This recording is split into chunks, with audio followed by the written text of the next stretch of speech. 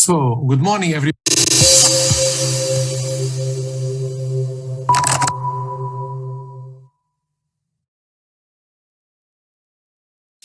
So, good morning, everybody, for this one-day focus day. We had done this last year, and many people like you were happy that we can repeat it this year. So I welcome you to this one-day focus meeting. I'm very happy that the group of Extempore has now succeeded to run the course from outside of the Ukraine, and I'm glad that again Dr. Abu Hamad from Norfolk, Virginia, and Dr. Bernard Benoit from Monaco or Nice are joining us this morning for this nice meeting. We have divided the day into two parts. One will be on the first semester, and then the second on second trimester aspects. Bernard, what are you going to tell us this morning on the first semester? Yes, so good morning, Rabbi and Alfred, and also good morning to all the audience, because it's a pleasure for me to share my experience with you. And I will give three talks. The first one will be on the development of the embryo, what we can see with ultrasounds, that means before 11 weeks of pregnancy. The second talk will be about the 3D during the first trimester of the pregnancy, how to use it and what we can expect. And also I will give a last talk about aneuploidy in the first trimester of the pregnancy and how to improve the diagnostic with ultrasound. Yeah, especially the last aspect, I think is going to be more and more important, because we experience also that many people have done the NIPT and have an abdominal result and come to see us to see if we have any ultrasound signs of transmission, 21 or 18. I think this is an important talk, Bernard.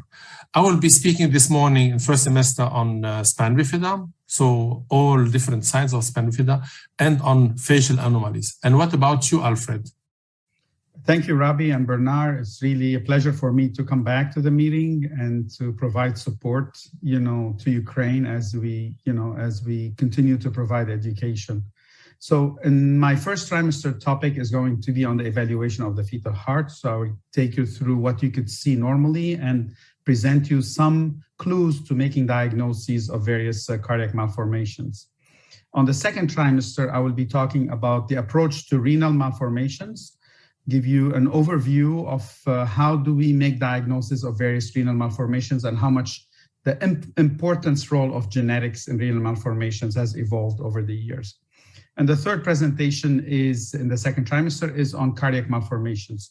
Here I will be sharing with you the approach to diagnosis of various cardiac malformations, taking from what we have created in our new book, me and Dr. Chaoui, the new book that just came out, on how to go through systematically, step by step, to arrive to a diagnosis of complex congenital heart disease. And hopefully through this information, you will be able at least to work your way through the complexity of cardiac malformations and come up with the correct diagnosis at the end. Thank you. Thank you, Alfred. And I did not say that we have also this year invited three distinguished speakers. We have invited Professor Khurana from India, from Delhi, who will be speaking on skeletal anomalies in the first semester. We have invited the Associate Professor Dr. Karl from Munich, Germany. She will be telling us about the ventriculomegaly, the different aspects. And Professor Kalash from Doha, Qatar, will be speaking on abdominal gastrointestinal anomalies. From my part in the afternoon, I will be discussing the cardiac tumors, not only rhabdomyoma, but the others. And especially I'm going to give a completely new approach talk on, let's say, intracerebral signs of extracerebral syndromic conditions that you can seek in the brain for hints of syndromic conditions also of the brain. So something quite original. I hope you will like the day. So now let us not lose time, and we start with the meeting. And I will invite now Bernard Benoit to give his talk on scanning the embryo before 12 weeks, a pioneer on this field. Thank you, Bernard, and enjoy the day. And if you have questions, please put the questions in the chat and we'll answer in the breaks between the big sessions. Thank you very much and enjoy the day. Thank you.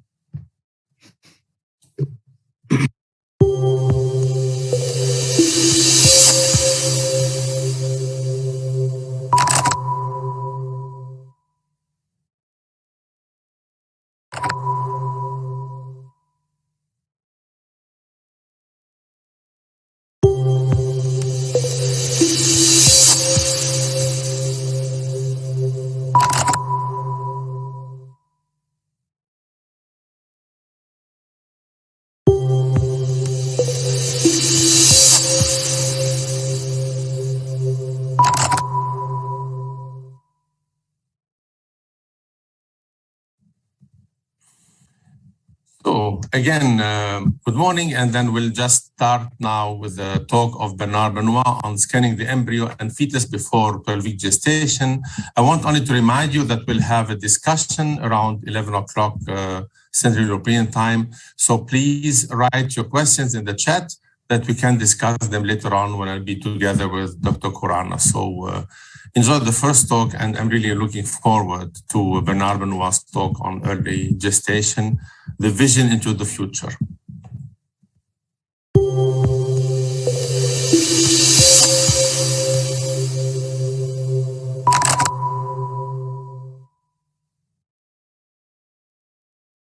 On this lecture, we'll speak about the sonoembryology. That means what we can see with ultrasound on the development of the embryo. That means before 11 weeks of pregnancy, because the embryo stop at 10 weeks of pregnancy from the last period. And we will see two parts in this lecture. First, the normal development and the abnormal development in second part. But how to obtain the best image? Because on my lecture, you will see lots of nice pictures, but it's always obtained with a transvaginal probe. You cannot obtain such a picture with abdominal approach. And you have to put the probe close to the embryo, because if the embryo is too far to the probe, you cannot also obtain such a picture. And at 5 weeks of pregnancy, from the last menstruation period, it is possible to see the gestational sac with a trophoblast, and inside this bubble is a yolk sac. The embryo already exists, but it's too small to be seen with ultrasound. So at that stage of pregnancy, it's not possible to confirm the viability. The only interest of this early scan is to exclude an ectopic pregnancy. And this is the aspect at 6 weeks of pregnancy. And you can see the embryo already, but it's too small to do a measurement because it's around 1 millimeter. And this is a yolk sac, but you can see the heart beating. Few days after 6.5 weeks, that means it's exactly 1 month from the beginning of pregnancy, from the fertilization. And the chondrum length is around 5 millimeter. This is the aspect at 7 weeks of pregnancy. The chondrum length is 10 millimeter, 1 centimeter. And already you can see the development of the amnion around the embryo. And this is the yolk sac, and the yolk sac is connected to the embryo through the umbilical cord. 8 weeks of pregnancy, this is a stage I prefer to study. It's 8 weeks and 9 weeks.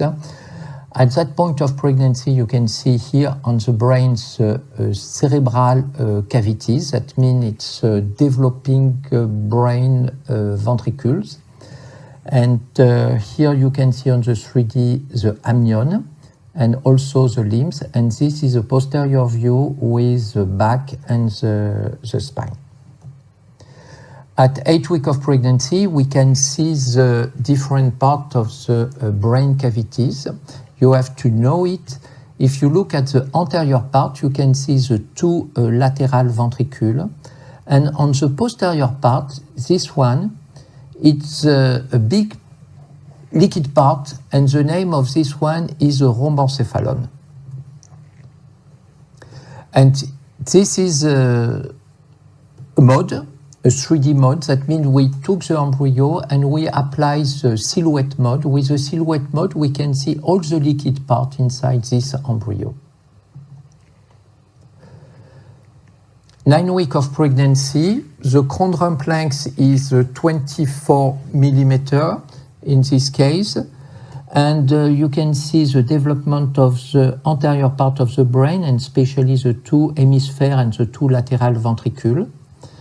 The hands with fingers, and the developing of the limb here, and the amnion, the amniotic cavity, is coming larger and larger.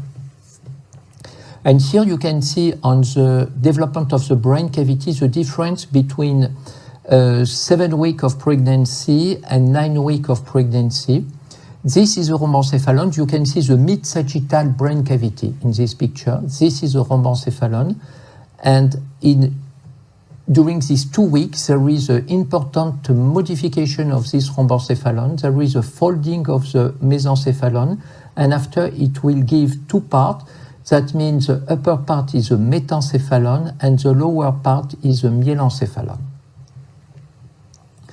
10 weeks of pregnancy, there is, at that point of pregnancy, if you see such a picture, you can say, okay, it's 10 weeks of pregnancy. Why? Because you can see the midgut hernia, and the midgut hernia is maximum at 10 weeks of pregnancy. What is this midgut hernia? It's the presence of intestine loop inside the umbilical cord, and it will disappear after 11 weeks of pregnancy.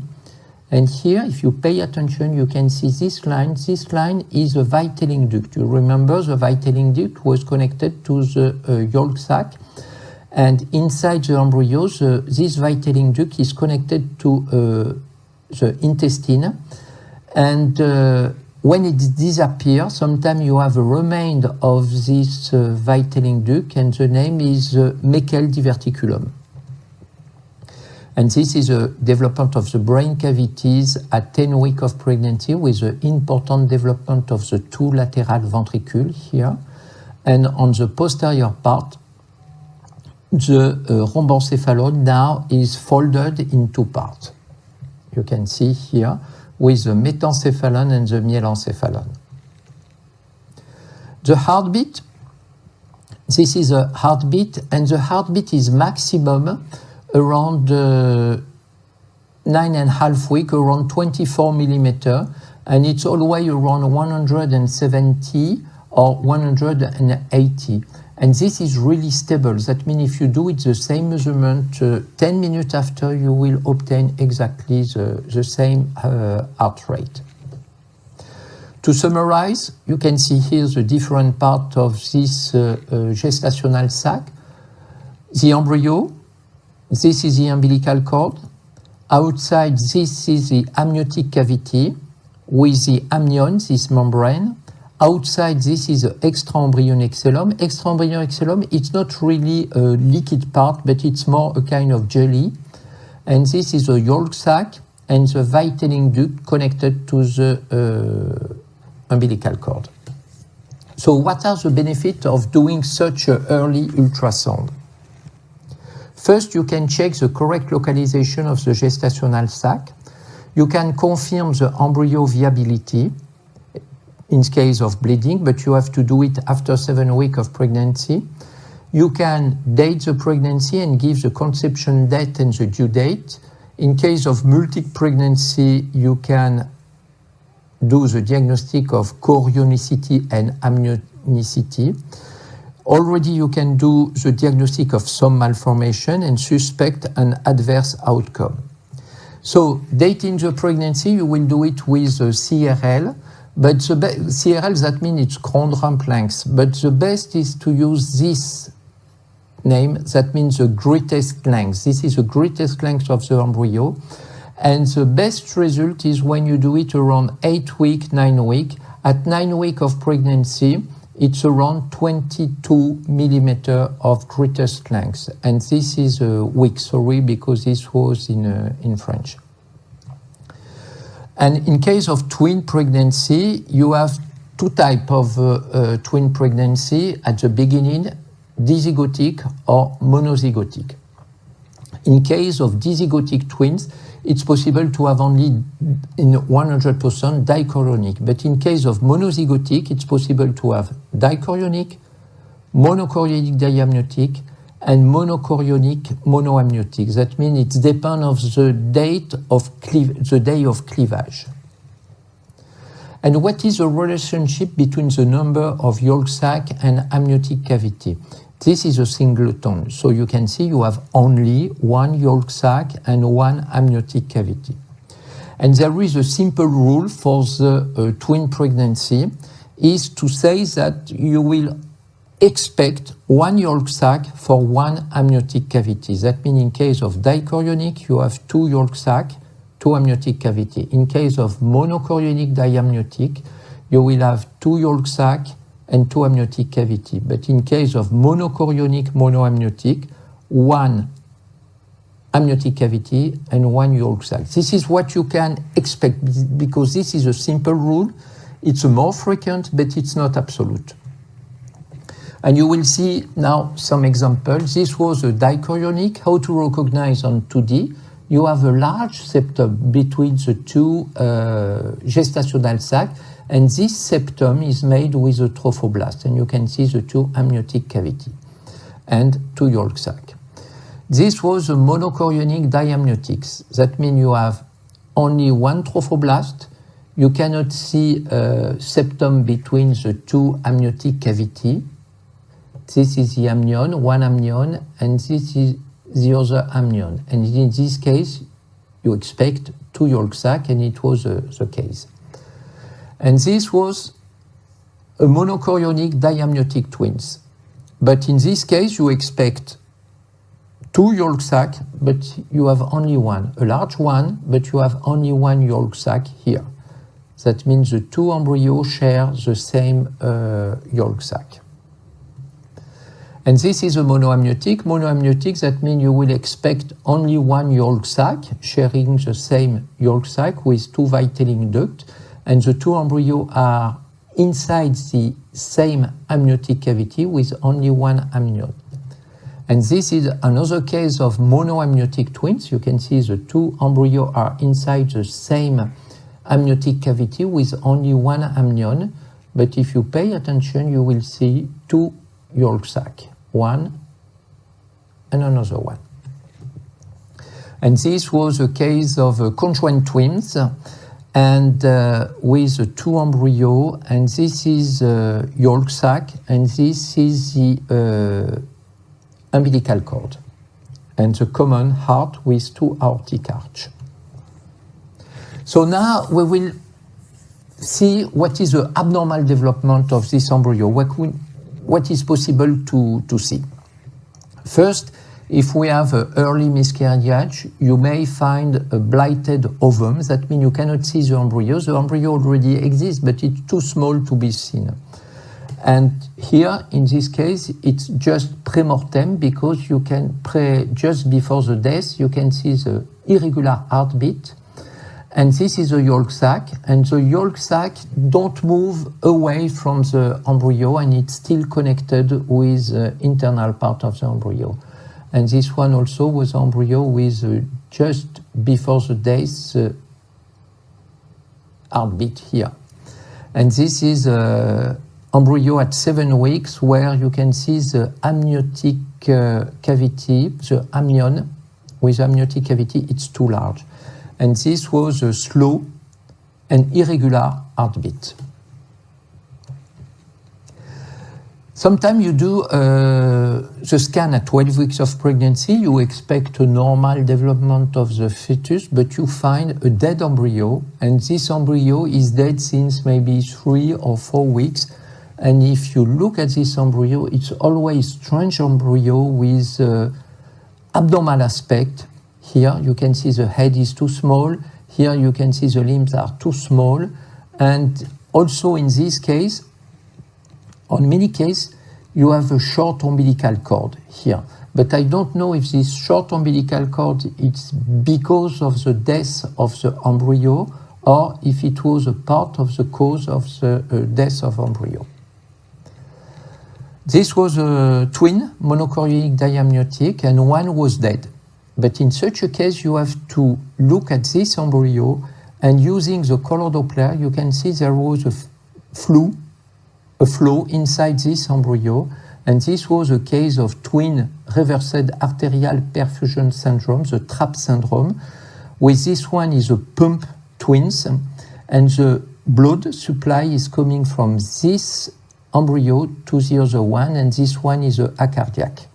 But he will continue to develop during the pregnancy this embryo without heart and without also head, because without brain, because it's acardiac and encephaly. So, is it possible to see some malformation on the early stage? Yes, some major malformation.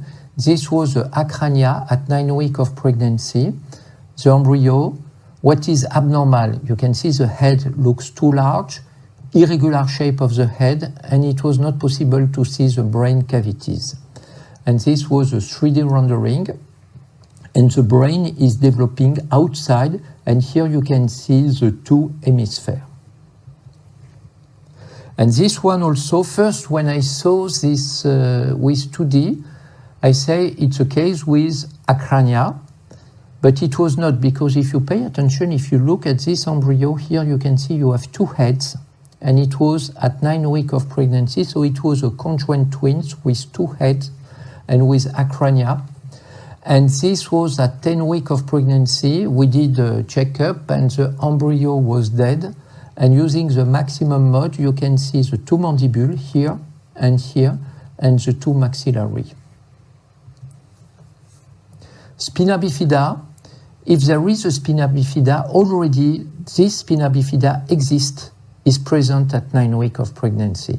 And this was a standard screening examination with no risk for this lady, but we found a spina bifida. And this was just after the termination of pregnancy, made at 10.5 weeks. So we did a checkup 1 week later, after 9 weeks, and the lady asked and chose for termination of pregnancy. And this is a case of triploidy with a spina bifida. You can see here the spina bifida on the posterior part, with a strange aspect of this, and especially the face here. And the spina bifida was here. You can see it with 2D. This is more difficult and more tricky to see. It was at 8 weeks of pregnancy. You can see here two liquid part around the heart. It was early idiothorax. And because of this, I did an accurate examination of this embryo. And if you look at the head, this is the posterior part, and this is the anterior part, and you can see only one single frontal ventricle. And this was from the 3D data. I did a 2D section inside, and you can see on the anterior part, this you have only one single frontal ventricle instead of the normal aspect here, where you expect two lateral ventricles with a septum between the two. And this is the posterior part. And this was the 3D rendering, just to demonstrate with silhouette mode. This is the normal case with the two lateral ventricles here. And this, in this case, you have only one frontal ventricle here. And what you can see here, it's not a part of the lateral ventricle. It's only this. And this is the extracerebral space, because in case of allobar holoprosencephaly, the anterior part of the brain is small. It's why this space is quite large. This at 9 weeks of pregnancy, a case of sirenomelia. During the examination, also this was a screening examination, but the yolk sac was a little bit too large. And at the lower part of the embryo, you can see only one trunk instead of the two legs. And this was omphalocele, all the major omphalocele, that means the omphalocele with liver inside. It's possible to see it at 9 weeks of pregnancy. But if you have only a small omphalocele inside the umbilical cord, you will do this diagnostic only after 12 weeks of pregnancy. And what about gastroschisis? This was a case of gastroschisis at 14 weeks of pregnancy, so you can recognize this intestine. And this was the same fetus at 8 weeks of pregnancy, because I saved the volume, and it was not possible to see. That means it was not present, so it's not possible to do the diagnostic of gastroschisis around 8 weeks, 9 weeks, because this malformation always appears when the midgut hernia is maximal. That means you can do it only after 10 weeks of pregnancy. Before, it do not exist. And this was another case of gastroschisis at 13 weeks of pregnancy with intestine outside. And this is the umbilical cord. And also in this case, with the embryo. I did a scan of this lady, and it was normal. And this is the embryo. And always you have to check on the right side of the embryo, because this always appears, the defect is on the right side of the umbilical cord. 8 weeks of pregnancy. In this case, I suspect abnormal embryo.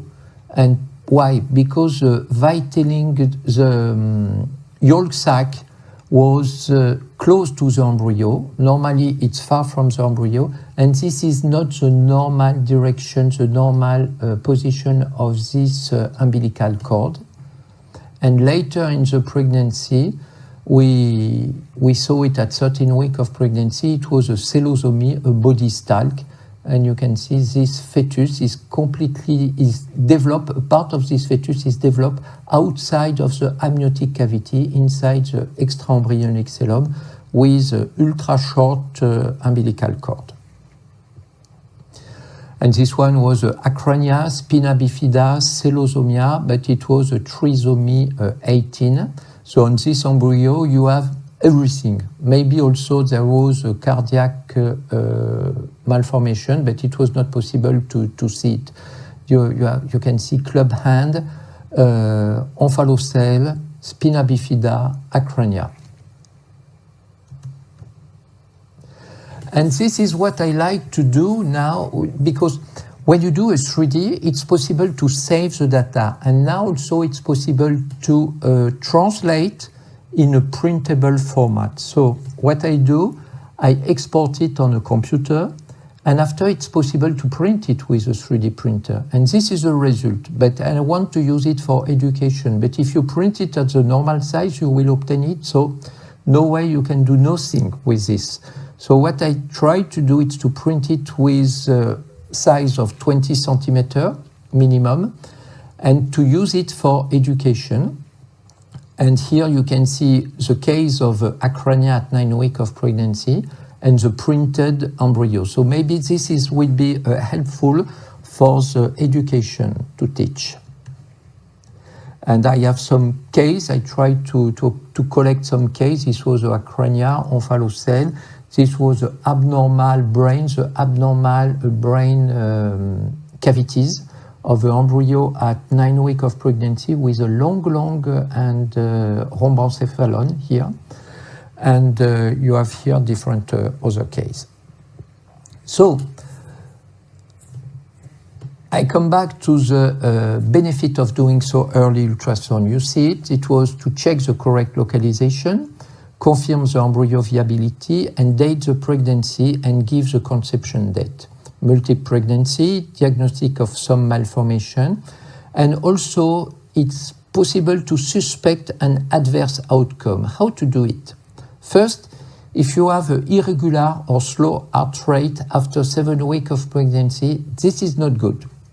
But you never know. If you still have the heart beating, you can only say that there is a miscarriage when you will do a checkup later, and if you have no more heartbeat. If you have abnormal brain cavities and irregular head, maybe you can suspect acrania. Early hydrothorax, this is not so good. I did lots of scan of the embryo, and in 50% of early hydrothorax, you do a checkup 1 week later and the embryo is dead. And in the other 50%, you will have 50% of the other 50%. That means in half of the case of this, you will have a malformation, and especially a heart malformation. And in half of the other case, you have a normal development. And when you have a small gestational sac compared to the embryo, this is a marker that maybe something will happen wrong.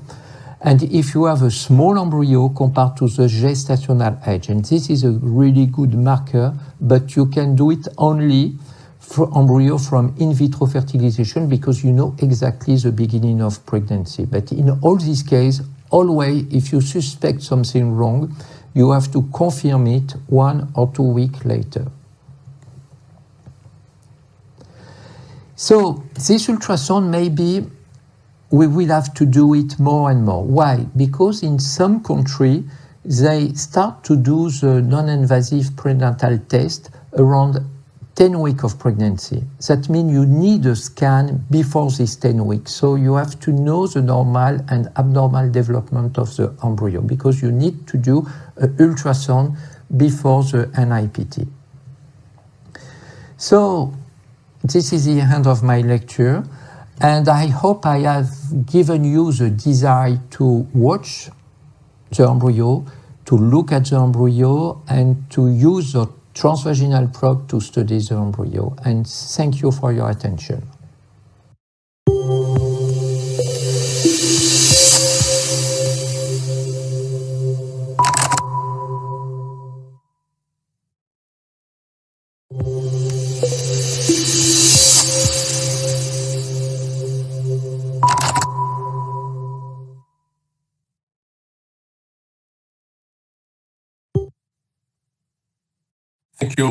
Thank you, Bernard, for this wonderful talk. And we have the desire with all of us would like to have your skills and the presets and the machine you are using. But we'll have a discussion later on. Please don't forget to write the questions in the chat. We'll move now with the program, and the next speaker is me. So I'm going to give you some aspects of facial anomalies in the first trimester, and then we'll come back later on to Bernard with the next talk.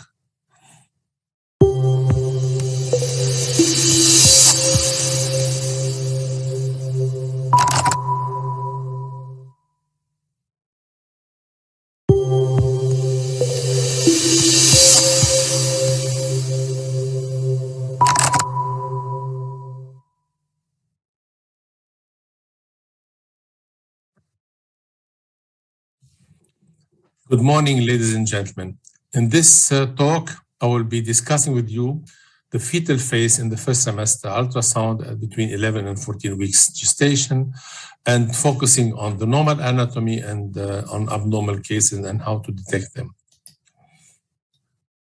One of the main messages is going to be that the profile view we get to measure the nuchal translucency and to look at the nasal bone can be used for more things, especially to analyze the face on one hand, but also the brain on the other. I will not discuss the brain in this talk. We can see in this view, beyond the nuchal translucency and nasal bone, we can see the forehead, the maxilla, the mandible, and the mouth. But we can see also some parts of the brain in the mid-sagittal view, like the thalamus, the brainstem, the coronal plexus of the fourth ventricle, the cisterna magna occipital bone, and the intracranial translucency. In other words, this plane should deserve more attention when we are scanning a fetus in first semester. Now, the examination of the face can be achieved, as I told you, in the sagittal view, but also by rotating the probe on 90 degrees to get, on one hand, a coron, let's say a kind of frontal or coronal view, where you are able to demonstrate the retronasal triangle with the maxilla and the mandible on one hand, but also in several axial views, giving the possibility of looking to the eyes and to the different parts of the face. Now, the striking finding when what we see in first semester is the anencephaly. One of the main features of anencephaly is, on one hand, that the aspects may be completely different, so you rarely have exactly the same picture onto examination. But typically, we find out of the facial structure that the forehead is not present in all these fetuses. So we'll not discuss this furthermore in this talk. One of the key and most important anomalies seen in the fetal phase are the presence of cleft lip and palate. Why is it important? As you see here in the second trimester 3D images, they can be different, they can be unilateral, they can be small, they can be large, they can be median, and so on, with protrusion and without protrusion. So these anomalies are quite common, present in 1 out of 500 to 1 out of 1,000 births. They can be associated with other anomalies in up to 50% of the cases, and they can be part of more than 350 syndromes, according to the OMIM database. And if you look at the data on first semester, let's take this big study published by Kypros Nikolaidis group in the year 2011. They analyzed 45,000 abnormalities, fetal anomalies, excluding the chromosomal anomalies. And they found out that facial clefts were detected in less than 10% of the cases, which was a challenge to find another way to seek for cleft lip and palate in first semester. Let's recall the anatomy of the maxilla. If you look at this, the maxilla here in this plane, you see that we have a primary part called the anterior palate with the alveolar ridge, which is the primary palate, but we have from the development a secondary palate, which is the posterior part, and in the middle of this secondary palate we have the raphe, which is the fusion line where the vomer descending from the nose will touch, and we have in here a kind of small gap, which is the foramen incisivum. I'll show you later on why it's maybe important. In addition, we have the soft palate and uvula, which are quite difficult to see in the first semester. Now, the main view used and recommended by Valdo Sepulveda from Chile was to have a look since more than 10 years to the retronasal triangle, which is a very powerful tool to detect cleft lip and palate. But the problem is that for many examiners, they did not adapt this plane. So this is why in terms of screening policy, it should be something more easy than adapting new planes and new planes. And this is why what we have a thought is we did the hypothesis some, let's say 8-9 years ago, to say that we think that in cases of cleft lip and palate, there is a gap in the region of the maxilla we can see very well. And this is what we publish here, what we call the maxillary gap. Why? The idea was that looking to the mid-sagittal view of the face, you are able to see quite nicely the maxilla because you will be anyway going left and right to demonstrate the nasal bone and the processus maxillaris. And what you see here is the maxilla. In first semester, you don't have shadowing from the face. This is why it is by far easier than what we see in the second and third trimester. So you see here in this video at 13 weeks, we said why visualizing the nasal bones between both processus maxillaris, we are able to see the maxilla and to scan it. So this is why what I do when we look at the nuchal translucent, we look at the nasal bone, we go left and right, and then we see clearly here the complete aspect of the maxilla in these planes, and this is how it looks like. Then we postulated that depending on the plane you are getting and depending on the presence and the size of the cleft, you will have, for example, this picture of let's say of a maxilla with a gap inside of the maxilla, or if it's more anterior part, we see the posterior aspect of the maxilla. Even if it's the same case, in one plane you will see this, in the other plane you may see that.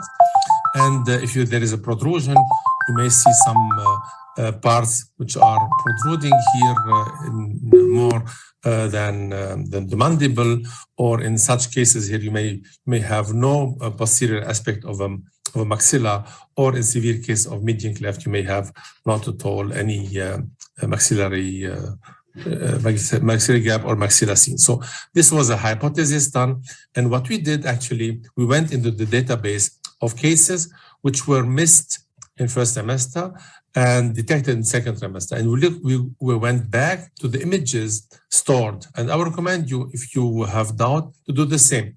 You have not seen a cleft in the first semester, go back to the images and have a look. If you have several images of the nuchal translucency measured, you see this should be a normal finding, and this one was accidental finding. So you see we are in the midline because the nasal bone was well seen, but we see a gap here, the same in this fetus. The nuchal was measured. There is no nasal bone, but also there is a part of the maxilla missing. Both had in second trimester let's say a cleft lip and palate.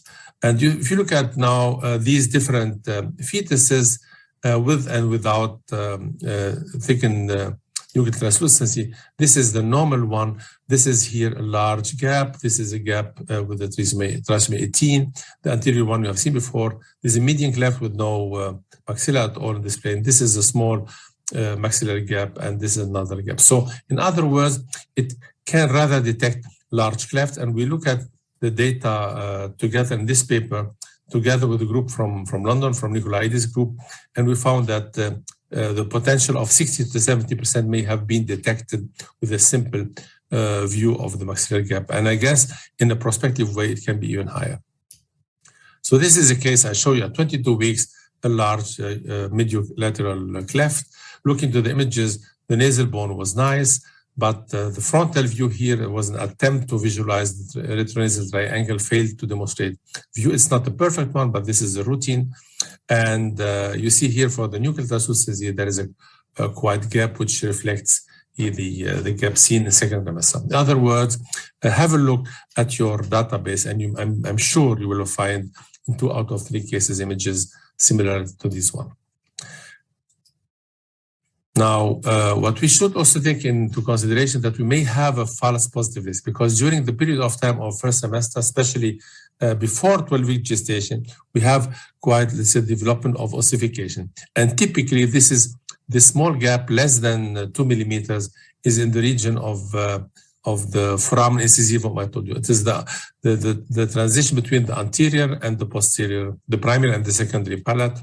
And this reminds, if you look at this pathologic specimen, exactly the region where there is the foramen incisivum, and this is what we see in this place. So be careful, and in these cases, we don't need to draw any conclusion, because we'll flip the probe and we'll have a look to the frontal view or to, let's say, an axial view of the maxilla to demonstrate the normality or the abnormality.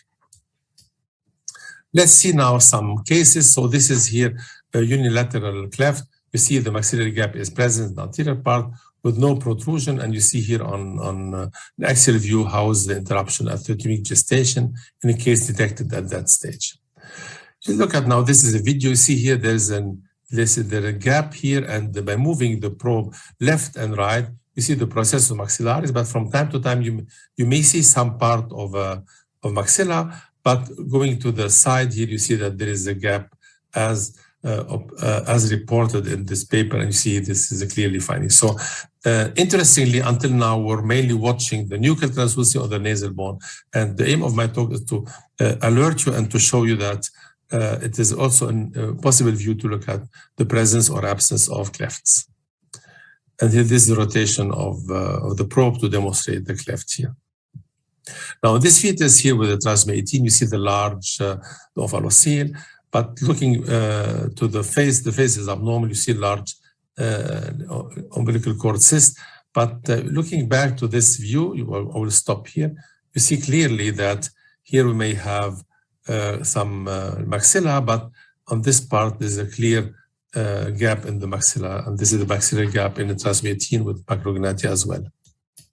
And here, rotating the probe to get an axial view, we see the 2 eyes, and then at this stage here, this is the maxilla with the gap with the cleft. So I hope I convinced you in a way this was for unilateral cleft. For bilateral cleft in general, most of them we see where they have a protrusion. So you have here a more, let's say, part which is more shifted anteriorly and a maxillary gap behind.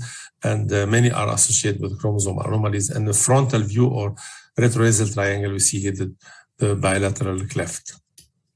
You see this is a fetus with trisomy 13. You see how obvious the finding is there. And in addition to the protrusion, there is also a clefting here, a gap, okay? And you see the absence of the maxilla in this plane. Now, the midline cleft are so obvious that the profile is always abnormal. There is, in general, often facial anomalies, some hypothyroidism, and this fetus, there was an holoprosencephaly, so I will skip this part. Now, I'll show you, for example, a case report of this fetus referred to us because of a suspected polydactyly, and one hand was nice, the other one showed polydactyly. In addition, we found tachycardia and tetralogy of allo suggesting the presence of trisomy 13. So, but you know, the face was normal, the lip was closed, and the question was, is there, let's say, secondary cleft palate? And what you see here in this, in these 2 images, there is one line here, but there is an interruption in this part. I'm looking now to the view here in the profile. You see the nasal bone, but you see also the kind of gap here in this part of the maxilla. And when I stop the clip here, you see exactly here that there is a gap here missing. So you see there is no maxilla here. We see some part of the maxilla, and then returning back, you see the gap. So rotating the probe was able to demonstrate here the secondary cleft palate. So in other words, it's not only working for anterior aspect for the primary palate, but also for the secondary palate, which is not easy the case done if you are using mainly the retronasal triangle. And you see here on a video clip, how is the secondary palate done. Of course, it's not a plane for, let's see, every examination you are performed, but if you have a high suspicion because there is a, let's say, likelihood to have trisomy 13 in that case, or if there is other diseases, that means this plane you are able to see also the secondary palate cleft. Now, an interesting approach for detecting the microgratia was reported by Sepulveda.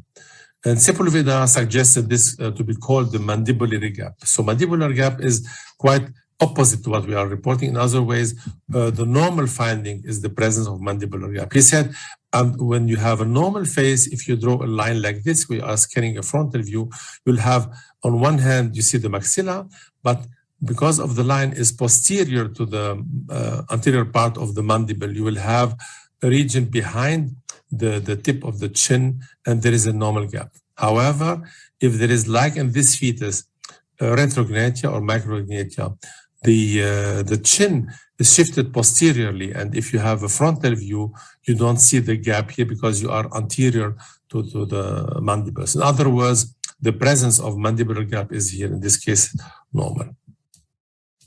And I want also to alert your attention that in early gestation, often the let's say the gap may appear, or say the micrognathia may appear severe, but during gestation there is an increase and an improvement. And this is here the same fetus appearing almost with no mandible, but during gestation appears normal, and it had a good surgery after birth and had a normal appearance later on in childhood. There was another suggestion published by two groups from Germany and from the Netherlands. They suggested to draw a line from the mandible to the maxilla and to measure the distance from the line to the head. They call this the prefrontal space distance. Occasionally, the line can be also within the head, so it is then a minus measurement.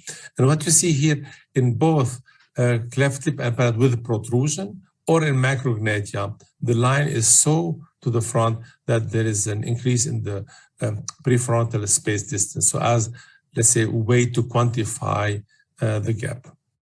So, but I'm not sure if this works if you don't have a protrusion or you don't have a macrognathia. Now let's see some papers published on this field. This is a paper published by a group from Italy. They analyzed respectively images of 26 fetuses with cleft. 15 were detected prenatally with bilateral, 6 unilateral median and cleft palate, and they found out that the retronasal triangle were more sensitive compared to the maxillary gap. But maxillary gap was better when the secondary palate was involved, as I told you. But interestingly, the best was the combination of both. And this is here how there was the suggestion of the cases reported in their paper. I want to emphasize a new observation reported 2 years ago or 3 years ago by a group from India, by Dr. Lakshmi and co-workers. What they did here, they suggested another approach to seek for cleft of the secondary palate. They said under normal conditions, we have, let's say, the maxilla, which is the secondary palate, but we have also the vomer, which is, as I told you, coming from up. If there is a cleft, the vomer will be seen, but the palate will not be seen. So in other words, you should see under normal conditions 2 lines.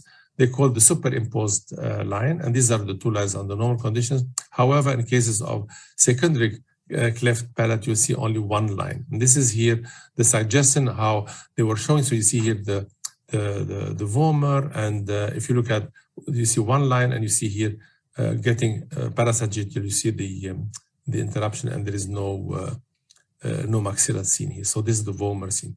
In other words, if I show you here, this is a normal case, you see the 2 lines, these are the superimposed line. And if I return back to the case I showed you before here, you see 1 line, which is the vomer and not the maxilla. and getting to left and right to it, you'll see here there's a completely absent. So the vomer is always in the middle, and this is why seek also for the superimposed line in order to detect the secondary cleft palate with a normal anterior alveolar ridge and normal lip. Now let's move to the end to some, let's say, other aspect of the face, which are orbits, eyes, and lenses. This is well clearly seen, and the classical images you will detect associated with eye anomalies are when there is a holoprosencephaly, because the face and is quite often abnormal, and as it says, the face predicts the brain. And here in these cases, when you have a frontal view, you will appreciate the presence of hypotellurism because of the association also with median cleft. And you see here the face is also abnormal on 3D as this flat face, and there is always a median cleft, even if it's not seen on the lip here. Now, there are several subgroups. For example, the sebocephaly looks like this scheme here with a kind of let's say, abnormal position of a, let's say, accessory nose or like this. And this is here how it looks like, and this is here on 3D. You see the low set ear and the sebocephaly. More challenging is the presence of the proboscis, because behind the proboscis you may have pseudocyclopia with two small, let's say, abnormal eyes, which are touching each other, and this is how you can appreciate this in an axial view.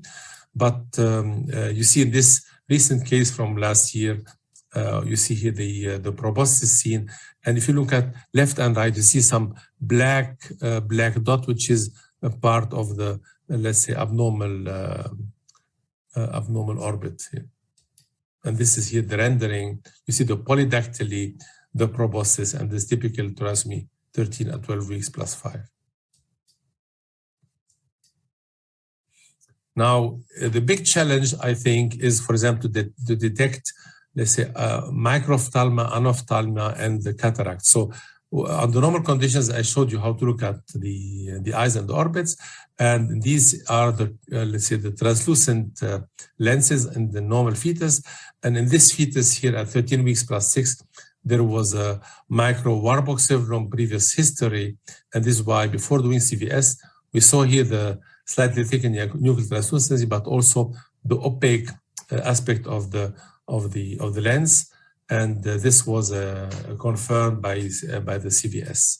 In other words, you could also, in some specific history of micro-Warburg or Warburg syndrome and others, when you have a previous history, seek for the presence of cataract, but this will not hinder that some cataract may develop later in gestation. So be careful in assuming you can see this. And even more difficult seems also the detection of, let's say, anophthalma or microphthalma in early gestation.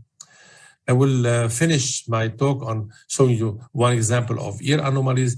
I look at the ears not in a sagittal view as we do in the second trimester, but we do it, I prefer to do it in a frontal view to see that the two ears are showing to the posterior part, like this one here, and the classical disease you may possibly detect in early gestation is the Treacher-Collins-Francis-Caté syndrome. As you know from this film, this is something very, let's say, the findings are obvious. They have micrognathia, they have abnormal jugular bones, but typically the abnormal ears.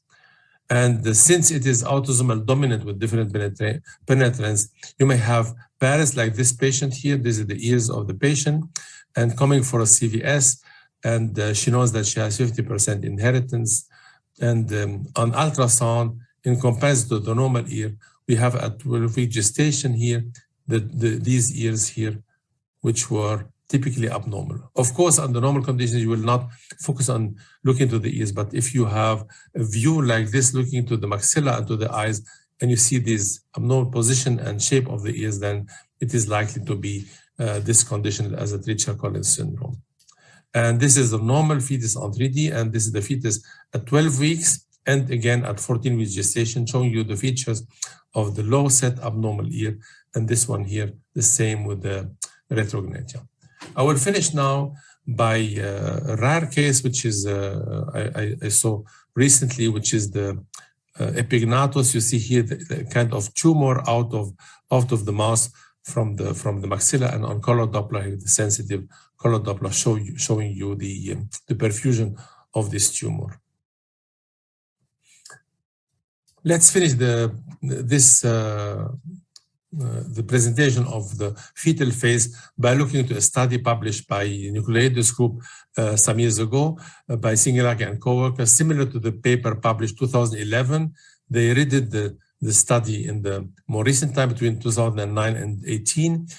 Interestingly, there were almost 500 sonographers, trainee and specialists. So it means everyone, when he or she were trained, were able to participate or to be part of a scanning team. And they had a protocol, they had 30 minutes time. And at the end of the day, when they rule out all non-chromosomal anomalies, they still have 100,000 cases. 470 were detected in first semester, additional to 920 in second trimester, and 240 in third trimester. You see, so almost 1/3 seen in first semester. Now look at the data of the face. If you look at anophthalmia, cataract, bilateral cleft lip, and bilateral micrognathia, look at the numbers. For anophthalmia, the 5 cases were detected all in second trimester, so none in first trimester. I'm not sure this, if you have a high-risk patient, you may see it, but this is reality. Bilateral cataract, there was 1 case not seen prenatally, it's seen only postnatally, so it may have developed or was not checked.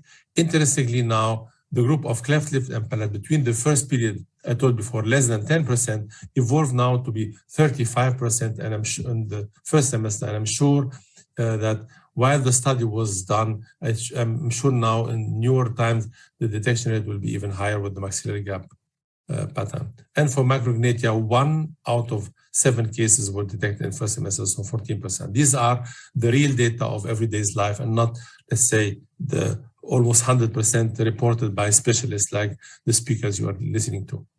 So I come to the summary, and I hope I could show you that the profile is by far more than nuclear translucency. I showed you cases of holoprosencephaly with sebocephaly, showed you cases with anencephaly, with, let's say, with protrusion, with gaps, median cleft, and even also with epignathus and macrognathia. And I thank you in this concern for your kind attention, and if you have questions, we may try to answer them.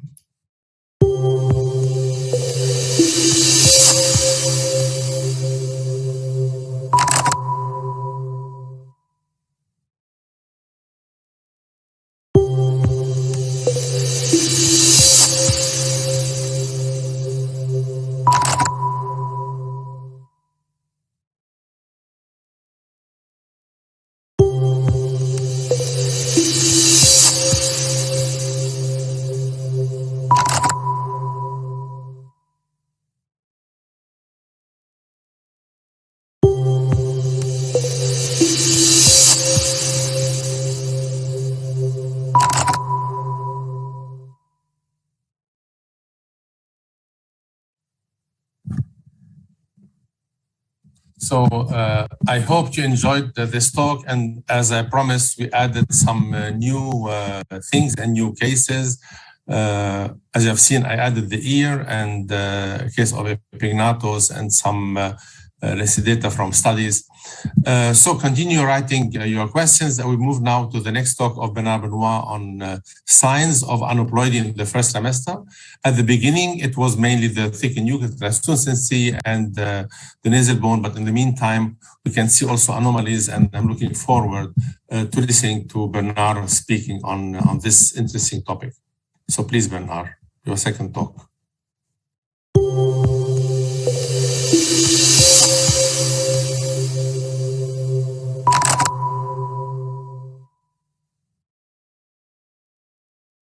We will see the ultrasound sign of aneuploidy in the first trimester scan.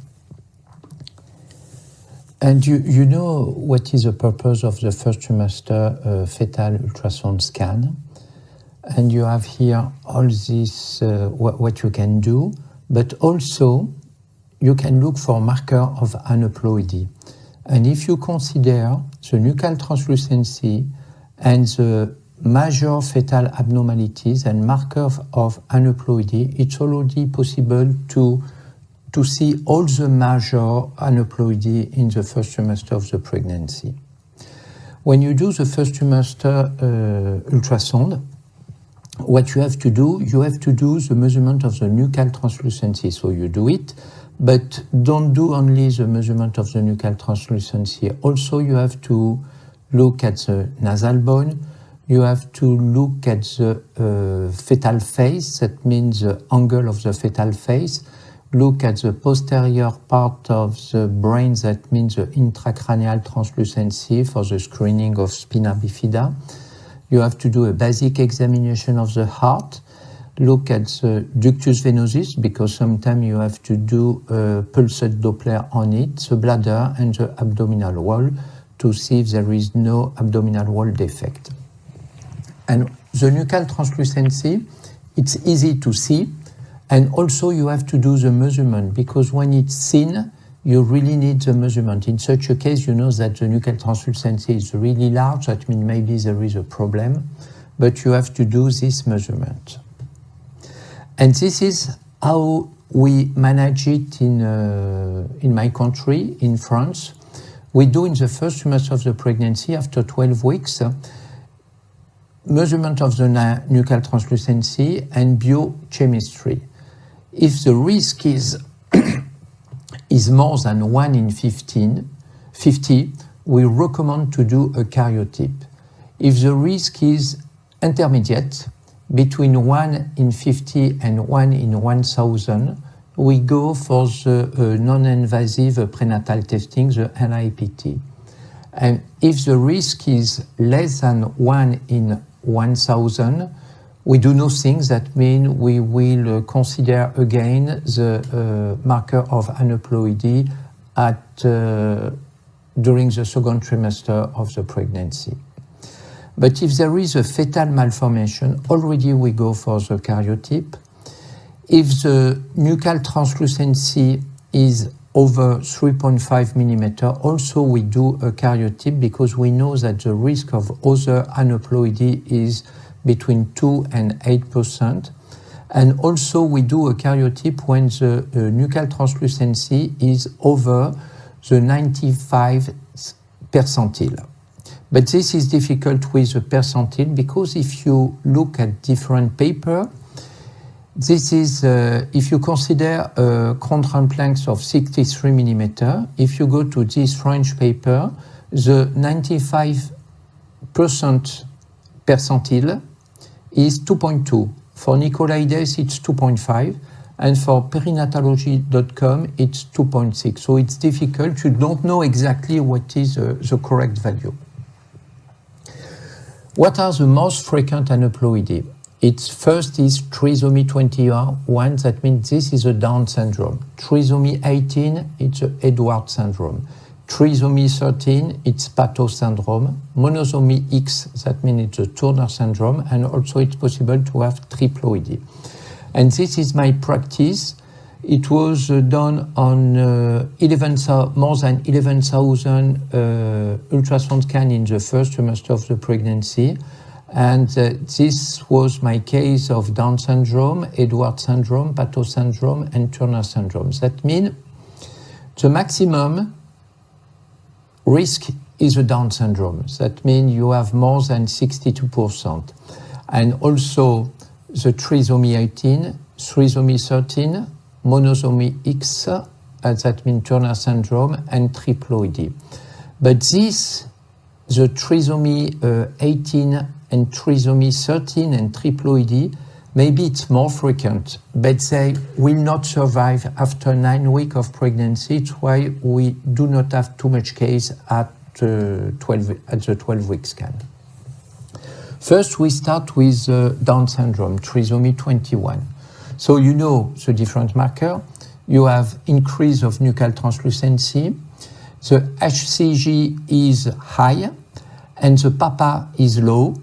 Absent of the hypoplastic nasal bone, reverse flow in the ductus venosus, tricuspid regurgitation, increased frontomaxillary facial angle because of the mid-face hypoplasia, aberrant right subclavian arteries, echogenic focus, echogenic bowel, renal tract dilatation, and increase peak velocity in the hepatic artery and ductus venosus directly draining into the inferior vena cava, and also lots of structural anomalies. That means all these are markers of Down syndrome, but it's not absolute, and also when Down syndrome, it's possible you will not have the aberrant right subclavian artery, and also you have Down syndrome with presence of nasal bone. We will see now some pictures. This is the increase of nuchal translucency. Already you can see it. You have to do the measurement of it. And after 12 weeks of pregnancy, you can look for the absence or presence of nasal bone. This is a normal case. You can see clearly the nasal bone.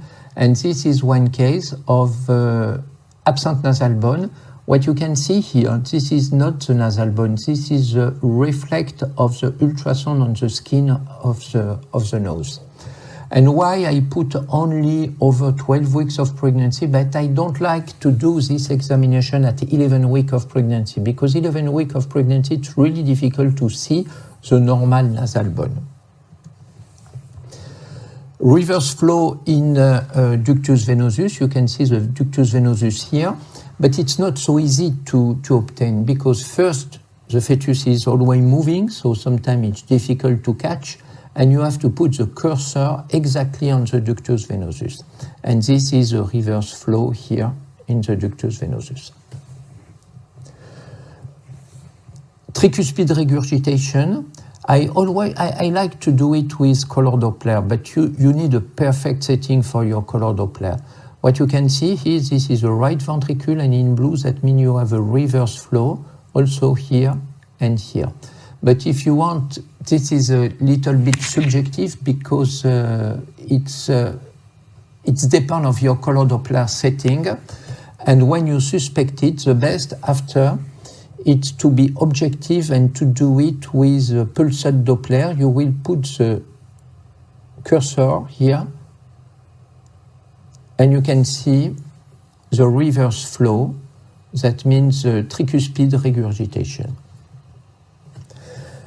And they have an increased frontomaxillary facial angle, but it's because of mid-face hypoplasia, but I don't use it too much because it's not so easy to do. The best, this is more easy to do it, I do the mandibulo-maxillary line. I draw this line, and this is a normal case. You can see the mandible here, the maxillary, and in normal case, this line is just in front of the forehead. In case of Down syndrome, you are in this situation. That means the line from the mandible maxillary is completely inside the head. Aberrant subclavian artery, this is a good marker of Down syndrome, but also for trisomy 18 and trisomy 13. And also you have lots of baby with aberrant right subclavian artery without chromosomal anomalies. So how to do it? You can see here, and the trachea, this is the trachea in the esophagus, but you can see the trachea is in the middle here. And this is aberrant right subclavian artery. And it's more easy to see it in the first trimester of the pregnancy, because this artery, you can fit it in one plane. Later in the pregnancy, it's completely curved, and you cannot fit in one plane, and it's more difficult to see. So if you have to screen for it, it's better to do it in the first trimester of the pregnancy. Ductus venosus, draining directly into the inferior vena cava. This was one case. Another case here. And here it was absent of ductus venosus. It was 3 cases of Down syndrome. And the ductus venosus is absent. The normal position should be here. And it was case of Down syndrome, but also this you can see it also in trisomy 18 and trisomy 13. Echogenic bowel, I don't like too much this soft marker because this is a good marker at 17 weeks or in the second trimester of the pregnancy, but now in the first trimester of the pregnancy, because you are using high-frequency probe, and especially with a transvaginal probe, all the bowel looks echogenic. Echogenic focus inside the left ventricle, here. And renal tract dilatation, already it's possible to see it in the first trimester of the pregnancy. And it's possible to have also some structural anomalies, such as atrioventricular septal defect, tetralogy of Fallot, and other. But this is not specific of Down syndrome. You can also see it in trisomy 18 and trisomy 13. And here I put a really light, soft marker. It's when you have an echogenic focus, you have to pay attention and to do accurate examination. I don't like it when you have an echogenic yolk sac. If you have a low pressure of amniotic fluid, you will see the amnion floating here, and this is the extraembryonic cellum. And also the echogenic calcaneum here, because you cannot see it normal, you can see the calcaneum, the ossification of calcaneum, only in the second trimester of the pregnancy. Now we move to trisomy 18, and you will see some malformations are similar, but some are more specific of trisomy 18. First, nuchal translucency is quite high. Beta HCG is low, Papa is low. There is already a growth restriction. And on the brain, you have some malformation, but it's possible to have holoprosencephaly, but it's less frequent than in the case of trisomy 13, and occasional choroid plexus cyst. And in the posterior fossa, we can see a cystic dilatation of the posterior fossa, and you have to look at the intracranial translucency, because this is a marker of when it's absent of a spina bifida, and spina bifida, it's quite frequent in case of trisomy 18. The face, absent nasal bone, flat profile, and especially retrognathia, and occasionally median cleft, but this median cleft, it's more on the trisomy 13. And the heart, tricuspid regurgitation, aberrant right subclavian artery, echogenic focus, so also you saw it in Down syndrome. Omphalocele, this is quite frequent in case of trisomy 18, and often with only the bowel, or it's possible to have also a large omphalocele, that means the bowel and the liver. Diaphragmatic hernia. And urogenital anomalies, horseshoe kidney, skeletal anomalies, club hand, spina bifida, and umbilical cord, single umbilical artery, and cord cyst. So, this was an acrania, a spina bifida, a large fourth ventricle in the first trimester scan, and two types of holoprosencephaly. This is a classical one, allobar holoprosencephaly, and you will see it's more frequent in trisomy 13. And this was a case of trisomy 18 with a semi-lobar holoprosencephaly. You can see you have a small septum here. And the profile, in case of trisomy 18, it's quite frequent to have a hypoplasia of the mandible and a retrognathia, a micro-retrognathia. So in such a case, you can see here, but you can give a subjective view, drawing the mandibulo-maxillary line. This is a normal case, you saw it before on the Down syndrome. On the Down syndrome, it's going here on the head. And in case of micrognathia, if you draw this line, it's far from the forehead. And also in this case, you can see the low set here. Cardiac malformation, you can have everything, single ventricule, tricuspid regurgitation. You can have here, it was pleural cardiac effusion around the heart. And omphalocele, this was trisomy 18 with a large omphalocele, but if you look at the hand also, you have club hand. And this was trisomy 18 with omphalocele, spina bifida, large nuchal translucency, and club feet and club hand here. So now we move to the trisomy 13, that means the Pato syndrome. The nuchal translucency is increased. The beta HCG is a little bit lower than expected, also the PAPA. Fetal growth, also there is a growth restriction. And the brain, typically you will find holoprosencephaly and sometimes choroid plexus cyst. In posterior fossa, cystic dilatation. The face, you have a severe midlight anomalies, hypoteloris, cyclope, and also proboscis, you will see on the picture later. And increased nuchal translucency, sometimes because of the cardiac malformation, severe eye drops.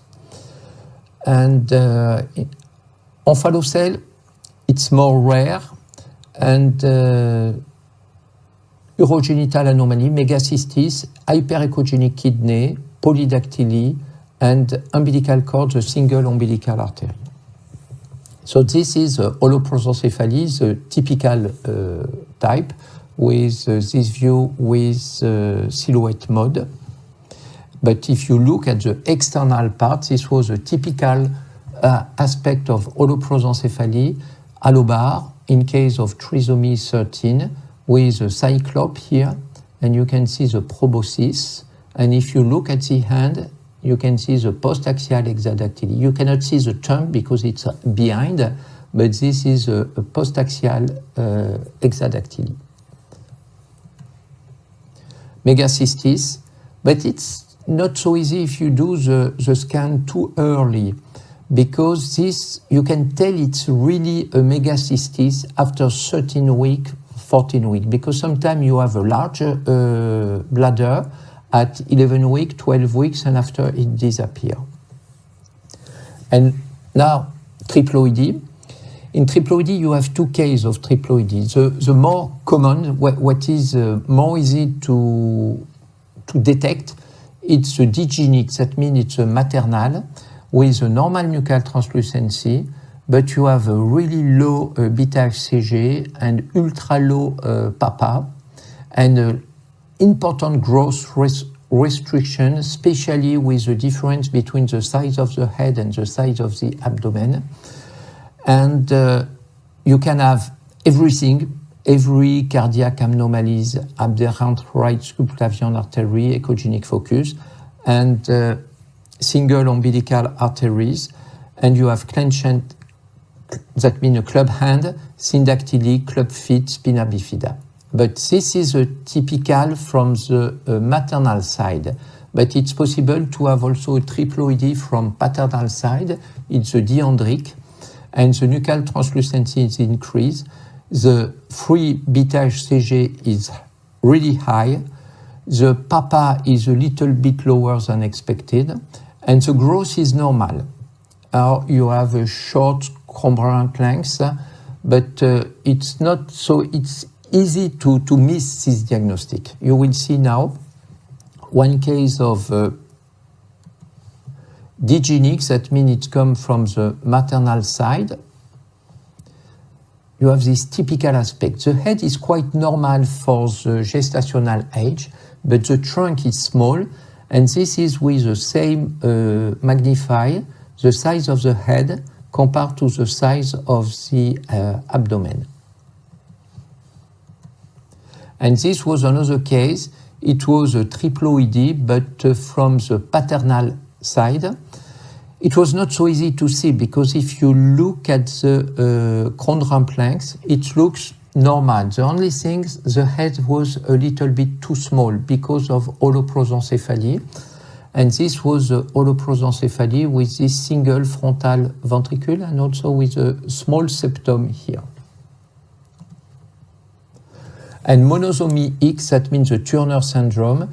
The main marker is eye drops and increase. You have a large nuchal translucency. It's more than nuchal translucency, it's a cystic hygroma.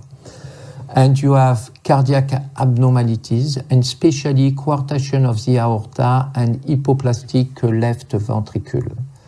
Renal anomalies, the typical one is horseshoe kidney and renal pelvis kidney dilatation. And also it's possible to have a ductus venosus anomalies, that means the same you saw with Down syndrome.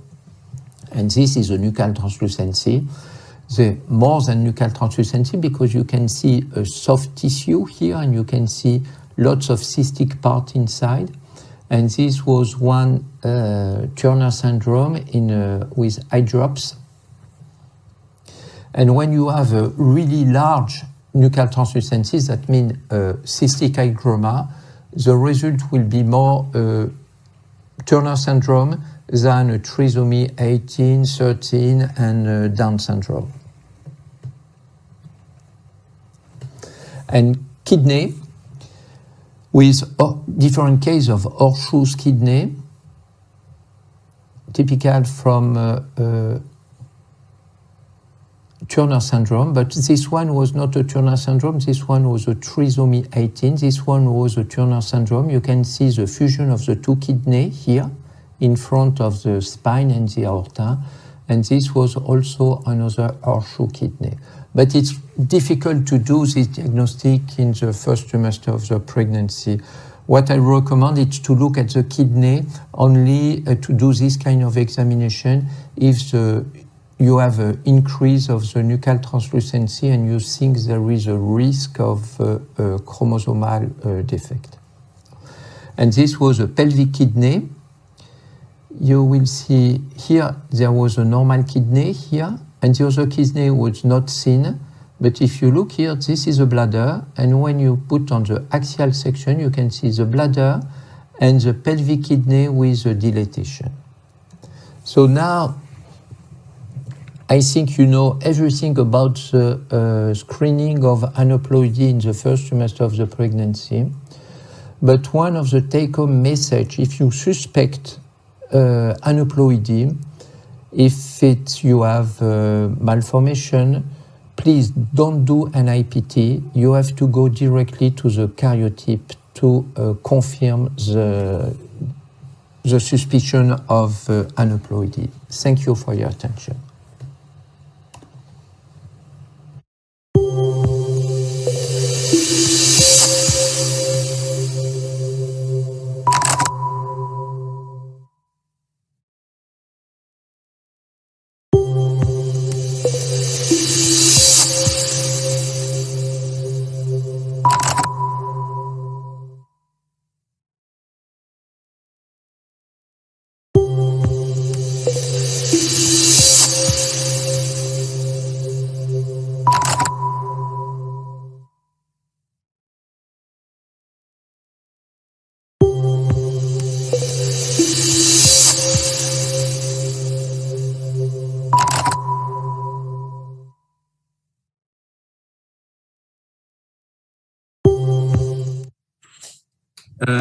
Thank you again, Bernard, for this wonderful talk and for this comprehensive description of the additional anomalies beyond the thickening of the nuchal translucency and the blood tests and so on. Before we go to discussion, let us now move to the last talk of this morning first round on skeletal anomalies in the first semester. I will introduce now the first guest we have in this meeting today. This is Professor Ashok Khurana, a good and old friend of us. He's Professor of Radiology in New Delhi in India. He's a consultant in reproductive ultrasound and the head of the radiology in the ultrasound lab in New Delhi. He was the former president of the Society of Fetal Medicine in India, and where I'm also a honorary member. And I'm really looking forward to listening to you, Ashok. And before I forget, he's one of the, let's say, the first people who wrote a book on 3D ultrasound in the 20 years ago, I guess, or 15 years ago. So Ashok, please now give us your talk on skeletal anomalies.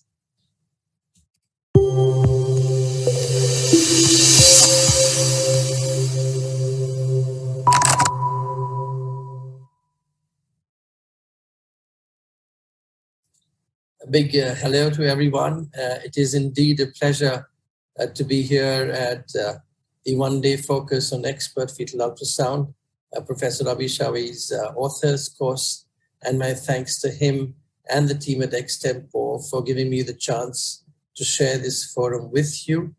I will take you through yet another area of the 11 to 14 week scan, where we go beyond the nuchal translucency and aneuploidies to see something more.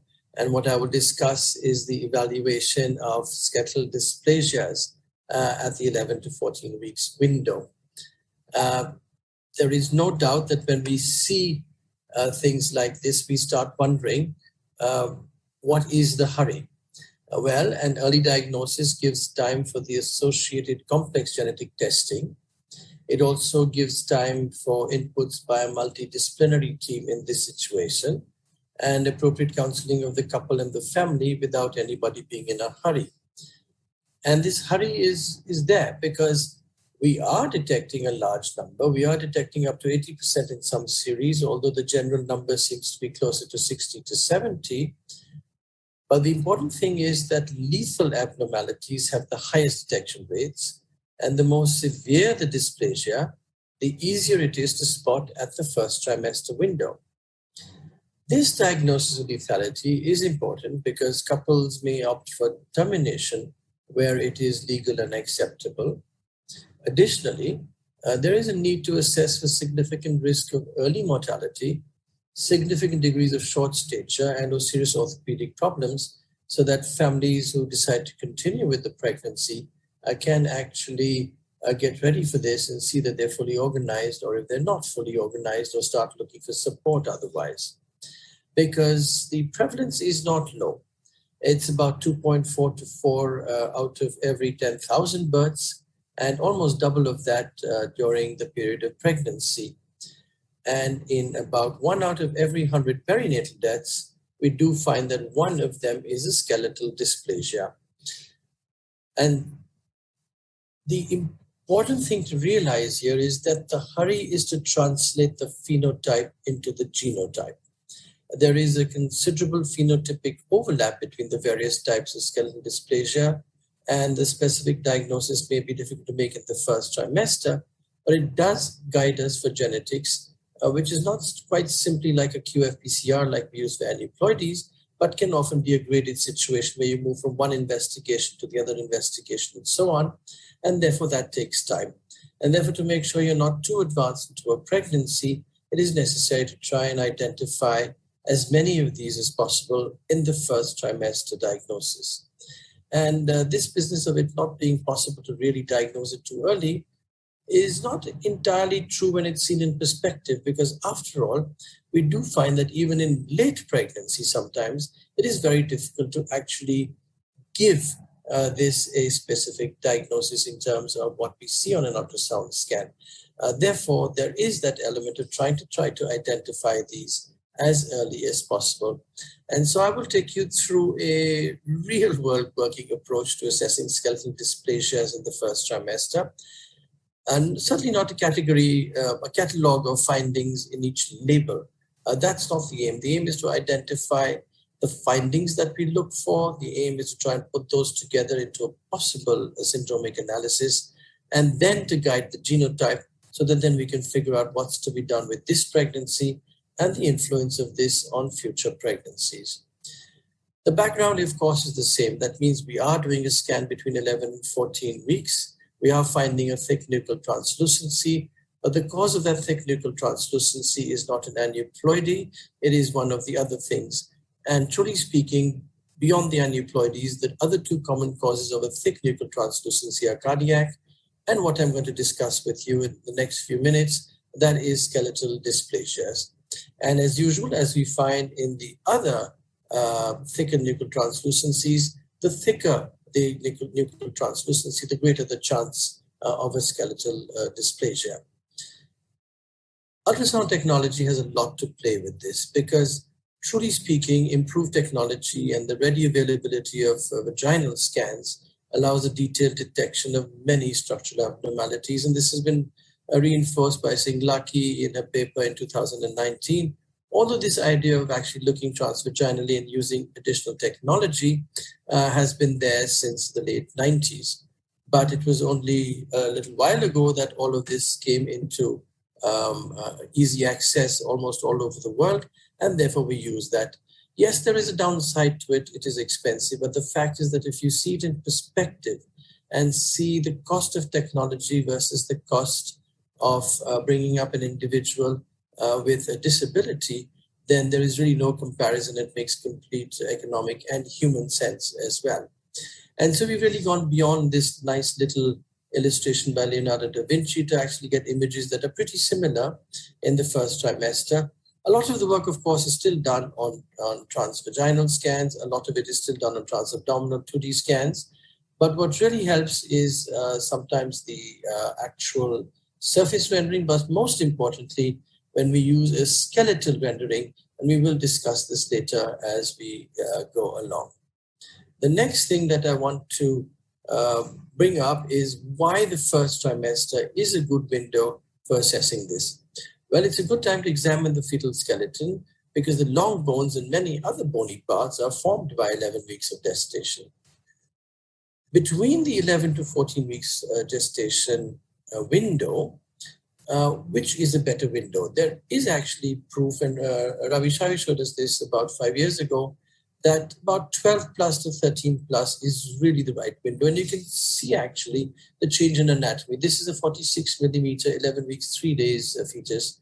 And here we have a 13 weeks fetus with a crown round length of 66 millimeters. And you can see how much more you can see, not only in terms of cranial ossification, but also in terms of the facial skeleton and general anatomy. So really speaking, the closer you are to 13 weeks, the better off you are. So the time to choose is between 12 and 13 weeks.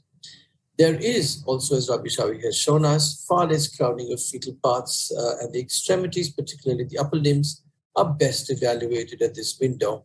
And we know that they are very tricky to evaluate even at the 20-week scan. So this is a great opportunity. And you see here, most often you can actually see both the upper limbs together. And you can also see the fact that you can see the lower limbs. Note, of course, that there is a change in the orientation or the alignment of the feet compared to the lower extremity, and that should not be mistaken for an abnormality. This is the normal, almost linear alignment that we find all the way up to 13 weeks plus. Also in the first trimester, the window is good because we have norms. We've had norms for many, many years now, and we have norms where we compare the crown rump length and the reading that we get and see whether the humerus, the ulna, the femur, the tibia, and the foot are actually of the size that we do like them to be. And we can use these charts readily, and they're available on most machines. And they're also available on the internet for those that don't have them on their machine. Now, coming back to that emphasis on genetic evaluation, once we do make a phenotype assessment on the ultrasound scan, genetic evaluation is central to the diagnosis and prognosis of a skeletal dysplasia. And it gives an idea of this pregnancy and gives you a good idea into what's going to happen in future pregnancies. But like I said, unlike the results of invasive aneuploidies testing, we find that these take a long time because you could have a known phenotype which may require a single gene sequencing or a panel of genes, and this can take some time. Also, if you do one type of sequencing, such as a next generation sequencing, you might want to confirm that with a Sanger sequencing, and therefore the time period can go from 3 to 6 weeks. Then instead of sequencing, you might have a possibility of various other genes in which case the microarray may not be useful, and you might want to go on to an exome sequencing. So really speaking, you have to be very, very careful in giving yourself plenty of time and giving the couple plenty of time to exercise these options, and also for patients to consider they want this diagnosis or not, because after all, a lot of this is not paid as yet by the state in most countries. It's not paid by insurance in many countries, and therefore it can require time. Also, to get a perfect idea of what we're looking for genetically, you might need to identify and study the index case more extensively, and you might need to build up a good family history and definitely at least a 3-generation family tree, and all of that takes time. I'd also like to remind our attendees that we have an NIPT available for the FGFR3 gene-related skeletal dysplasias. This has undergone validation and is approved for use in the United Kingdom. It's a next-generation sequencing technique, and for patients who don't wish to have invasive testing, at least for the common FGFR3 associations, you might want to actually do this. Also, it might be useful in patients who've previously had an achondroplasia as a de novo mutation and would like to know whether it's going to be happening again. So with all these genetics in the background, it becomes necessary to start early. And like I said, it is possible to start early. The third thing I'm going to show you is the importance of the use of a protocol. We've had a very nice, brilliant article by Jahan Karim in 2017, where she and the team showed us that a systematic evaluation of the fetus using a protocol, both in groups and in low-risk groups, improves the performance of ultrasound scans. And the protocol that I like to use is really the most favored protocol all over the world, again from Dear Rabi, who has shown us that yes, you can assess the extremities and the rest of the skeletal system systematically at the 11 to 14 weeks window. And what's the way to go about it? You look at the right as well as the left upper and lower limbs. You look for the bones in the upper part of the arm, in the forearm, and the entire hand. And all of this is possible often transabdominally. Otherwise, you look transvaginally, or you wait a while and look for it again. And exactly the same thing for the 3 segments of the lower limb on the right side as well as on the left side, including a view from the solar aspect of the foot, the plantar aspect of the foot, so that you can get this. And all of this is beautifully outlined in Abu Hamad and Rabi Chaoui's book on the first trimester ultrasound diagnosis of fetal abnormalities. Also, we understand that at this stage, we look at the head measurements, the abdominal circumference and femur length, but also the opportunity to look at the spine. The spine can be not so ossified at 11 weeks, but looks certainly more ossified by 13 weeks. And you can pick up the spine beautifully with the fetus in a prone position. And you have to cut through several layers. So the more superficial you are, the more of the spine and the ribs you're going to see. And the deeper you go into the abdomen, then you would see the vertebral bodies as well. For the ribs, there is this additional way of looking at them in the axial views, where at the back of the stomach image, as well as you see here, as well as in all sections axially through the thorax, you will find them in a long axis at the back if you are in the correct plane. In fact, when we move from the stomach plane to the heart plane, we actually end up seeing very nicely which particular plane will show us the ribs nicely. And of course, like I said, right at the back of the spine, you will be able to see the ribs pretty well. The skeletal evaluation also includes, of course, the cranium and the face.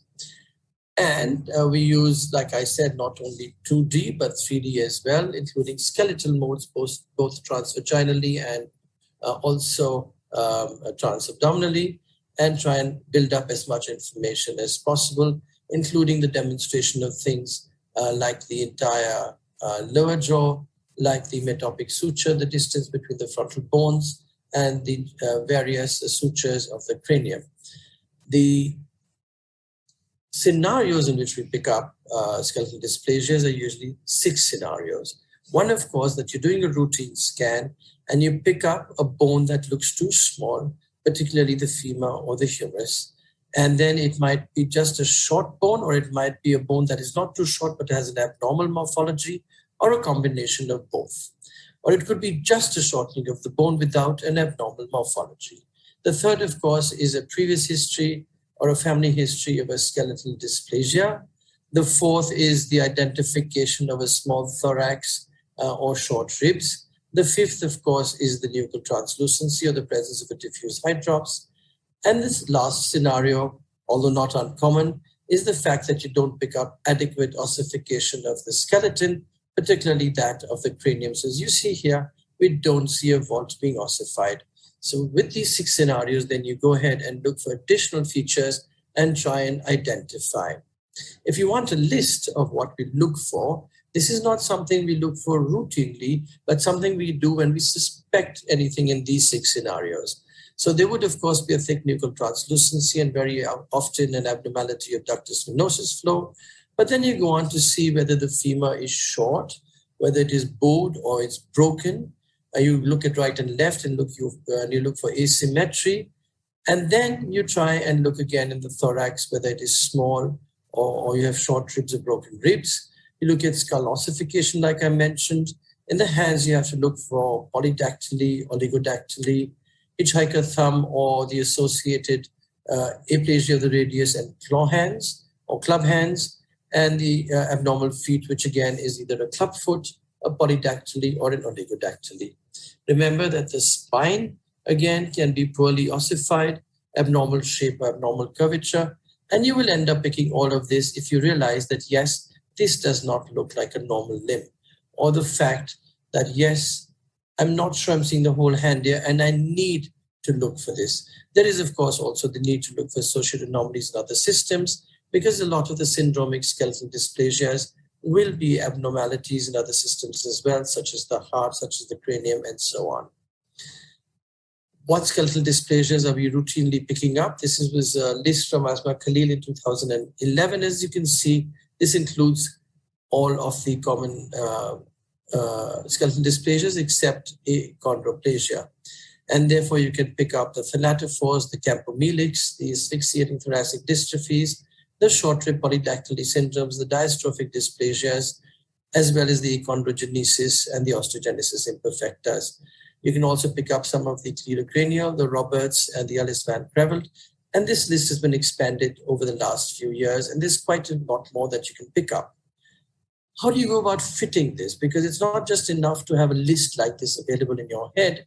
You've got to have an anatomical or a systematic approach or a logical approach, and there is one. And therefore, we look for specific ultrasound pointers. I know this slide looks busy, but really, there are certain signs that would be real pointers, and we will discuss this as an overall on this slide. And then in the next few slides before I finish, I will show you some specific cases.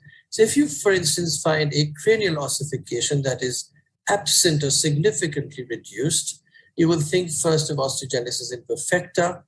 Alternatively, of course, it could be the hypophosphatasias, although that usually manifests a lot later. If you find an increased cranial ossification, then that is a useful finding in the thanatophores.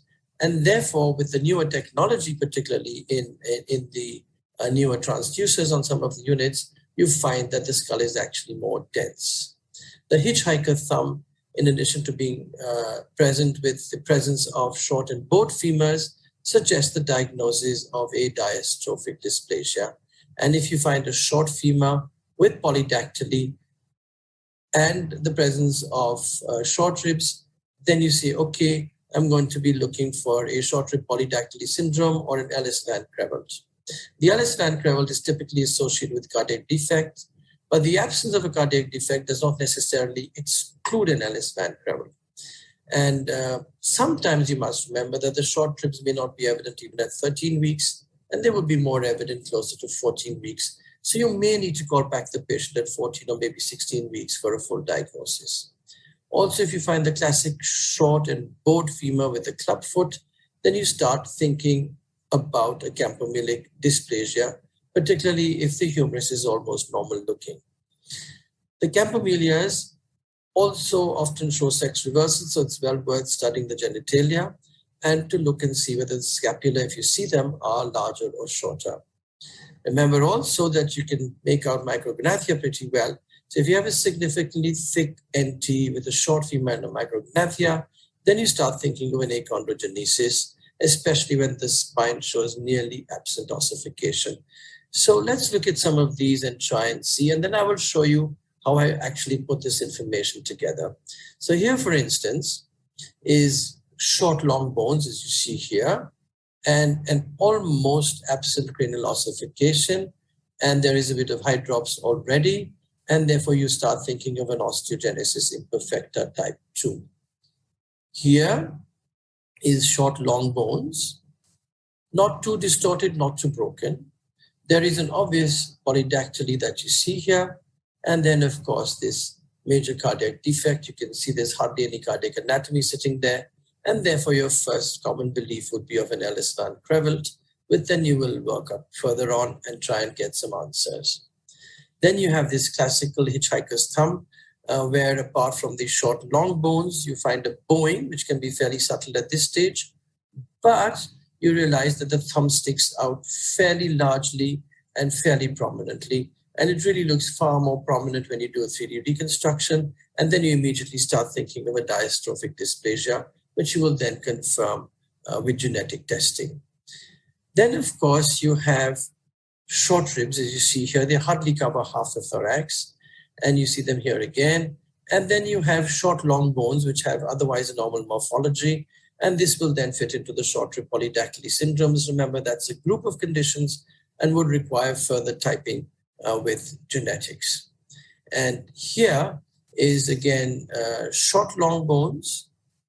Then you have a club foot, and obviously club foot with one little extra toe thrown in.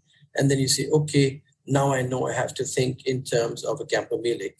Can the humerus be short at this stage? Yes, some of the campomelics start showing a short humerus by 14 weeks, but the humerus usually is not so short at 13 weeks. So do keep that in mind when you're actually going to look for it, which then actually for the worker of ultrasound puts me into a bit of a confusion. How do I remember all these syndromes? Well, we used to go through the internet, we used to go through OMIM, and we used to go through other search engines from the genetics point of view and then try and keep answers. But we now have artificial intelligence to help us.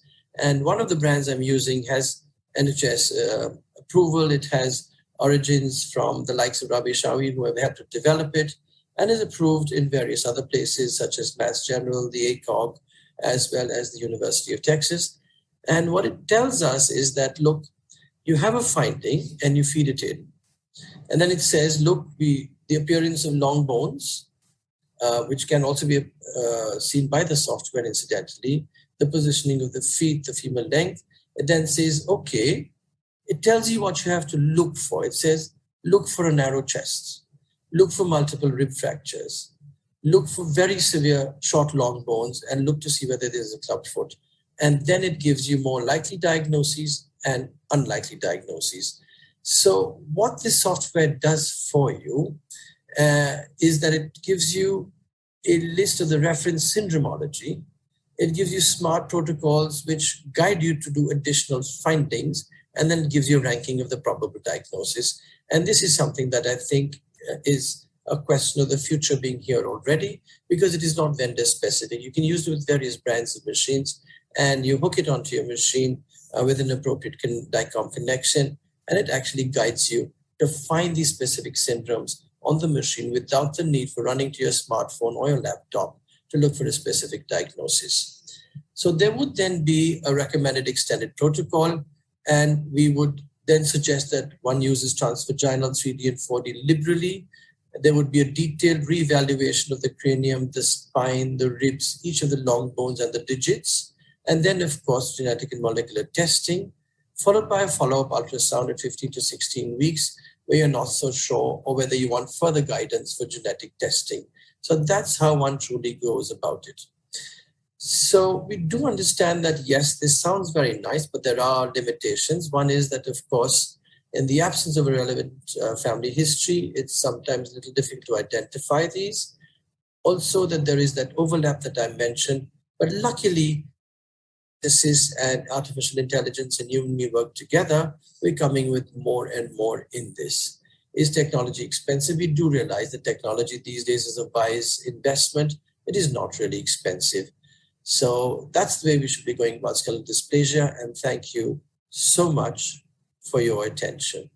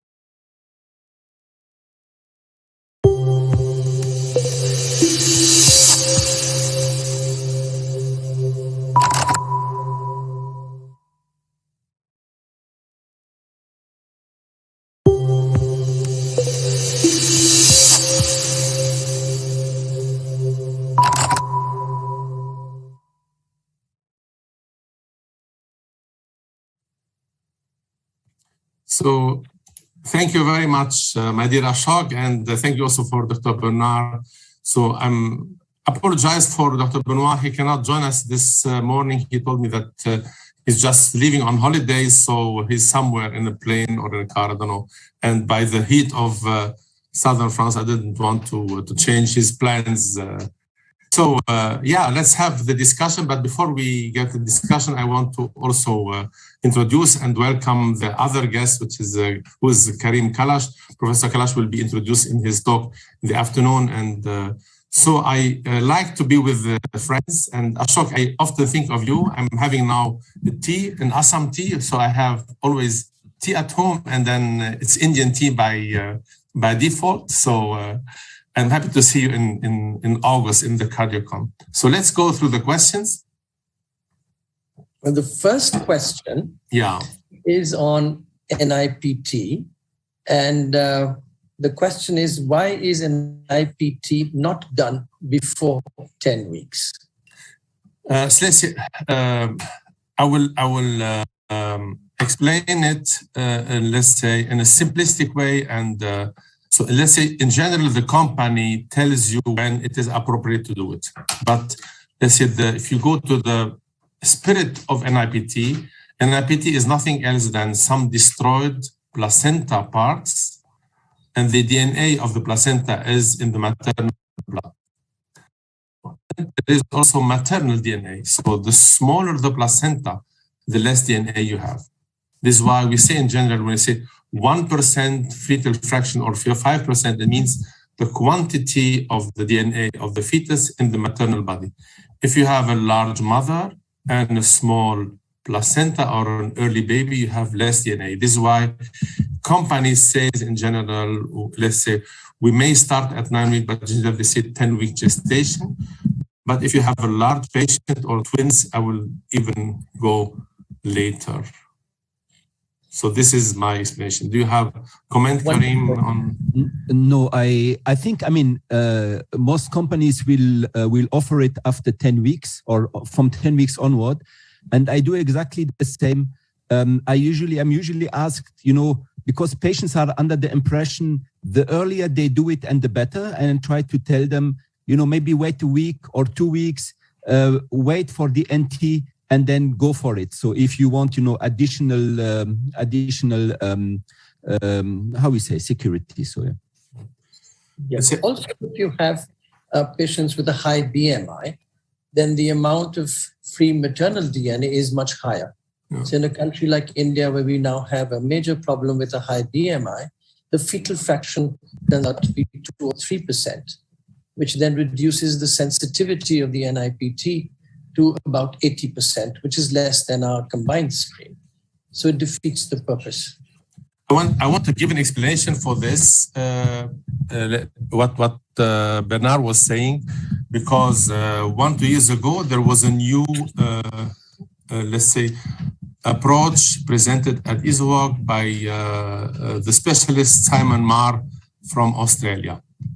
His approach is patients want as early as possible NIPT. He's doing a rapid scan at 10 weeks.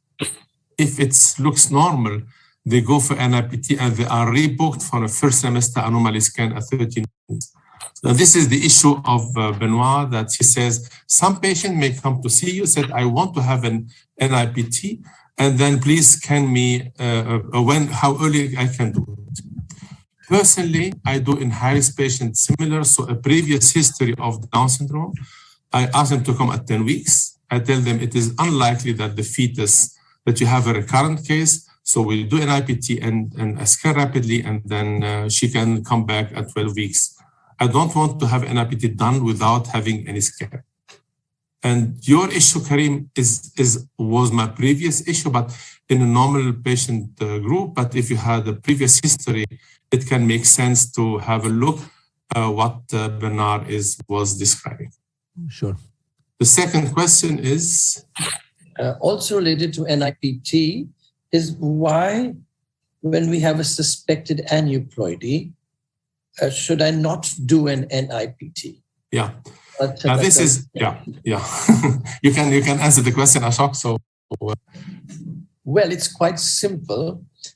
We are suspecting an abnormality when we find a marker. And when we do an NIPT, that is also a screening test. So the NIPT is not a diagnostic test. And what we need is a specific diagnosis of a particular condition, such as trisomy 21 or 13 or 18 or monosomy X. And so we need invasive testing. Otherwise, it's just replacing a figure of 80 to 90% by a figure 99. And we want to try and get as close to 100 as possible. And therefore, it's very important. Also, one must understand that there could be a degree of mosaicism which could be reflected. And so it's necessary that one does a diagnostic test and looks actually at the tissue rather than a screening test. I will make, let's say, a daily work scenario. So the patient comes, you see an AV septal defect, a thick nuclear translucency. And you say, okay, it looks abnormal. I tell them, if you do an IPT, you can go for it. But if the NIPT is not normal, the baby still has a problem. If the NIPT comes abnormal, it is recommended always to have a confirmation by invasive procedure. However, if you wait to have a result of an NIPT in 1 week, if we do today, the CVS will have it in 1 or 2 days. Patients realize this issue. There is only one exception.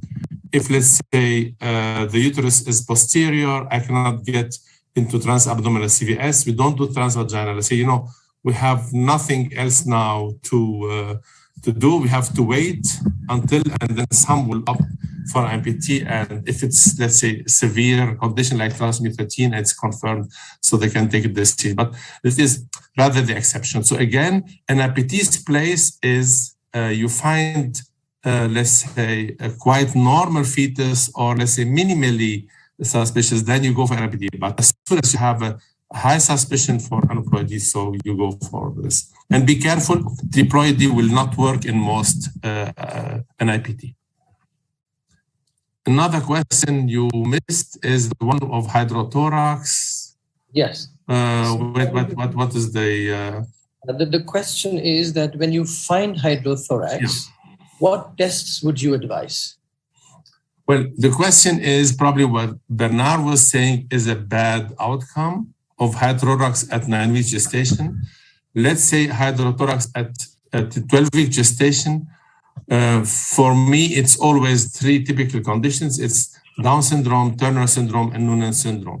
So what is your opinion, Karim? Yeah, I mean, all the same, basically. And usually what we will do, honestly, here is to refer to genetic counseling before embarking in any, test. I don't know how it is dealt with, because if you go for CVS and then it's, maybe sometimes later you cited all this syndrome. So I don't know if genetic counseling ahead of doing anything is important. Yeah. The same with us, but investigation. So this is the major group. Later on gestation, you can also add cytomegalovirus virus infection, but these are the main things. Whether you do it via the geneticist first and second invasive, it is similar. Question to me, I guess, should we scan the maxilla with a sweep to see both sides? I think yes, it is. If I understand well, you mean left and right side?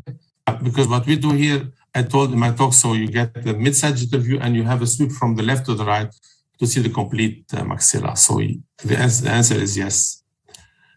And the question of the measurement of the renal pelvis at the first trimester scan. Is there a cutoff?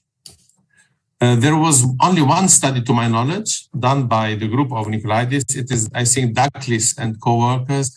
They took as the soft marker value, and they took 1.5 millimeter, 1.5.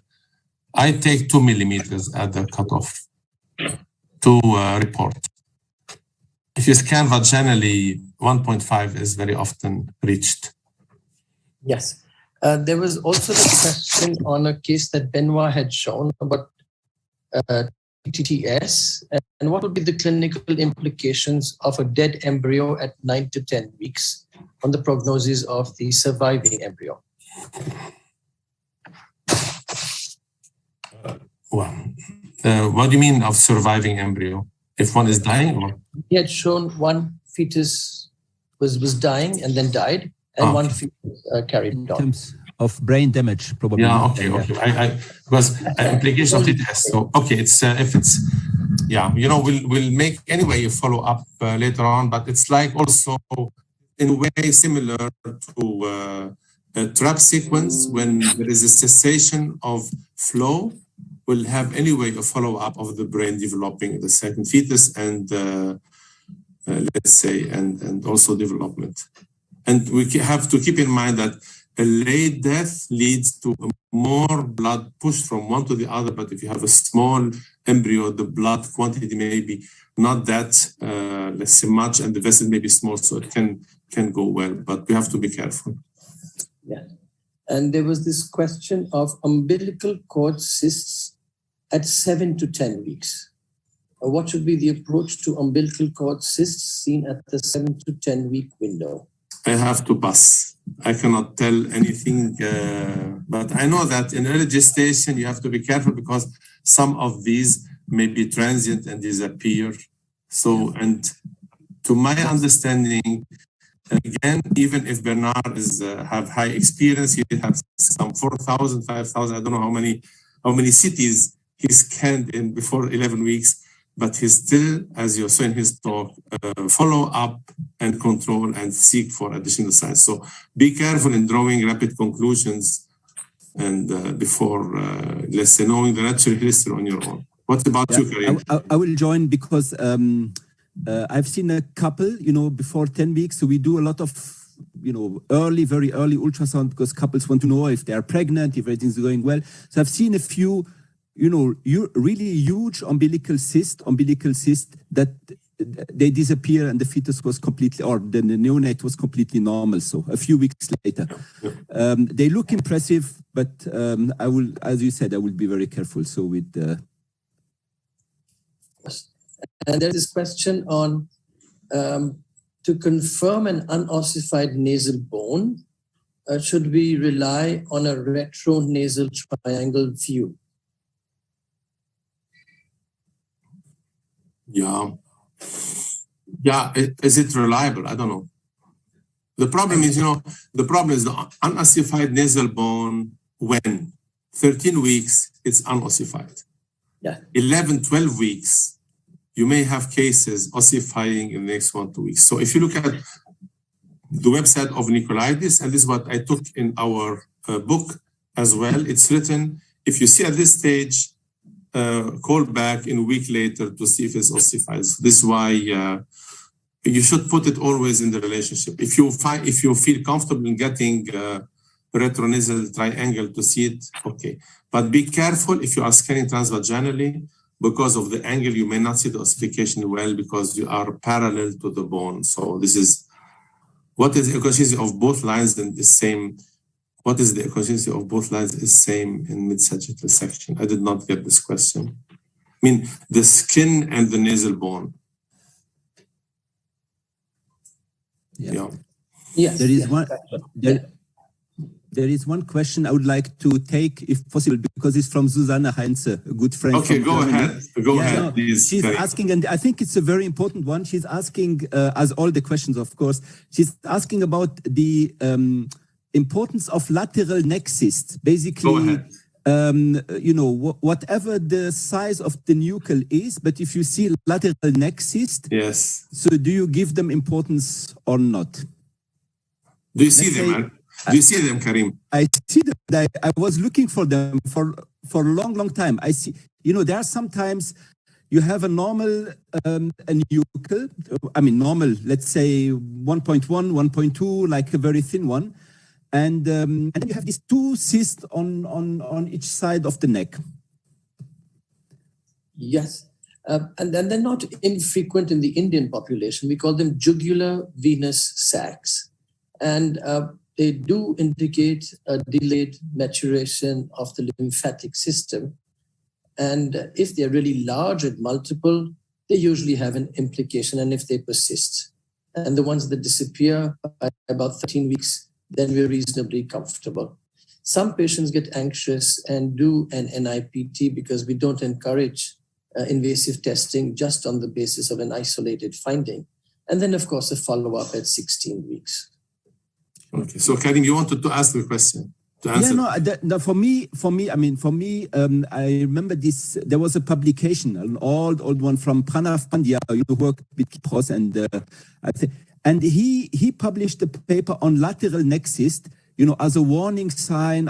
So I personally have seen them frequently in trisomy 21, even with you know, sometimes increased nuchal or sometimes with the normal risk if you just go by the nuchal. So I would really, you know, maybe refer the patient for a more detailed scan if you just do the nuchal and you see these two cysts, you know, these two small cysts in the neck. So yeah. Okay, so Karim, Susanne Heinze is a specialist. So what should she do? This is her question. She should send to me. No. Susanne Heinze is reading the question again. Yeah. So now you get back. You them. Yeah, I will. I mean, in a first instance, I would honestly suspect Down syndrome, and even if the nuchal translucency is okay, I will. The first one try to eliminate, and then if it's okay. Let's say the lady comes with the NIPT done. You see the remaining neck cyst. Then I will go with the Dr. Ashok's, you know, suggestion. Probably lateral jugular that will disappear, you know, later on. If there are nothing else with the fetus, no trisomy 18, no trisomy 13, and so on. So, in other words, what we will do is to call back at 16 weeks to have a look again. Sure. If there is a persistence, then you can start looking for more. And keep in mind that the thickened nuchal and lateral neck cyst can be also the hint for Noonan syndrome. It is on the short list of additional panel for rhizopathies. Now the questions are raining, so yes, there's isolated echogenic focus in the first trimester. Yeah, isolated.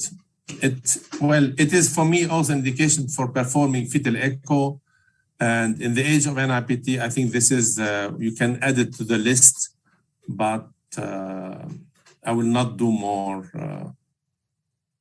Not do more at this stage, but it is a hint to look at the heart even later on. What is? There's a bit of a confusion that one of our attendees has on the minimum level of fetal cells in NIPT. It is fetal DNA. Yes, it's fetal DNA, and we used to have a fetal fraction cutoff of about 4. But with the kind of sequencing we now have, it's always vendor specific. The company says whether it's acceptable or not. Some companies tell you they can reach by 1%, and many will say 4 to 5%.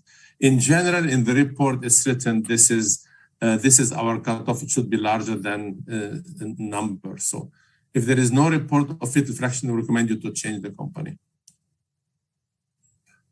And a question on yolk sac and amnionicity. Sometimes they don't correlate. Yeah. As much of us. Yeah, and this has been one show that in most cases it correlate, but you have to listen again to his talk. He was showing small collection that it may not correlate in some conditions. So it's not 100% as we assumed from embryology books. So what is the first semester? What is the ideal cardiac setting for first semester? So Dr. Goretti, it's quite simple. You take the second trimester one and you reduce the you are asking about about color Doppler. I prefer to use in general the power Doppler or the high definition color. And the secret is to reduce the power of color Doppler. It is not the gain, it's not the PRF. The power means the acoustic output. And then you have less color and then you can play with all the other presets. So what about NS? Does depend on maternal fraction amounts you can do before weeks. Yeah, you know, Dr. Khalid, if the company will offer you before 9 weeks, 10 weeks, you can go and try it. But, you know, at the end of the day, the problem is if you offer to the patient and there is a false negative, the patient will not go to the company. She will come to you and say, why have you offered me this? And you should always consider the consequences. Please, please, please. The consequences is always, in general, patient who will be doing this will do for termination. And imagine you do it at 9 weeks. If you have at 10 weeks a confirmation of trisomy 21, are you going to terminate only for an IPT? It's forbidden. You should wait until 11 weeks for a CVS. So start doing it at 10 weeks. If you have 11 weeks result, you can do CVS confirmation and then the consequences. Because especially for 18, 13, you have false positives. So please, please don't run into earlier, not yet. Can I ask a question, Ravi? Go ahead. In relationship with the talk on skeletal dysplasia. You can ask without writing in the chat.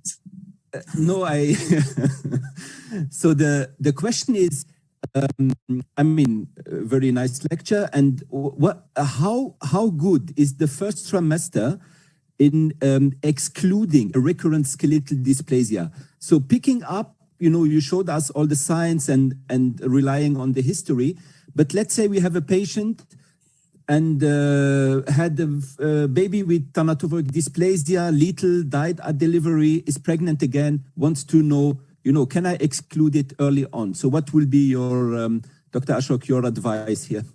Yes. So for thanatophoric dysplasia, 85%, that's the published literature, 85% of babies in the second trimester with a previous history of a thanatophoric dysplasia would show the condition, provided it is based on the FGFR3 deletion. However, the most common skeletal dysplasia, which is achondroplasia, will not be diagnosed at this window. So we need to know what was the diagnosis in the index case. Yeah. Yeah, it's so you will say the lethal ones, yes, but the non-lethal you have to wait maybe later for sure. Yeah. Again, Karim, are you asking about NIPT or about this? No, I'm asking about the role of ultrasound. Yeah, the role of ultrasound in excluding.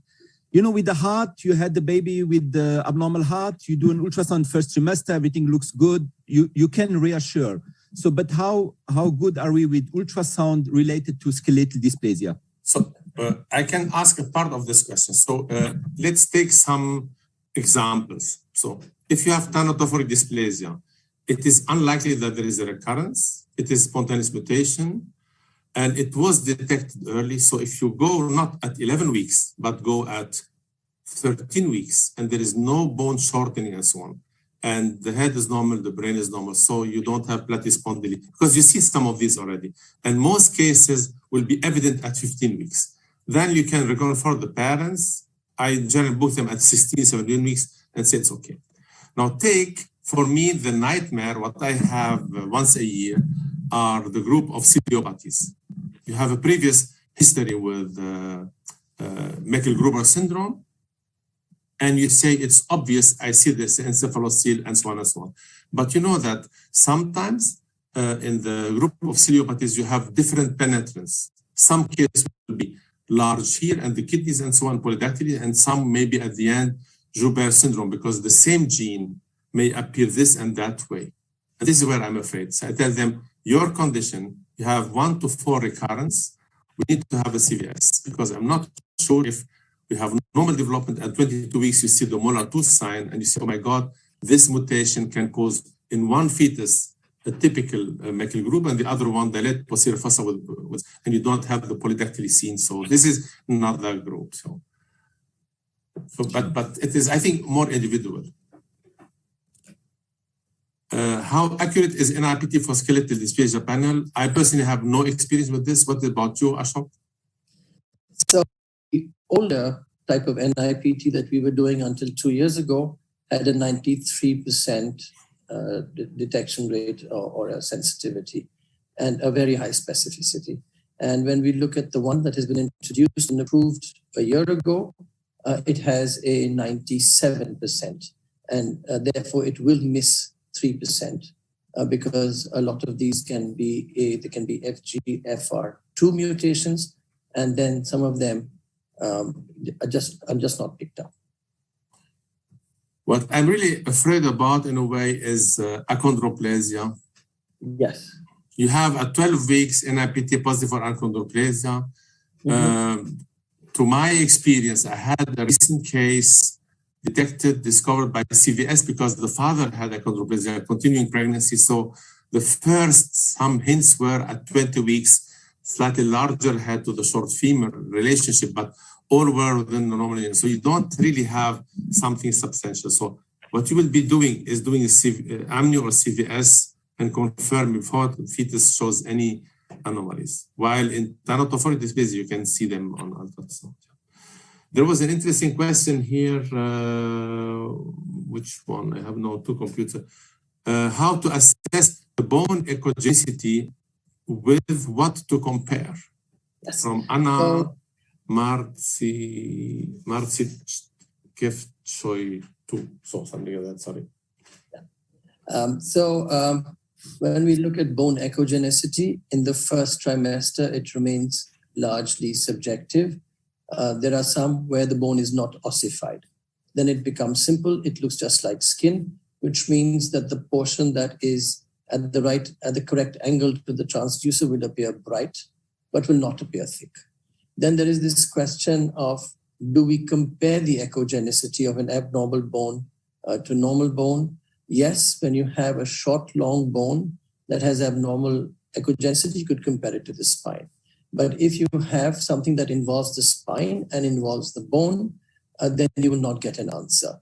So it remains entirely subjective.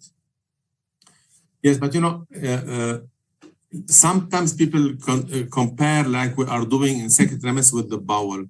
But here in these cases, you should know that ossification of the spine starts at 12-week gestation, not before. So this is why be careful. And in general, when you see, for example, the head, the occipital bone is almost always ossified. So if you don't have islands of ossification, because ossification of the head will start even 9 to 10 week gestation. So at 12 weeks, you have to see the ossification here and there. So it's not, let's say, I don't have an impression of saying there is ossification, but this is less than usual. Either it's there or not, for me, at this stage. Yes. So I think we should now move on, if you don't mind. So we have answered almost all the things. We'll write down the question, Rabbi, the question about why don't we do NIPT as earlier keeps coming again. So, but I think we answered. No? We answered this. They can listen to the chat again. So we have now 5 minutes over time, and I will now move to the next talk. I wanted to give you 5 minutes breaks, but we'll not have 5 minute breaks now. So we'll move now to open span bifida, and the first semester I will give you talk now. I'm adding a new sign we just published with Paolo Volpe from Italy. So I hope you will like it. Thank you for asking questions.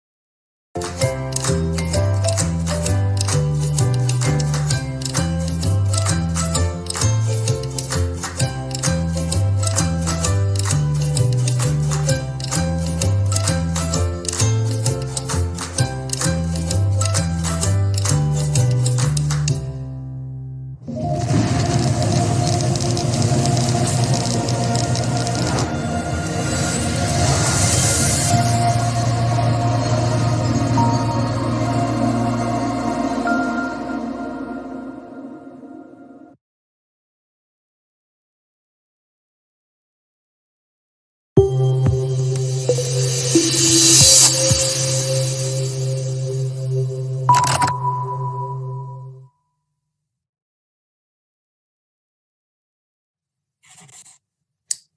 with some coffee break and some delay, we continue now with the second round of this morning, I will be presenting you some data on the open span bifida in the first semester. That means after 11-week gestation. We saw before 11 weeks, so I hope you enjoy.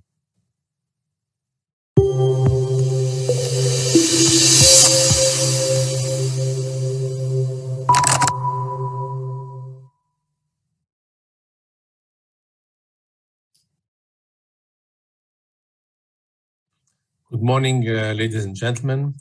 In this talk, I will be discussing with you the diagnosis of open span bifida in the first semester. This is a case I want to show you at the beginning, showing a fetus at 13 weeks with a normal nasal bone, normal nuclear translucency, but the fetus had open span bifida and this was not recognized. I hope during the talk that when I show you this picture later on, you will understand what is wrong in this image. If we look at the one of the main feature of open span bifida, which is the Chiari-2 malformation, we compare here on the left side a normal newborn, and on the right side a newborn with Chiari-2 malformation. And as you see here, this is the cerebellum. The cerebellum is in normal position under normal conditions, but in open span bifida, there is a Chiari-2 malformation, which means the cerebellum and the tonsils and so on are pushed downward to obliterate the foramen magnum. In addition, there is also a lowering of the tentorium cerebelli.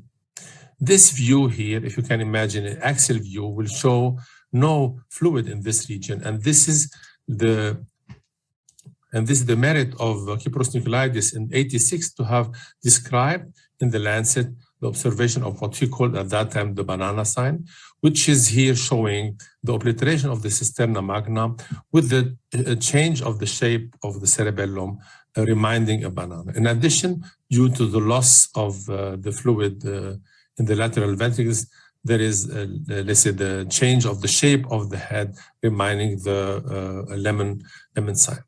Now, since the late 80s until today, we are still relying on these two signs, in addition to a small head, which is a kind of, let's say, like a microcephaly as a mean signs of span bifida in the second trimester.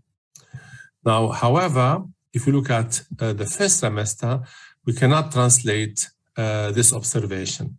And this is why in the first era of the first semester scan, open span bifida is almost inexisting in fetal series.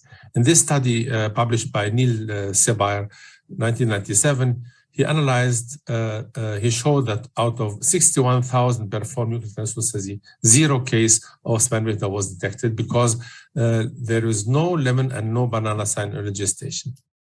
And in a later study analyzing, let's say, the typically detectable anomalies on first semester scan, it was shown that while conditions like acrania, holoprosencephaly are detected in 100% of the cases, span bifida and facial clefts are detected in less than 10% of the cases. In other words, it was mainly accidental to have detected any span bifida in the first semester. And there was a need for a new sign because lemon and banana sign could not reliably be used.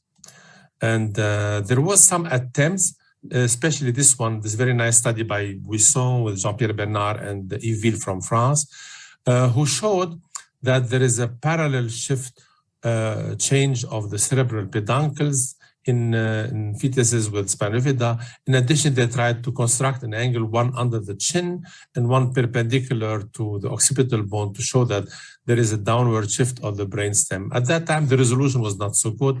And later on, when I asked some of this group if there was an improvement in detecting cases, they said no. So this is where I started working on, let's say, on new signs of span bifida. And some of my peers, colleagues said, you don't need to look at indirect signs because expert is able to see directly on the spine if there is spina bifida by scanning transvaginally. I agree with them when the finding is like a myelomeningocele, which is obvious. It may be tricky if you find some very tiny finding, like here's some few millimeters, but in my opinion, impossible to see a myeloschisis where I spent a lot of time in before I could demonstrate this lesion, let's say, detected because of abnormal brain I've seen in 13-week gestation.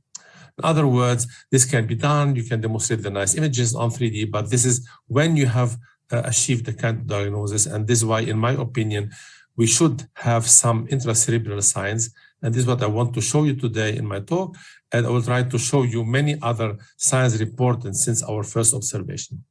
So we published in 2009 the first observation, relying mainly at that time on some studies of schemes of embryology.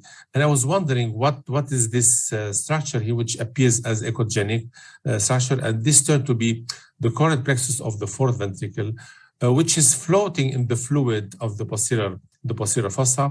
On one hand, it is the fourth ventricle, which is still communicating with the future cisterna magna.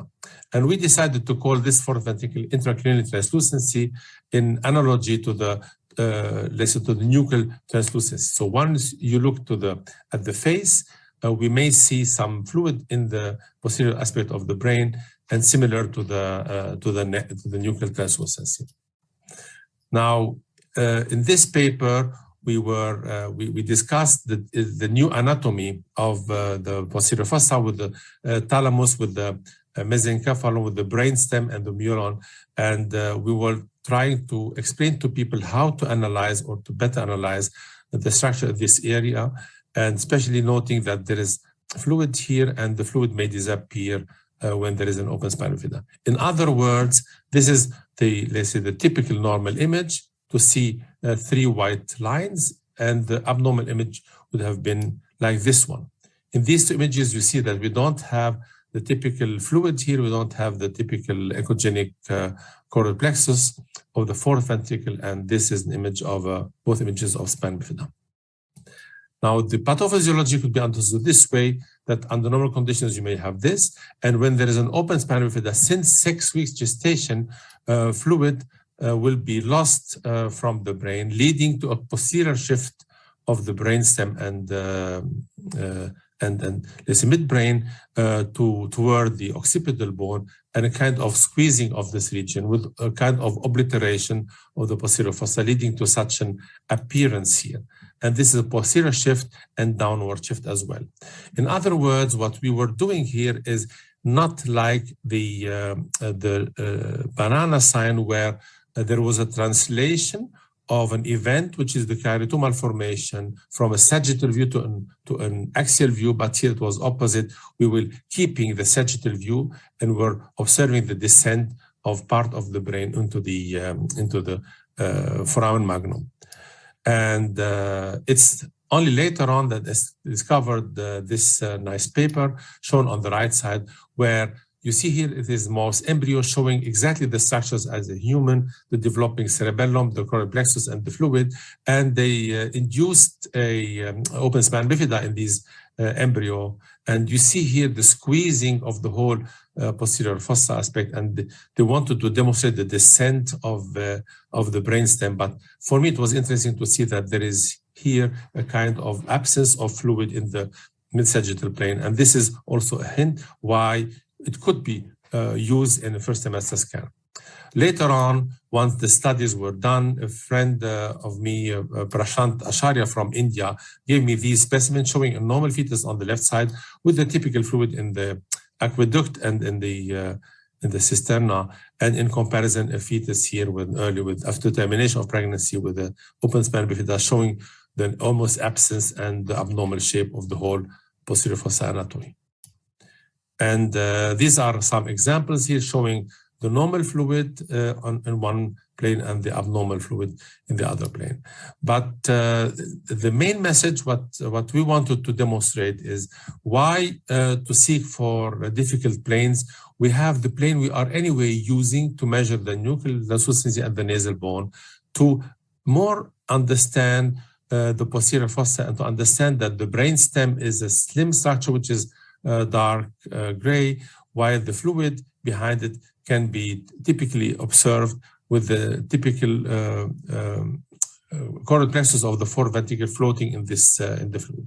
While in open spina bifida, everything may be shifted with a thickened brainstem. So there were several approaches. Some were saying like us, focus on the three lines. The one line is the posterior, three white lines. The one line is the posterior aspect of the brainstem. The other line is the choroid plexus of the fourth ventricle, and the third white line is the occipital bone. And keep in mind that the brainstem size is less large than the distance of the brainstem to the occipital bone. In fetuses with open spina bifida, you may not see all the white lines here. In addition, you see a thickened brainstem and a shorter distance to the occipital bone. In other words, the brainstem to brainstem occipital distance ratio is shifted, and here the brainstem is larger. And this was then published by a group of Nicolaides, where showing that the ratio of brainstem to the brainstem occipital bone was higher than factor 1. That means the brainstem is always larger than the distance to the occipital bone in fetuses with open spina bifida. And actually, this is the best performing parameter until now.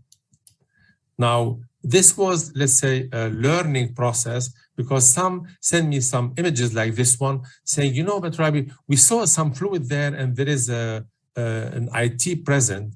And but if you look at the lines, you don't see them clearly, you don't see cisterna magna. And this is why there are, in some cases, not a completely absence of fluid in the posterior fossa. And this is why we tried to perform a study to demonstrate if the measurement of this fluid can be of help.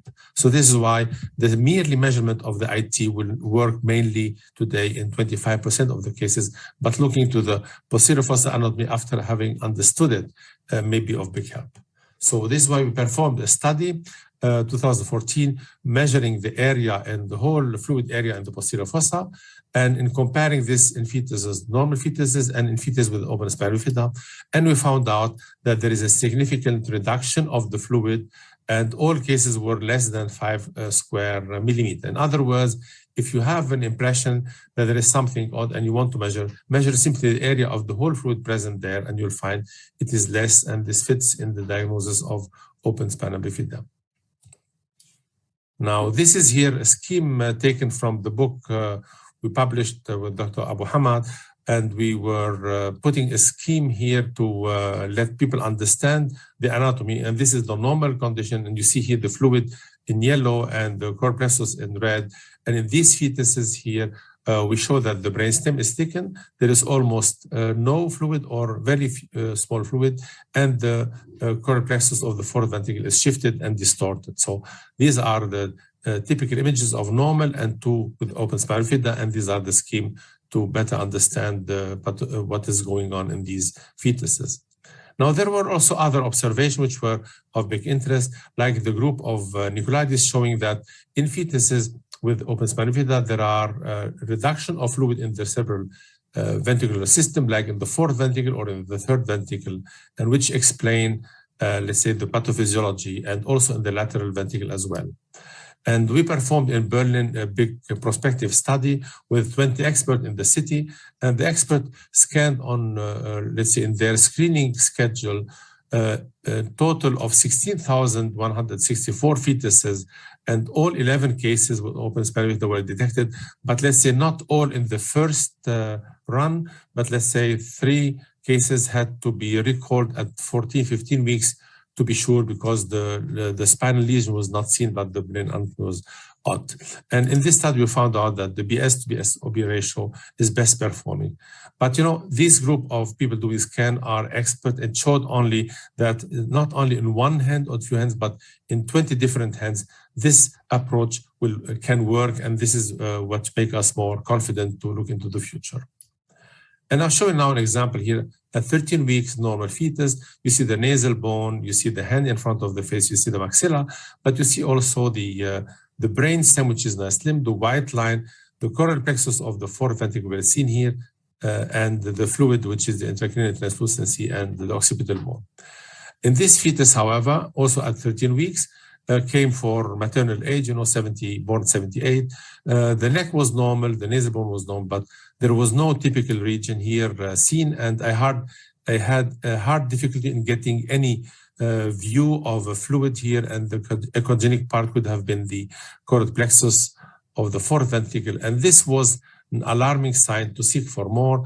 I tried to scan vaginally to demonstrate the spina bifida, but it was really tricky in this fetus. And you see the fluid is there, but the brainstem is thickened. And I waited a while until the fetus turned, and then in one plane at the end, I was able to demonstrate here the spinal lesion, mainly driven by the intracerebral sign, as you see here. And then performing from this plane, the 3D could demonstrate the open spinal bifida.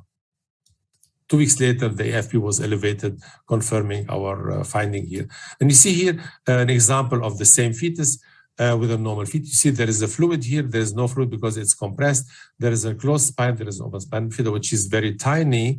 And in this fetus, the same fetus, you see here the lesion and on 3D, the typical larger finding in comparison to what we can see on 2D.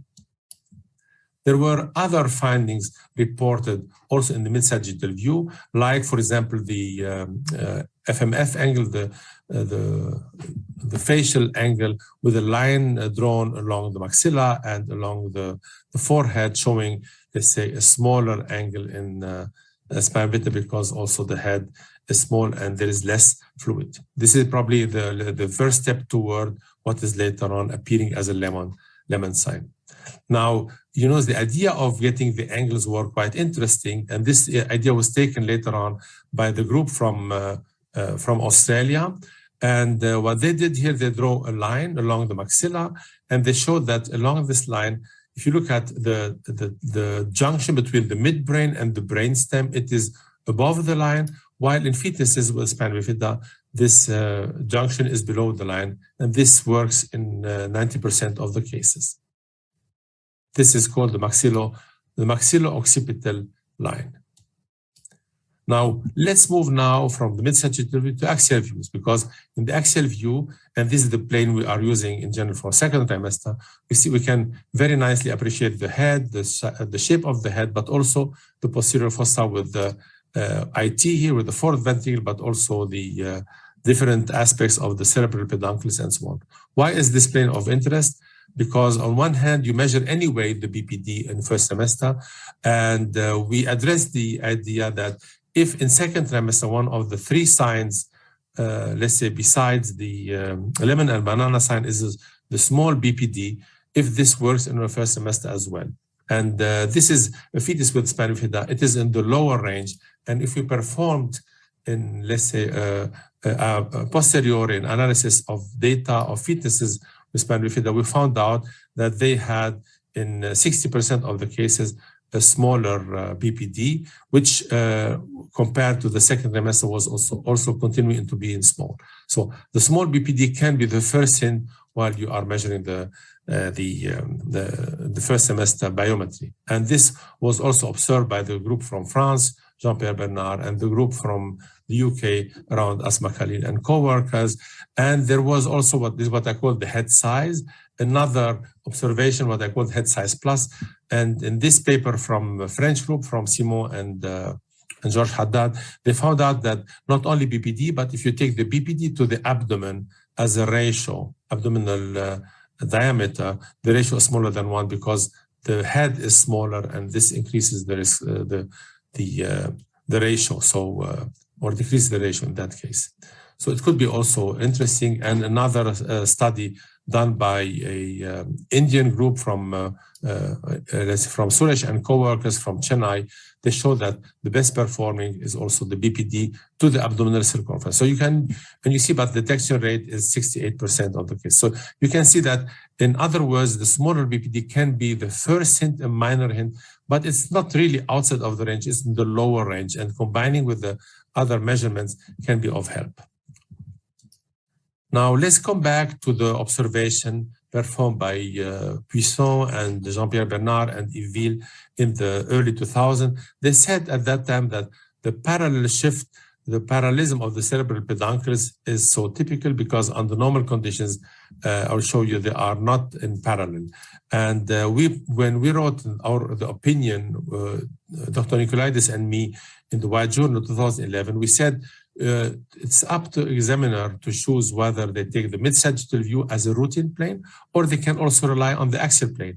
And we showed that under normal conditions, cerebral peduncles and thalami, they have a kind of angle with a distance to the occipital bone, while in spina bifida, all is shifted posteriorly, touching the occipital bone and obliterating the aqueduct of Sylvius the AOS. It was an opinion on a paper written in this issue by the group from Australia, demonstrating a kind of quantifying what is occurring here, that under normal conditions, the aqueduct of Sylvius is quite far from the occipital bone, while when there is a posterior shift, as I told before, in the mid-sagittal vein to the occipital bone, it is almost very close. And they found out that the distance is shorter, and it was less than 2 millimeters in fetus with open spina bifida. In other words, when we saw April 1919, the paper published by Fred Ushakov and co-workers reported on the so-called crash sign as a new first semester sonographic marker. It was not new because it was published already by 2002 by Buisson. We reported this 2011, and Finn and Mar also on the same issue. So 8 years later, the same observation, but it was given a new name called the crash sign. But at the end of the day, the sign you will use is, let's see, what is the name is not very important. It's important that you recognize this abnormality.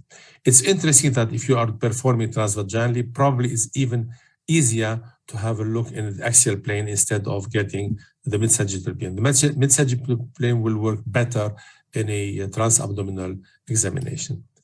And because the topic was called first semester, in the first semester spina bifida, I will add this case given to me by Dr. Benoit, showing a fetus with some growth retardation and with, let's say, nuchal fluid, having here spina bifida, which was triploidy, and as you have seen in this video, in this region. Interestingly, these were twins, and he gave me the volume of both fetuses. And while reconstructing both, I found out that the normal co-twin had a normal fluid here in the aqueduct of Sylvius and the IT, but the fetus with thickened nuchal with the triploidy had no fluid there. So it could also theoretically work before 11 weeks of gestation.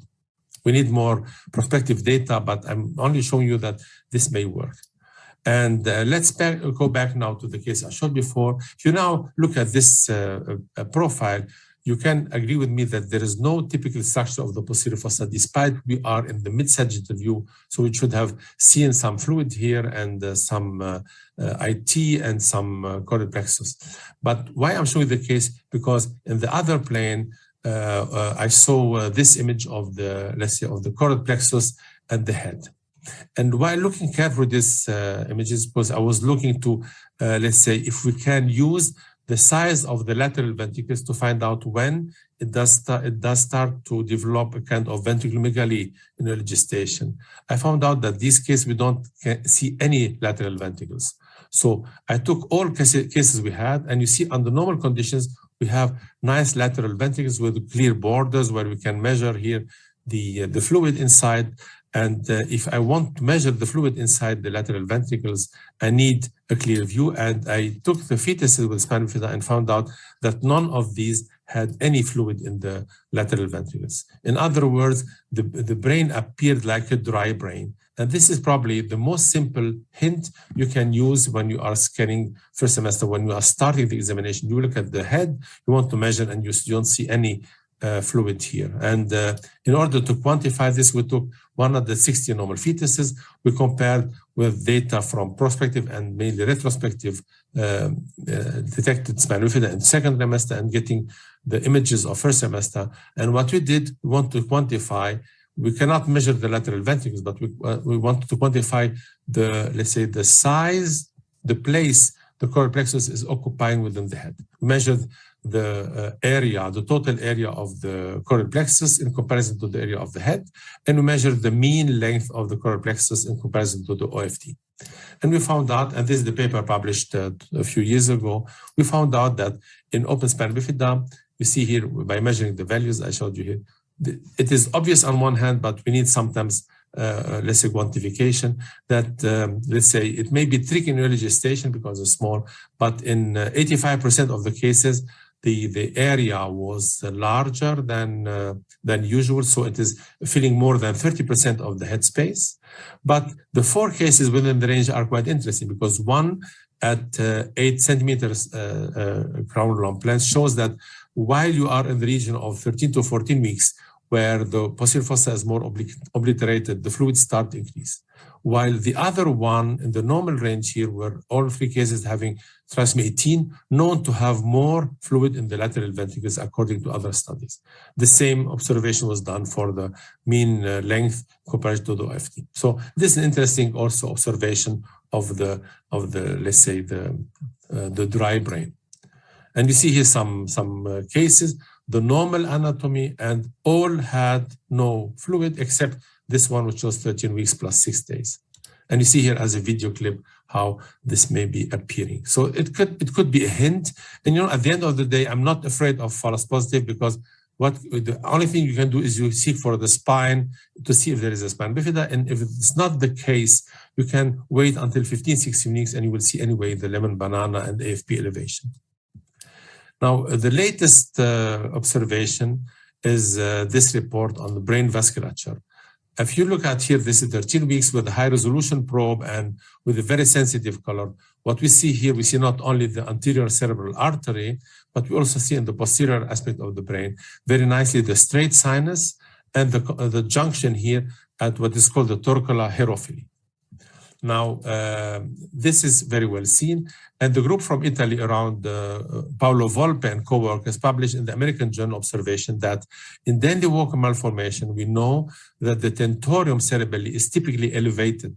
And he said, if this is lesion occurring in first semester, the elevation of the tentorium should be evident as early as the first semester. And he was able to demonstrate that this elevation could discriminate between the Dandy Walker and the Blake's pouch cyst. And we had a discussion once together on the telephone. I told him, why don't you test this for spina bifida? Because the spina bifida, as I showed you in my second picture today with the MR, the tentorium is so low that it can also be used. And you see, in comparison to the normal, the tentorium is so low. So we put data together and we published this this year quite officially in the White Journal. And the angle used in the Dandy Walker study was reused here, and the line can be drawn along the straight sinus and the line along the brainstem, and the angle is small, while in open spina bifida, because of the lower position of the straight sinus and the torcula and the brainstem also squeezed, the angle is almost 90 degrees. And you see here a comparison on the left side of a normal fetus and on the right side of a fetus with spina bifida, showing a lower position of the tentorium cerebralis. You see now we have, let's say, a large group of possible hints from, let's say, the simple head size to the less fluid in the lateral ventricles in the axial views, to the posterior shifting of the brainstem in the axial view, to the ratio of brainstem to occipital bone distance, to the line you can use here, to the color Doppler. So today, in my opinion, the diagnosis of spina bifida is not a question if you can do it, but what kind of technique are you using in your daily setting or your daily screening to seek for this abnormality. And in summary, I think the one glance diagnosis or the axial view from abdominal is the PPD. If you are scanning abdominally and you are anyway measuring the neck and the nasal bone, look at the posterior brain aspect.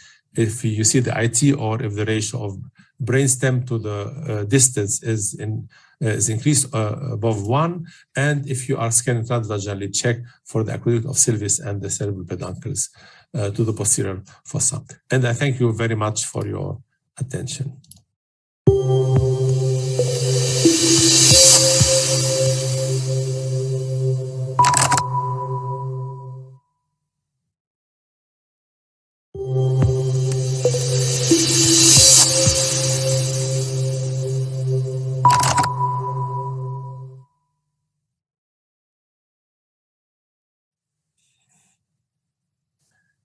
So we move now to the next talk.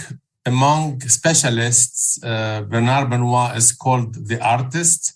So if you have not known why, I'm sure after his talk here on 3D ultrasound in the first semester, you will understand why he's inspiring and showing us how ultrasound can also be aesthetic. So listen to the next talk, be inspired, and hope you will enjoy it. And don't forget to ask the questions in the chat that we prepare some groups of questions.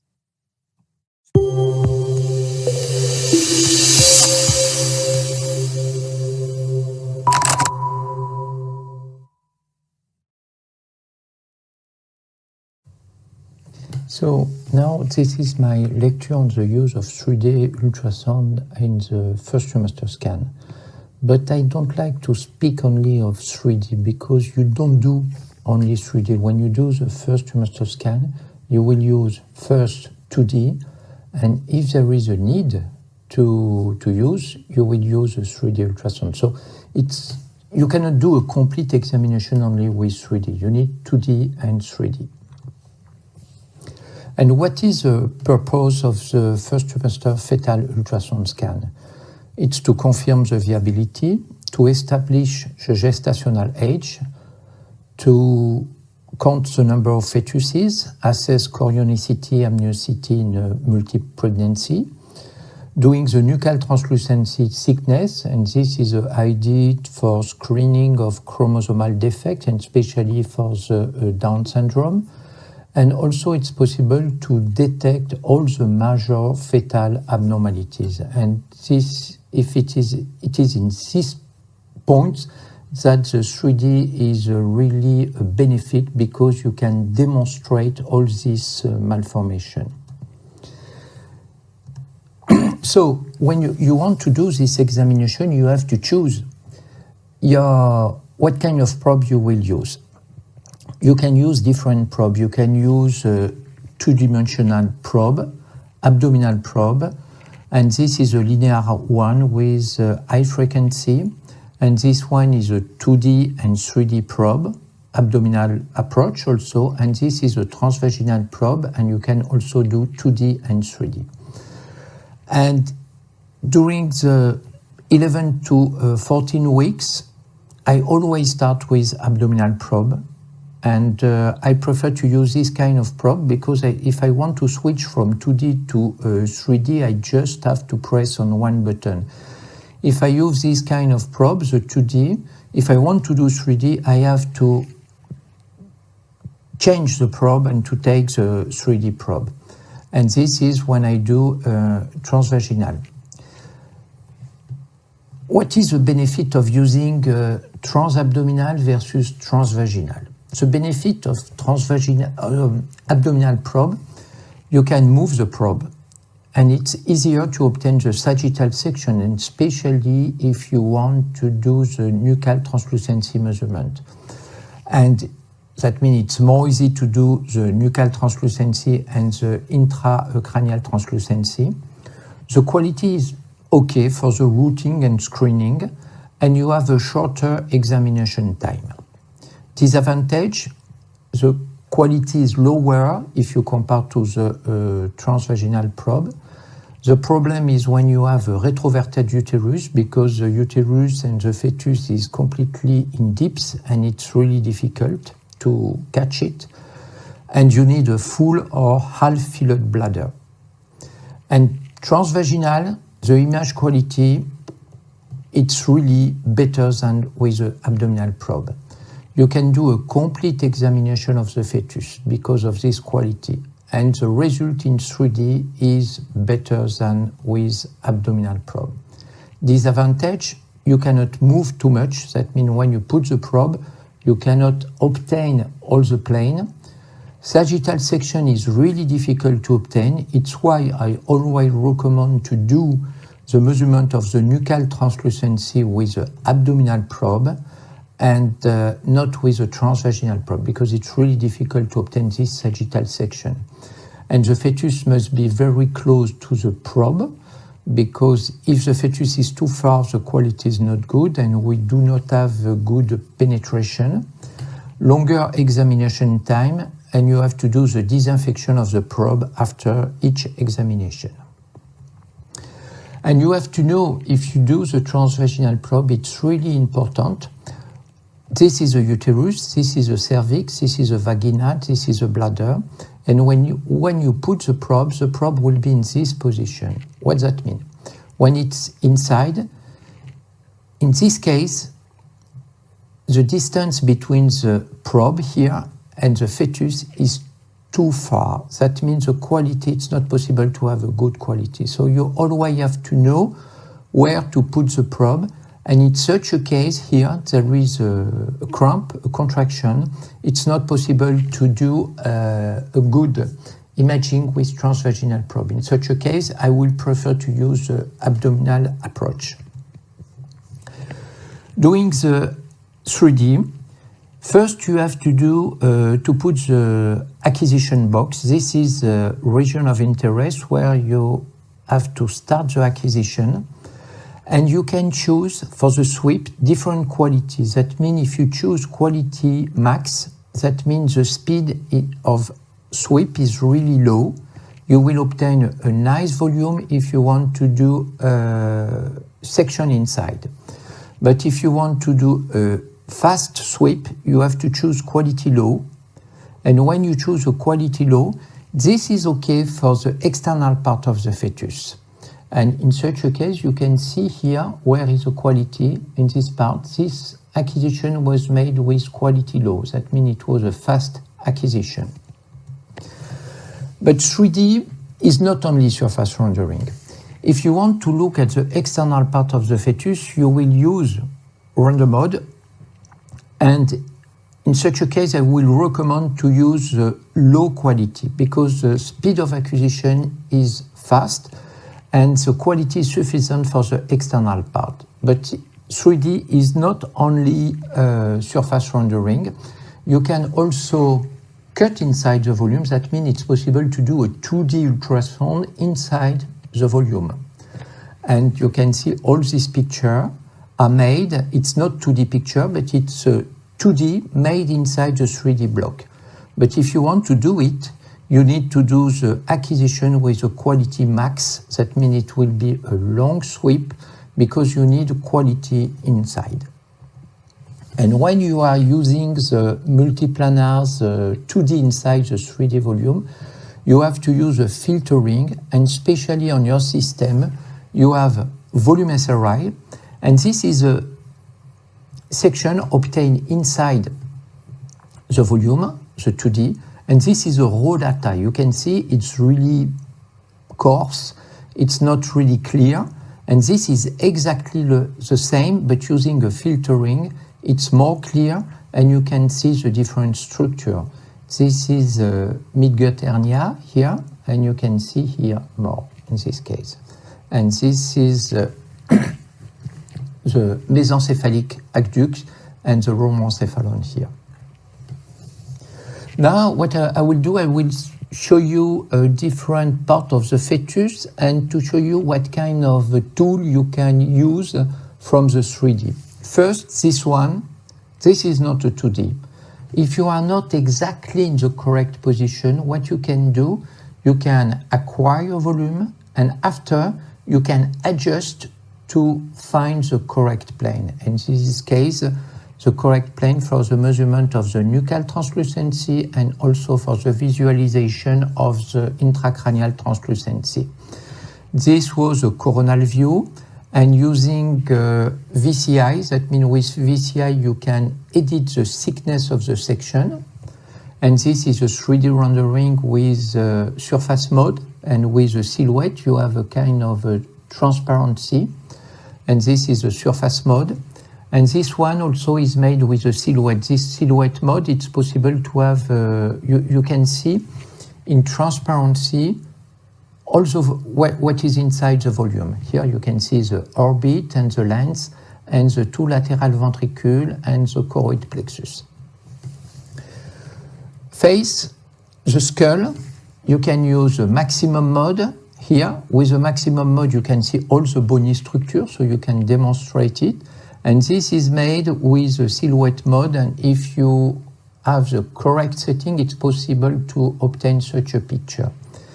But also it's possible to do a section inside the volume. Here, it was at 13 weeks to demonstrate the maxillary. This is the posterior edge of the, this is a part of the palate, and this is a mandibule here. And this is on the frontal view, you can see the two frontal bones here. The brain, if you want to look at the brain with 3D, the best is to use a multiplanar view, and you have to do the acquisition with a maximum mode, with a maximum of quality. And this is, you can, inside the volume, cut everywhere where you want it.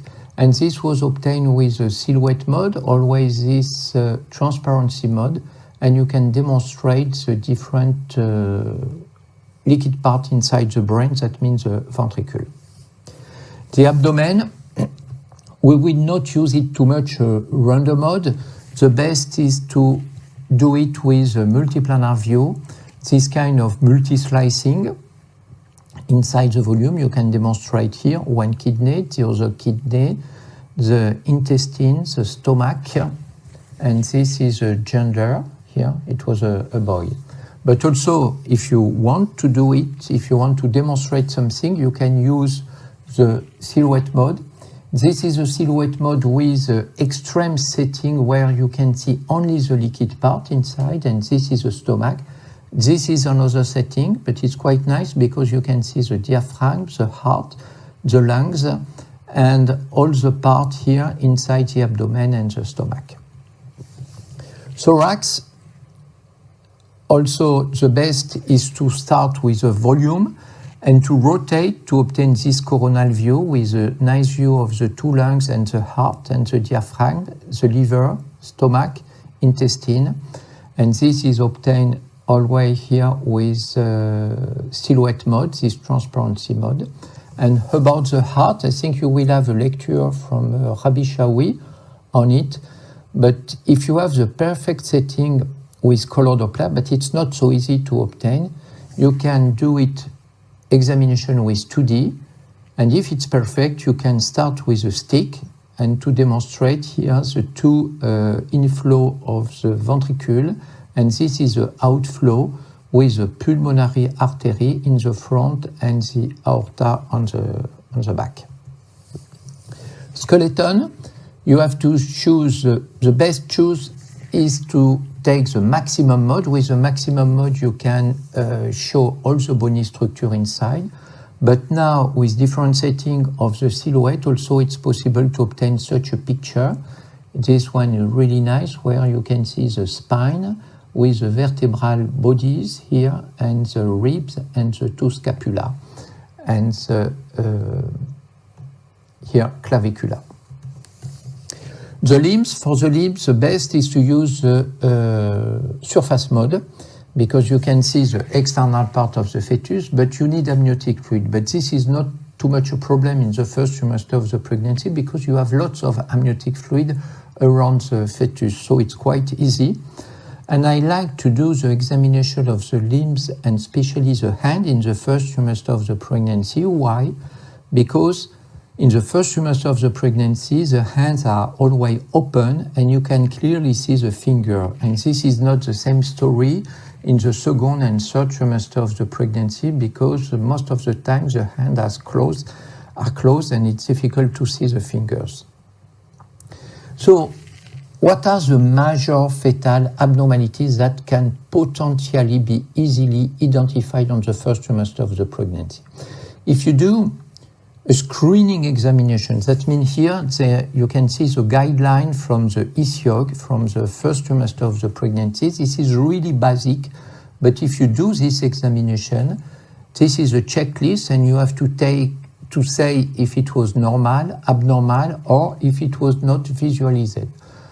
In white, it's what you have to do, and in gray is optional. But if you do this basic examination, you can see all these major malformations.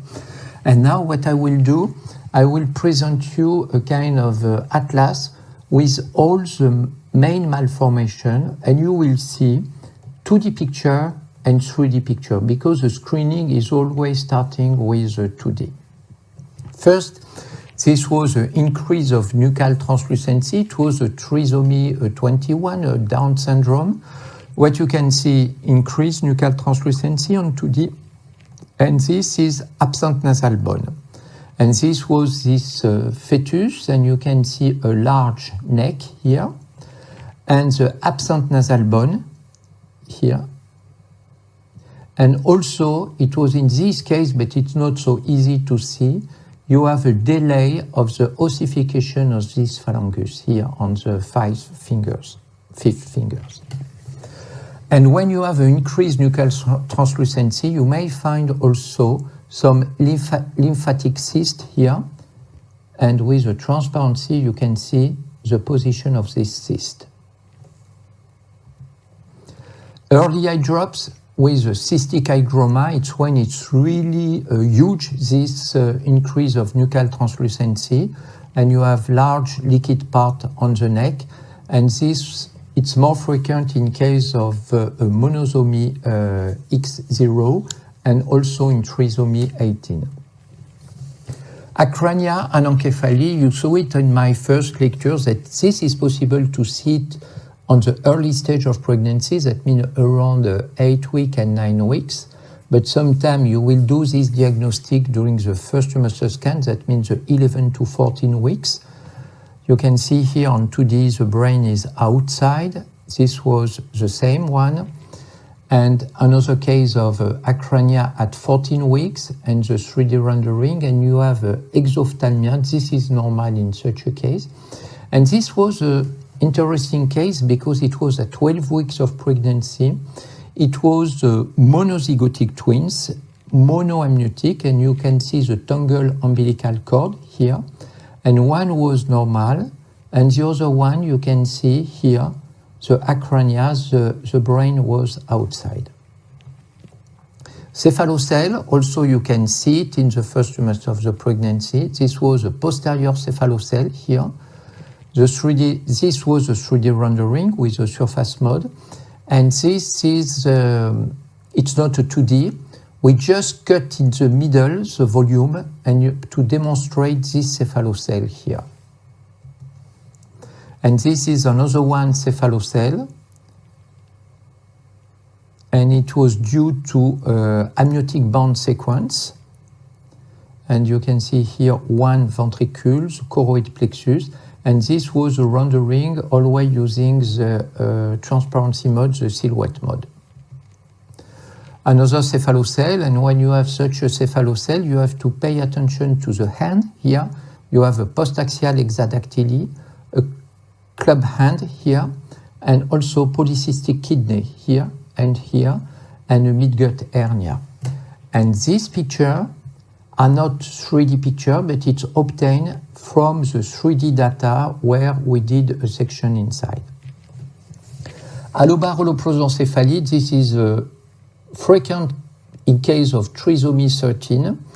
And you will see here the difference between the normal case. You have two lateral ventricules here, and inside each ventricule you can see the choroid plexus. But in case of allobar holoprosencephaly, you have only one single frontal ventricule, and this is choroid plexus with a fusion of the two choroid plexus. And if you want to demonstrate it, this was one case. What I did, I used the transparency mode, the silhouette mode, and when you switch to 100% silhouette, you can see here this frontal ventricule, and it looks like a kite. But allobar holoprosencephaly, trisomy 13, you will have brain malformation, but also you have external malformation, and especially in this case, you can see the proboscis here. This was made with abdominal probe, and also this one. And here, it's picture made with a transvaginal probe. But this is a proboscis. You can see the two eyes, and with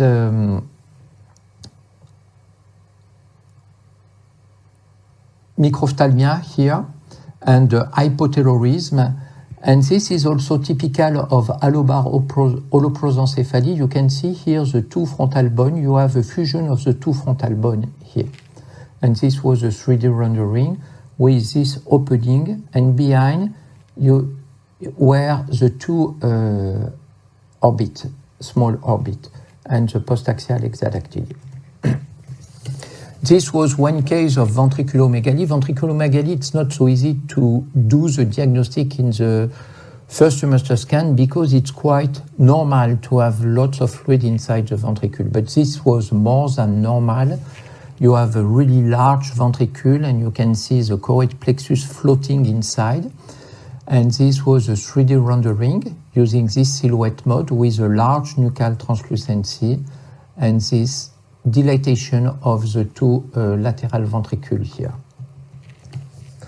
Omphalocele, the diagnostic of omphalocele is always made at the first trimester scan, and it's possible to have only the intestine, and sometimes it's a huge omphalocele with the liver inside. And this is a 3D rendering. It's more easy to explain with this kind of picture, but it's possible, you saw it on my first lecture, to see it for the major omphalocele at 9 weeks of pregnancy.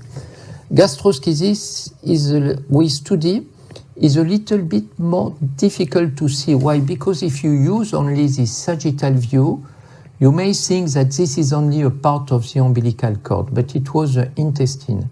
The best view, the best section to demonstrate it is the axial view. And with the axial view, this is the abdomen. And in front of the abdomen, you can see the bowel here floating inside the amniotic fluid. And after, if you want to demonstrate it, you can use a 3D rendering. Body stalk, this is a midline disrupture syndrome. A part of the fetus is developed outside of the amniotic cavity. You can see the amnion here, and outside you have the liver and a part of the body. And also in such a case you have spina bifida, and the umbilical cord is short, and sometimes also you cannot find the umbilical cord. The fetus is completely stuck to the placenta. Ascites at 13 weeks of pregnancy, so you can see it only with 2D ultrasound. But this is what you can do with 3D. You can do volume measurement if you use sono-AVC, and here in this case, this is the volume of the red part here. And it was a case of trisomy 18, and if you cut the anterior part of the abdomen here with a magic cut, you can obtain this picture with the liver, the intestine here. And the assessment of intracranial translucency, this is the best way to do the screening of spina bifida during the first trimester scan. And this is a normal case. In a normal case, you have 3 parts. This is a brainstem. This is the intracranial translucency. That means this is the fourth ventricle. And this is the fluid inside the cisterna magna. In posterior here, this is the occipital bone. In case of spina bifida, the brainstem is pushed on the back. Sometimes you have a small part of liquid here, but it's not possible to tell if it's only a small part of the fourth ventricle of the cisterna magna. And you will see here, this is a spina bifida and this is a normal. So you can see the normal case, you have 3 dark lines. The first one is a brainstem, this is the fourth ventricle, and this is the cisterna magna, and this is the choroid plexus of the fourth ventricle. And in case of spina bifida, it's not possible to obtain such a picture. So maybe that means the section was not correct, so you have to do your best to obtain the correct picture. And in this case, it was not possible to see this liquid part, the intracranial translucency, and this liquid part, that means liquid inside the cisterna magna.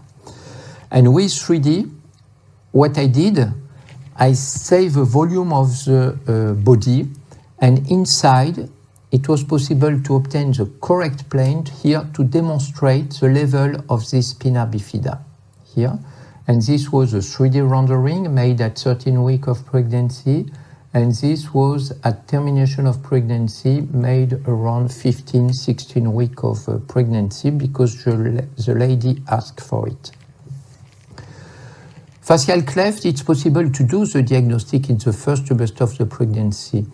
Because if there is a facial cleft, already it exists at 12 weeks, but it's really difficult to see. You can see it maybe if you are using the transvaginal probe. This was one case here, and this is another case with a cleft here. But here, first, when I did the examination, this one was made with the abdominal approach, with abdominal probe. I thought it was only finger in front of the face, but it was not. It was this prolabium here protruding outside. And this was an axial section made with a transvaginal probe and the 3D rendering from the 3D with the transvaginal probe. It was a bilateral cleft with protruding premaxilla and prolabium. And this is exactly the same case because she chose to keep this pregnancy at 30 weeks of pregnancy. Micrognathia, you will see it in the first trimester of pregnancy. Why? Because you have to do this section. Because you have to do the measurement of the nuchal translucency, you have to look at the intracranial translucency and also look at the profile. So if you have a retrognathia, such a retrognathia, this is possible to see it. But how to be sure? If you want to, this is subjective, but if you want to be objective, the best is to draw the line, mandibulomaxillary line, and in a normal case, this line is always just in front of the forehead. But in case of micrognathia, if you do exactly the same, you have a large space here between the forehead and this line. And what to do? This was only a Pierre-Robert syndrome. It's not so severe. The only problem is a problem of the cleft palate and the tongue inside the cleft palate. But look at this one. It's exactly the same aspect. But one was a Pierre-Robin syndrome.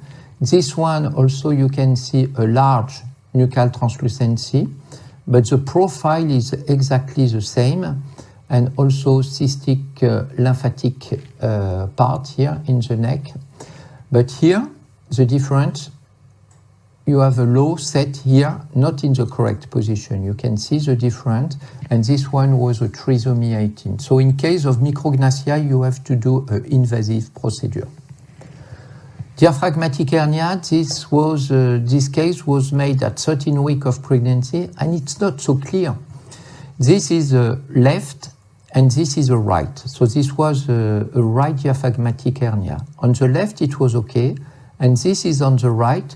You can see here, the diaphragm was here. So it's not so clear with 2D, and this was made from one volume, from 3D volume, using the VCI. So with the VCI, you can edit the thickness. So this is one lung, this is the other lung.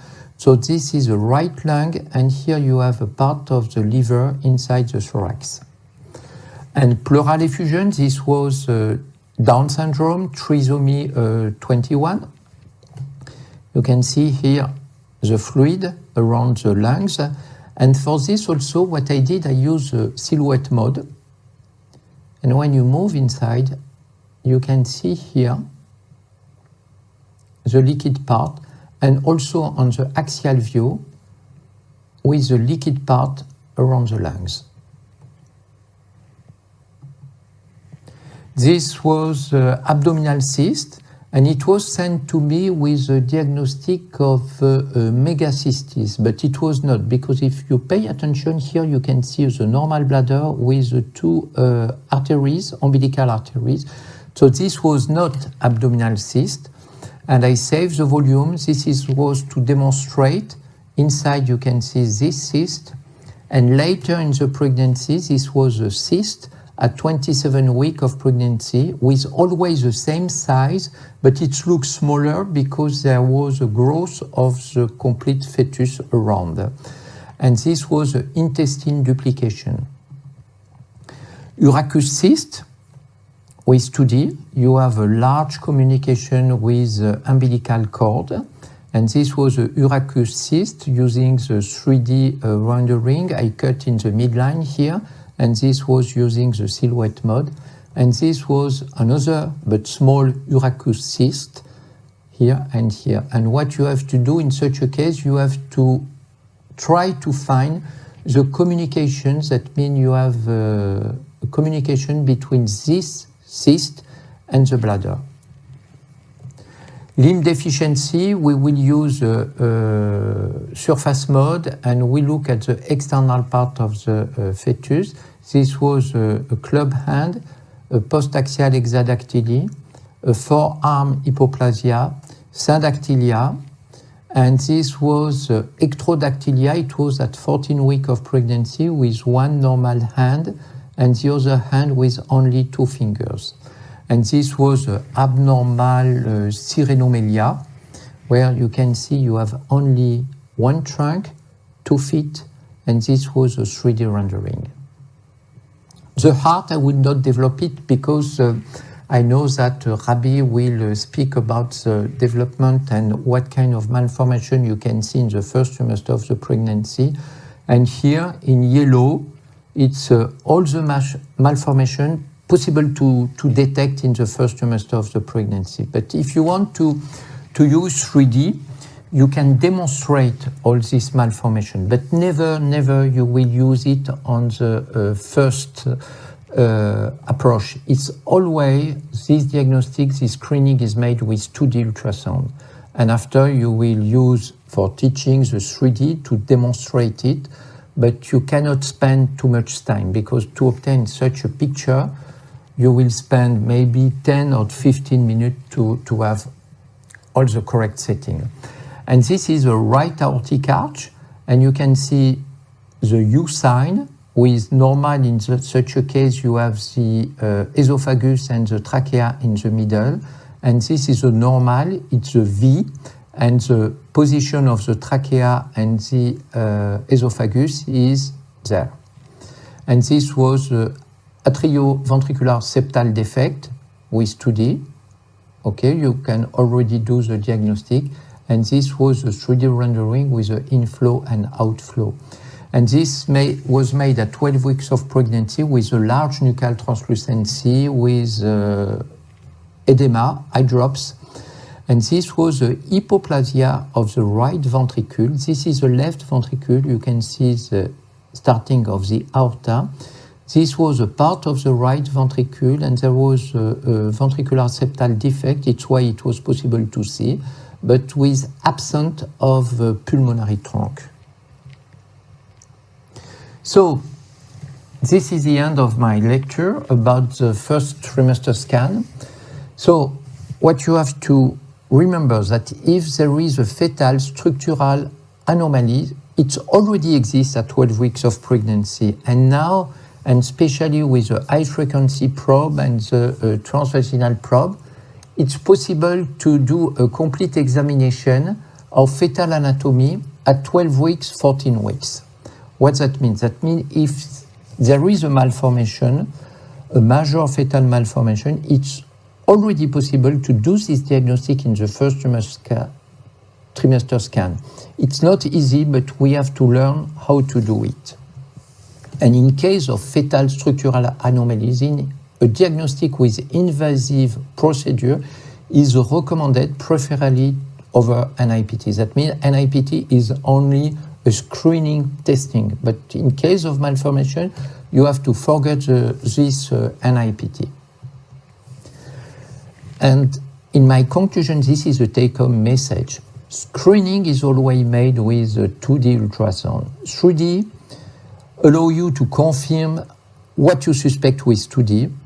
And the main advantage is that you can learn because you can save the volume, you can work with the volume, you can know how to do the different section. And also you can use it for teaching, because you can save the volume and after you can use it to do all the section inside. So thank you for your attention.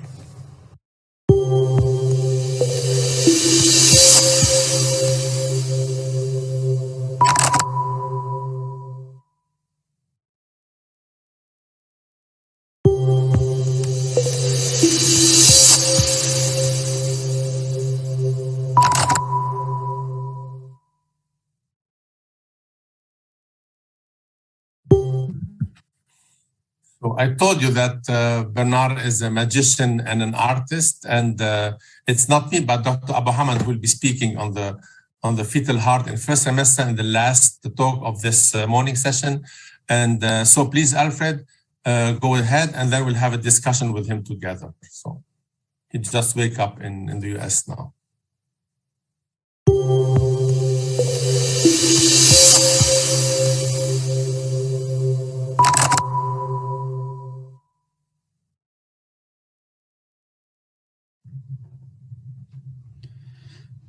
For this presentation, I will be talking about fetal cardiac imaging in early gestation.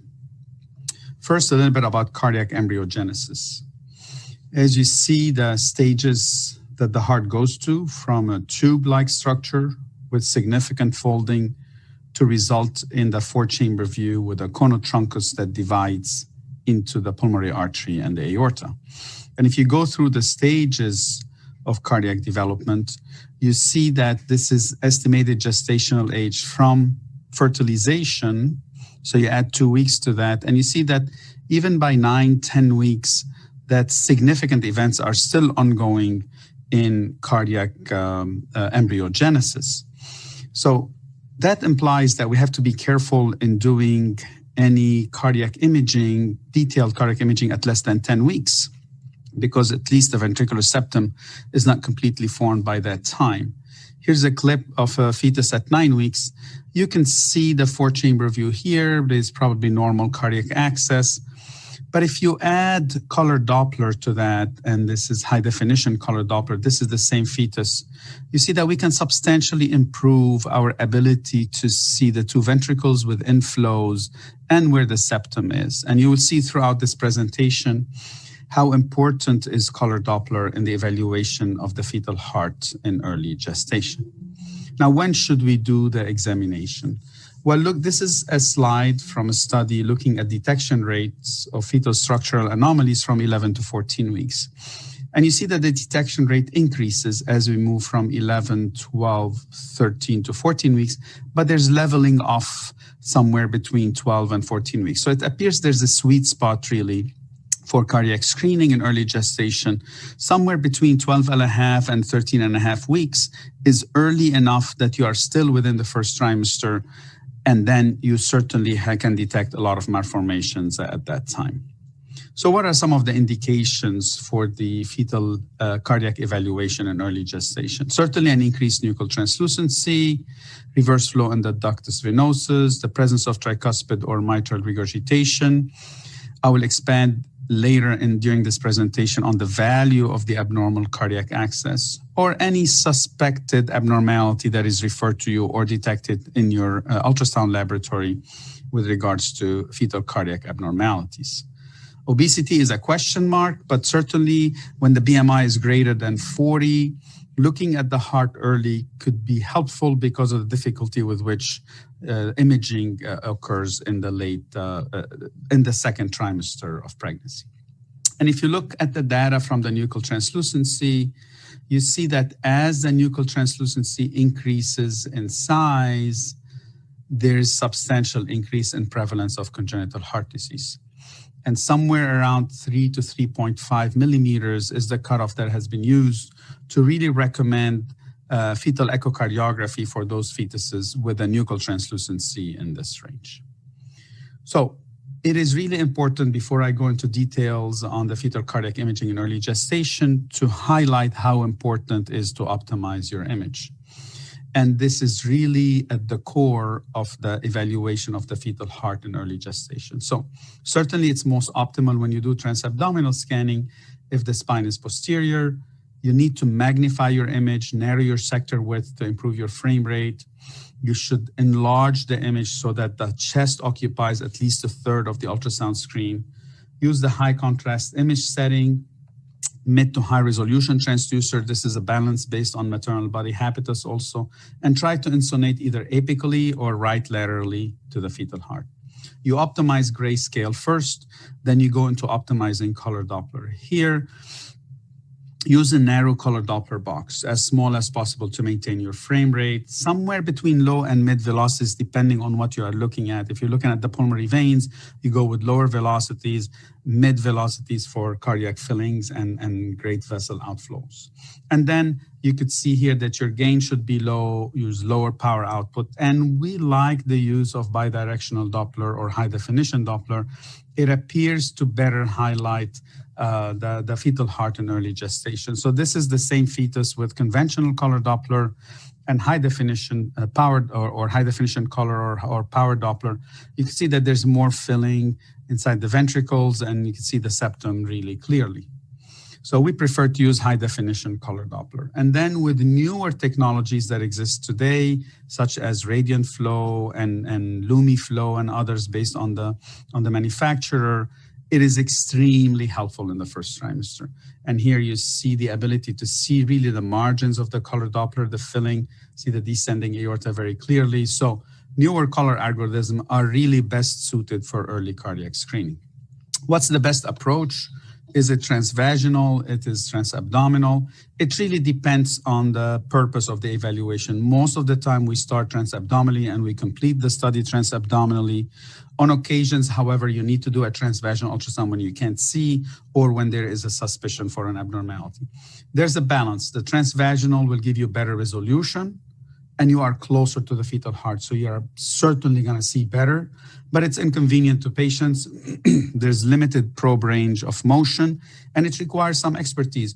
We're not used to using transvaginal ultrasound to look at the cardiac anatomy. So you need to learn how to rotate and manipulate the probe to be able to retrieve the images that you need to. Same fetus transabdominally on the left, transvaginally on the right, clearly a much improved image, similar to what we're used to seeing in the second trimester. The transvaginal, however, is most optimal at less than 13 weeks. If you go beyond the 13 weeks gestation, the fetus could be far from the field and from the range of the probe. So we recommend to use transvaginal at less than 13 weeks, and certainly if the fetus is in transverse lie. So what does that mean? If the fetus is sitting in this ideal position for nuchal translucency, you know that the transvaginal ultrasound is going to bring you very close to the chest, very close to the fetal heart, and imaging is going to be improved substantially. So what should you look for when you do fetal cardiac imaging in the first trimester? Well, I'm going to go through the planes that are really helpful for your evaluation. First, start with the abdominal situs. Here at 12 weeks, you see the stomach is on this side. We've determined the left side is here. Descending aorta on the left side, IVC on the right side. Very important plane to really determine and confirm normal abdominal situs in the fetus. Second is the four-chamber view. As you go transversely up into the chest, here you could see that the four-chamber view, different fetuses, 9, 10, 11 weeks. You see when you get to 11 and 12 weeks, the four-chamber view looks really similar to what we are used to seeing later on in pregnancy. So somewhere around 11 and 12 weeks, the four-chamber view, all the characteristics of the four-chamber view should be visible for you at that time. Then let's look at the four-chamber view. This is a fetus at 11 weeks of gestation. And you could see on grayscale, the four-chamber view, barely visible. And on color Doppler, you could see that there are two atria and two ventricles equal in size. Cardiac axis appears normal. A lot of important details you can gather by adding color Doppler to the four-chamber view. Here's at 13 weeks with grayscale only, showing filling of the ventricles with normal cardiac axis. You can see the ventricular anatomy. Posterior chamber looks like the left ventricle morphologically, the moderator band in the right ventricle here. At 13 weeks, again, grayscale and color Doppler showing you equal filling, equal ventricular contractility, what you are used to seeing in the second trimester. Again, a normal fetus at 13 weeks showing you grayscale and color Doppler, the importance of looking at the 4-chamber view with regards to contractility. Now, when you go to look at the pulmonary veins, which is the third thing that we recommend to look at when you're doing detailed evaluation of the fetal heart in the first trimester. Here you reduce color velocity, increase your color gain, reduce your color filters, and adjust the angle of insonation. So you're going to use low color velocities, high gain, and low filters to look at the pulmonary veins. And look at the color here. I'm using it not to really to evaluate the 4-chamber view, but I have such low color velocity and increased gain that I'm interested in looking at the pulmonary veins coming to the back wall of the left atrium. With newer technologies, that becomes easier to do. Again, what I'm using here is look at the gain that I have. I'm not really interested in looking at the 4-chamber view details, but that highlights the direction of blood flow is perfect. It's coming straight parallel to the orientation of the pulmonary vein here, the right pulmonary vein, and you can see the right and the left pulmonary veins coming to the left wall of the left atrium. Again, with newer technologies here, with the ability to see capillary and arterial flow, you see it very clearly. So when you look at the literature with regards to the outflow tracts, which is the fourth thing we need to look at, is you could see that outflow tracts should be seen almost always as you cross 11 weeks. Now, here they're looking at the aorta and the pulmonary artery. And you could see here's the LVOT coming at 13 weeks on color Doppler, the pulmonary artery with the right pulmonary artery here, and the 3-vessel trachea view. Now, I would tell you that getting the LVOT vessel like this or on color Doppler is not an easy task in the first trimester. This could be difficult to get. This requires a little bit of skills and also a very thin plane to get this. But it may not be that useful and it may not be necessary for cardiac screening in the first trimester. What is more important really is to look at the 3-vessel trachea view. And I think it suffices for cardiac screening in the first trimester to look at the 3-vessel trachea view because it provides the details that you're looking for. Pulmonary artery ductal arch, the aorta aortic isthmus coming to the left side of the trachea, both with forward flow, both with equal size of great vessels. So going from the 4-chamber view to the 3-vessel trachea view, as you see in this clip at 12 weeks, is what is sufficient in my experience to do cardiac screening in the first trimester. Now, we are not here doing cardiac fetal echocardiography in the first trimester. We're doing detailed cardiac screening to assess both the 4-chamber view and the great vessels.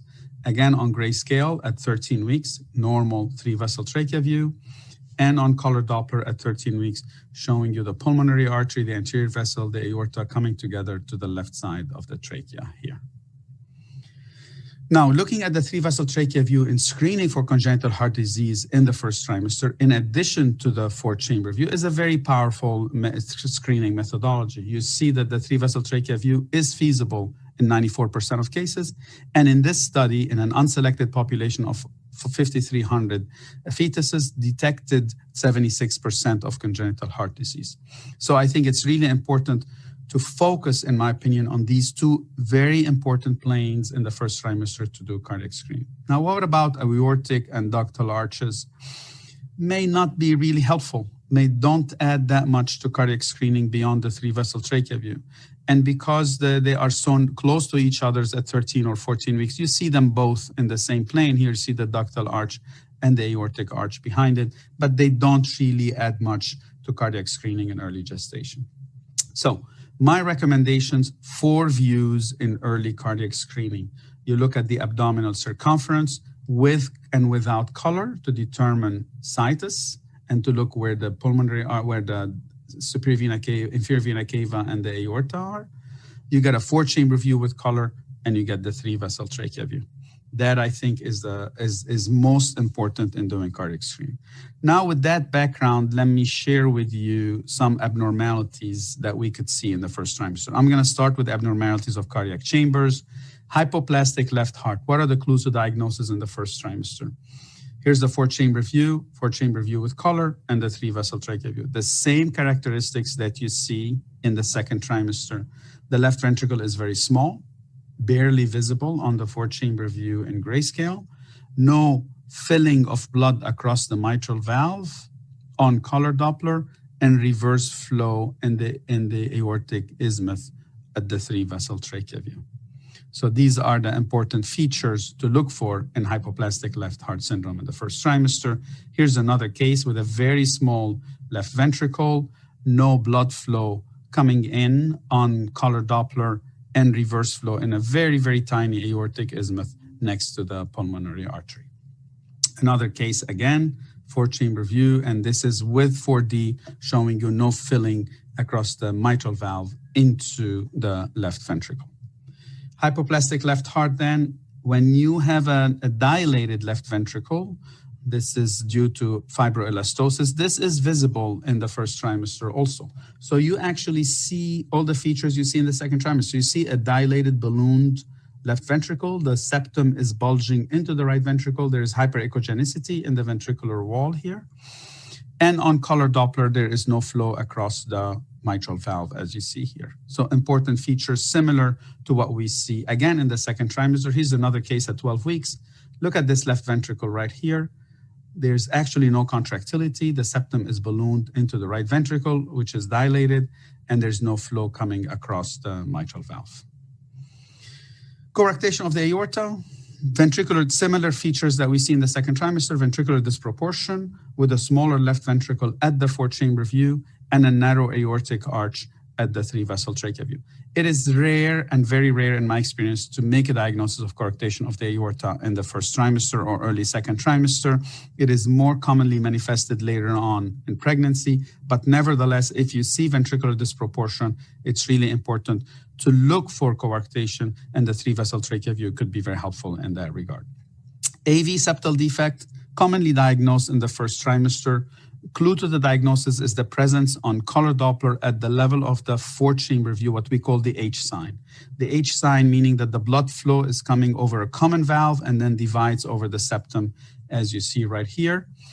And the other important feature of the diagnosis is the presence of regurgitation of that common AV valve.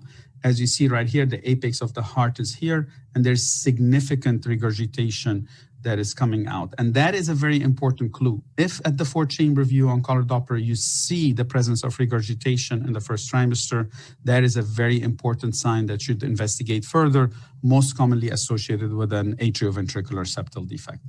So the clues to the diagnosis is the H sign in diastole and the regurgitation in systole. And here are 3 fetuses with atrioventricular septal defects, showing you the regurgitant jet here going up, that's the base of the heart here, going down here, and going down here towards the base of the heart. Epstein anomaly, also rarely diagnosed in the first trimester, but possible. Here, the right atrium, unlike what we see in the second trimester, is not that commonly dilated unless in severe cases. But you see here the right atrium is slightly a little bit dilated than the left, but color Doppler shows you significant regurgitant jet that it's starting deep within the right ventricle. So that is the clue to the diagnosis of Epstein anomaly, as you see right here. And then color Doppler, pulsed spectral Doppler can confirm the presence of significant tricuspid valve regurgitation, as you see right here, holosystolic tricuspid regurgitation, and certainly in almost all cases of Epstein anomaly in the first trimester, you will have reverse flow in the ductus venosus because of the regurgitation back into the right atrium. Here's another case of Epstein anomaly at 15 weeks. Here you have right atrial dilation, and then you see where the regurgitant jet starts deep within the right ventricle. So these are the clues to diagnosis that we use. Another case at 13 weeks, showing you the dysplastic septal leaflet of the tricuspid valve, the enlargement of the right atrium, and the regurgitant jet that is confirmed on spectral Doppler, again starting deep within the right ventricle. Tricuspid atresia with VSD at 13 weeks, same features, filling across the mitral valve only, no filling across the tricuspid valve during diastole, and then blood reaching the right ventricle through the ventricular septal defect, and associated with pulmonary stenosis. And you see the smaller size of the pulmonary artery compared to the aorta on the 3-vessel trachea view. A single ventricle, double inlet single ventricle. Again, you see the left and right atrium coming into a single ventricle with a bit of a primitive morphology. And then on color Doppler, you see the 2 jets coming through respective atrioventricular valves. Now, also important, as I mentioned, the first plane to do is determine situs. So here you have heterotaxy, where the stomach is on one side and the heart is on the other side. Stomach is anterior here, the heart is posterior. That is easy to diagnose in the first trimester if you follow the steps of doing the abdominal circumference first in color Doppler and then sliding up to the 4-chamber view. Certainly requires a significant workup after that. Here's another fetus at 15 weeks, also with significant cardiac abnormality and heterotaxy at 15 weeks of gestation. Now, we don't go looking for ventricular septal defects, but sometimes you can see them. Here's a muscular ventricular septal defect at this level. We're in an ideal plane perpendicular these clearly. And then when you go to look at the 3-vessel trachea view, you have a pulmonary stenosis with smaller pulmonary artery than the aorta in these views. So these are the same features that you see later on in pregnancy. So here's the axis deviation at 13 weeks that you see here. And then on color Doppler, you see that the aorta is overriding with some aliasing within the aorta, as you see right here in this plane obtained from this clip. And then you go to the 3-vessel trachea view. This is a fetus that has reverse flow in the pulmonary artery. So that has pulmonary atresia or severe significant pulmonary stenosis, as you see here. Now, double outlet right ventricle, again, rarely diagnosed in the first trimester, but certainly possible. Same features that you see, the 2 vessels arising from the right ventricle, as you see here, both at the oblique plane, the LVOT oblique plane, if you will, and then the 3-vessel trachea view. Common arterial trunk, possible to diagnose in the first trimester. A lot of the fetuses are first suspected by the presence of significant left axis deviation, as you see here, and here to see the large ventricular septal defect. Then you see a large vessel that is coming out with significant aliasing and some regurgitation, as you see right here, which is an important clue to differentiate this from the aorta because of the presence of dysplastic valves. And then at the 3-vessel trachea view, you have this large vessel that is giving branches around, and that is an important clue to make this diagnosis. Again, similar to what we see in later on in pregnancy. Here's another case at 13 weeks showing you the common arterial trunk coming out and giving rise to the main pulmonary artery and the aorta. Again, at the 3-vessel trachea view showing it. And here's another case where the common arterial trunk is arising this way, and you could see the large vessel coming up, and then you see the branches of the pulmonary artery coming out from that. Now, pulmonary atresia alone, typically associated with significantly abnormal 4-chamber view, as you see right here, with minimal inflow into the right ventricle and reverse flow at the level of the pulmonary artery in the 3-vessel trachea view. Transposition of the great arteries in the first trimester, really important to make this diagnosis, easy to make this diagnosis at the 3-vessel trachea view when it is abnormal. Here, which is in most cases. Here you see a single great vessel, which is the aorta next to the superior vena cava of normal size because the pulmonary artery is posterior to the aorta and under the aorta. So that is an important clue. Then if you can go to the oblique plane, you can see the 2 great arteries coming out in parallel orientation to each other, with the aorta coming from the right ventricle and the pulmonary artery coming from the left ventricle.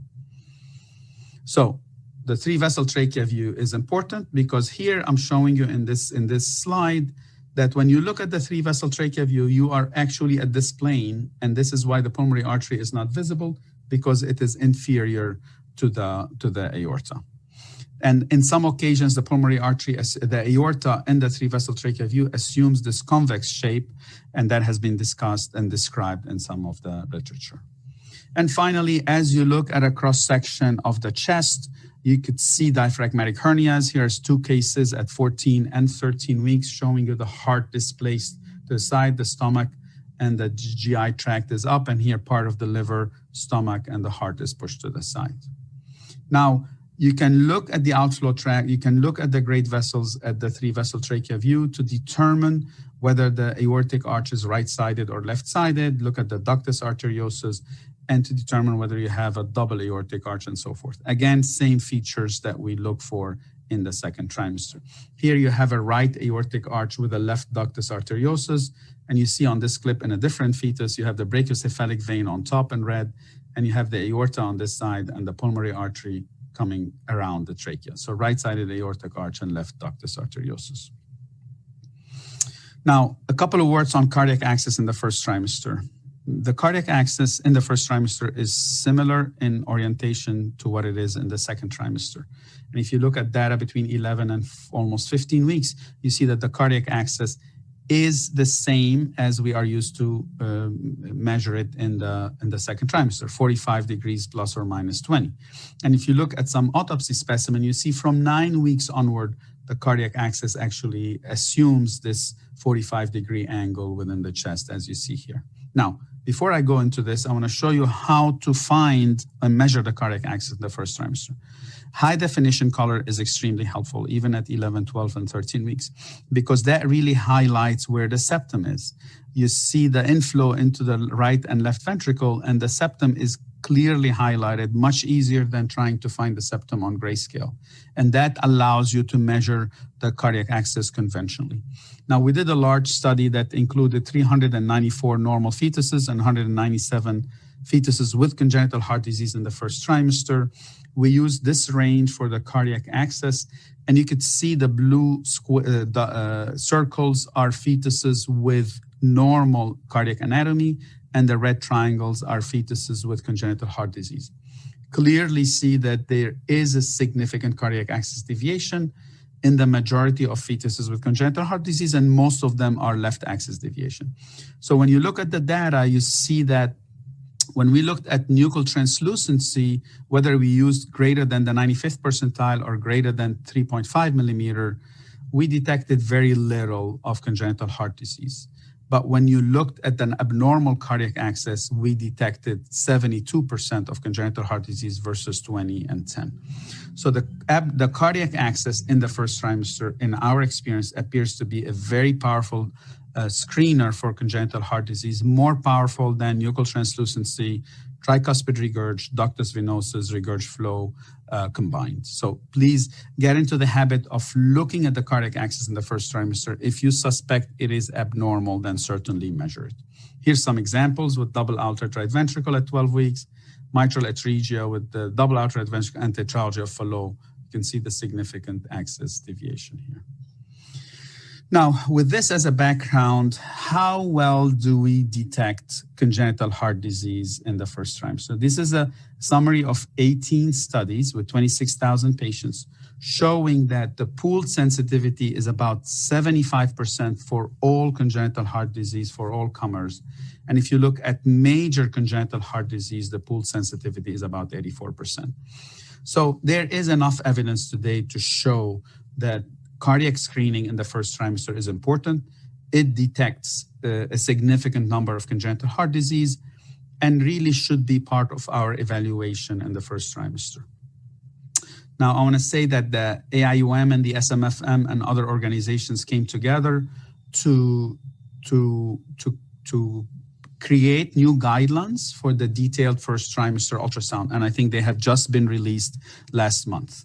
And what is included in that is cardiac evaluation. And cardiac evaluation, and these guidelines I want to highlight, they are indication driven. So they are not, they are indications for high risk pregnancies, similar indications to the detailed second trimester ultrasound, the 76811 CPT code in the United States. So what is included in this? Looking at cardiac position and axis, looking at the 4-chamber view with and without color, and looking at the 3-vessel trachea view. As I've indicated before, these are the 3 most important planes that you see here on this slide to do detailed cardiac screening in the first trimester. So what we also find in the first trimester is the spectrum of congenital heart disease is different than what we see in the second trimester. There's more complex abnormalities that are seen. There has higher association with aneuploidy, and there's higher association with hydrops in the first trimester. So hopefully I have convinced you that the first trimester ultrasound, looking at the fetal heart, is actually easier than you think. Requires really looking at the abdominal situs, 4-chamber view with and without color, and 3-vessel trachea view. You should optimize your grayscale and color Doppler. So this is key. You should make sure that your image is really optimized to look at the heart in the first trimester. Color Doppler, as I have mentioned and hopefully shown you during this presentation, is essential for diagnosis. Look at the 3-vessel trachea view. It is important to assess the conotruncal anatomy, and the cardiac access substantially increases detection of congenital heart disease. and most cardiac malformations that we see in the first trimester have similar features to the diagnostic features in the second trimester. So we can rely on the same features with some modifications to make these diagnoses. So thank you very much. I hope that I have shared with you important features related to cardiac imaging in early gestation.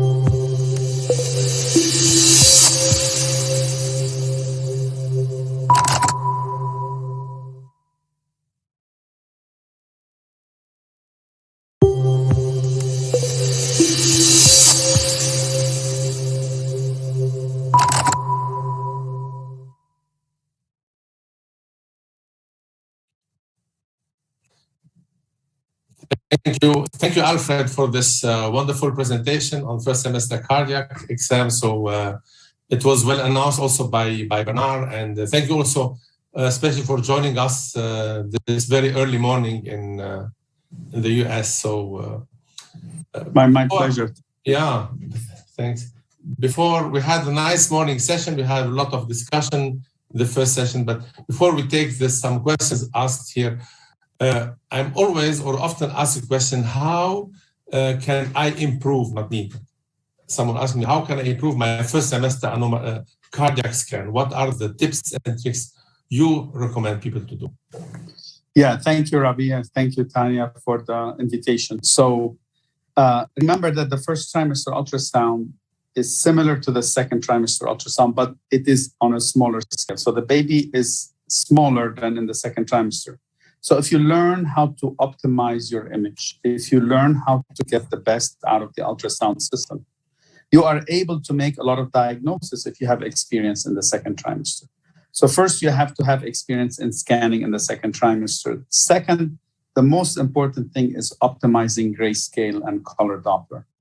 So you make sure that the image is magnified, make sure that your focus zones is at the right level, make sure that your presets are optimized to see the heart, either transabdominally or transvaginally, and then you optimize color Doppler. In the first trimester, color Doppler should be a little bit at a lower velocity scale than it is in the second trimester because the flow is at slower velocity. So if you learn to do these things over time, it is not a difficult examination to do. And then you will be able to make a lot of diagnoses, whether it's in the fetal heart or other organs.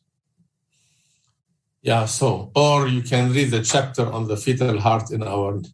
Well, yeah, but in addition to the imaging, you need to know the knowledge, right? There need to be knowledge associated with that.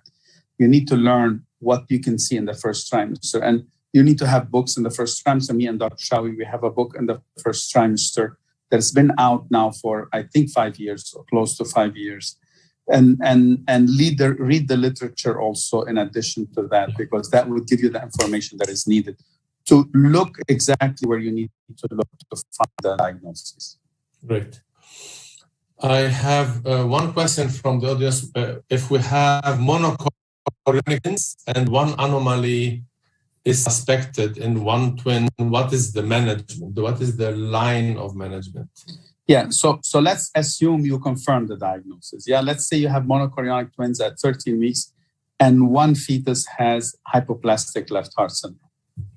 So options for management here really are either you counsel the patients on the finding. Certainly you do genetic testing if the patient opts for genetic testing, a CVS here to confirm.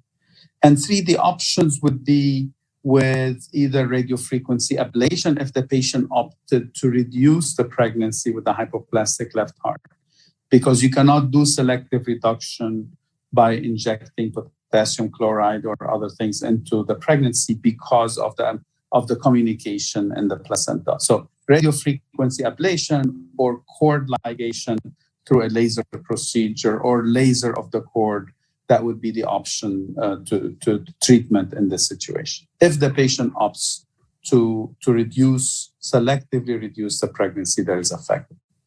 Yeah. Let's say also, but we had a situation, several situations like this, but even one, we had one fetus with a dextrocardia, and the other one was normal and monochorionic. And we found that this fetus had a duplication and the other one had a two, but no symptoms on the heart, which made the diagnosis really, let's say, worse. Yeah. But let's say the issue, let's say the options are really reduced, and the centers in Germany are really not happy in, let's say, separating the twins and doing feticide. And we had one case with hypoplastic left heart. The parents did not want to do anything, and they let the baby die after birth and save the healthy baby. Role of arrhythmia in first semester heart?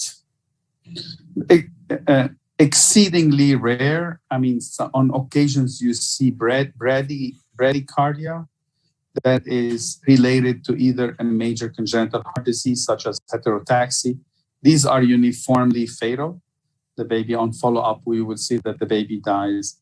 Tachyarrhythmias are exceedingly rare in the first trimester. I have not seen one before 13 weeks or 14 weeks. Yeah, let's say the only classical tachycardia in early gestation are related mainly to chromosomes. To trisomy 18. I had one patient where I had this tachycardia 190, not the 200, and I called her to come back a week later, but she told me she cannot come because she had pneumonia 2 days later. So it was an early sign of maternal infection.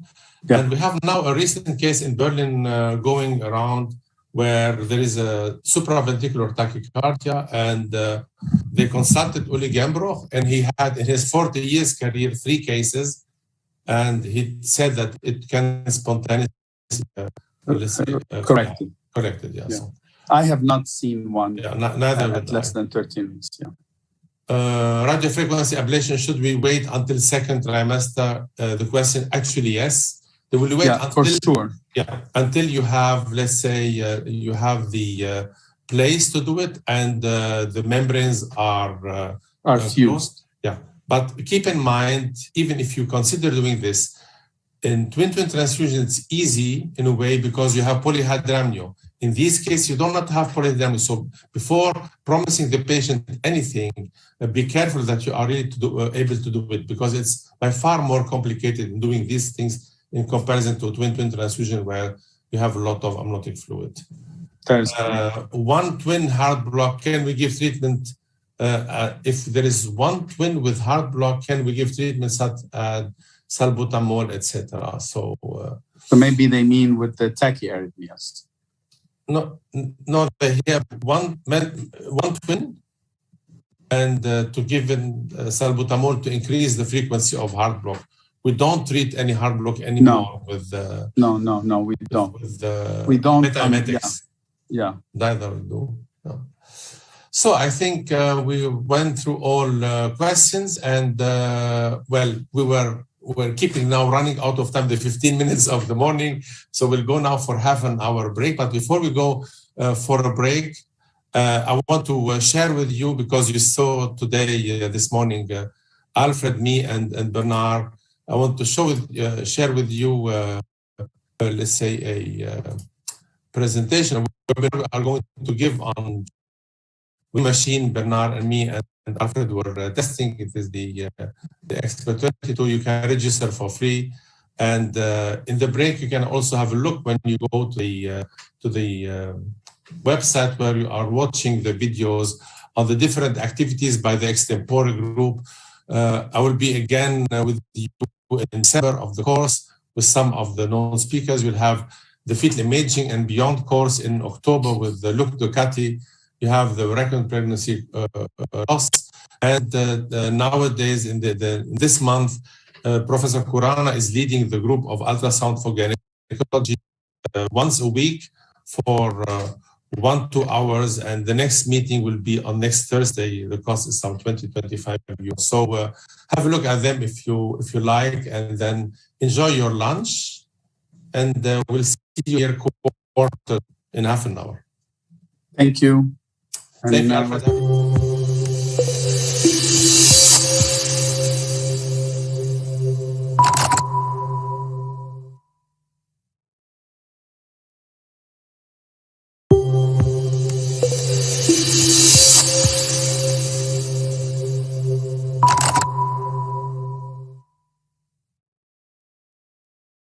Sorry? I'll go to pick up some.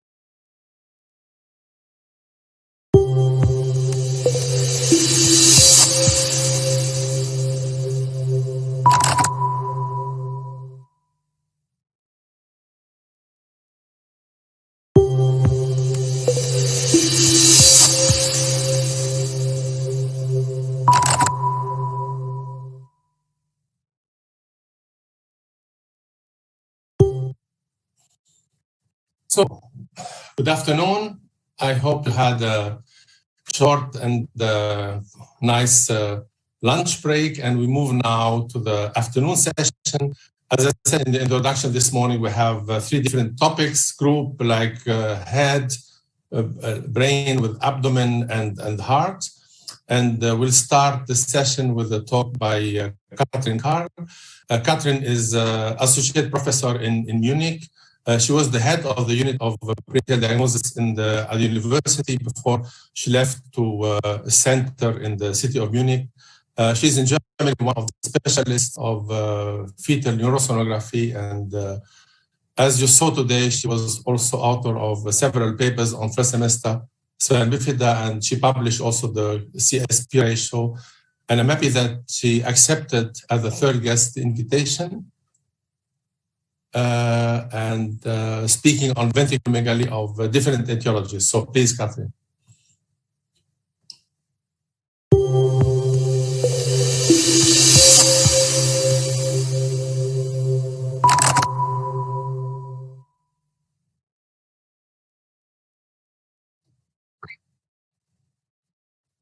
Dear ladies and gentlemen, dear Rabia, thank you very much for the invitation. It's a great honor to be part of this wonderful course today and to talk about the different etiologies of ventriculomegaly in the next 20 minutes.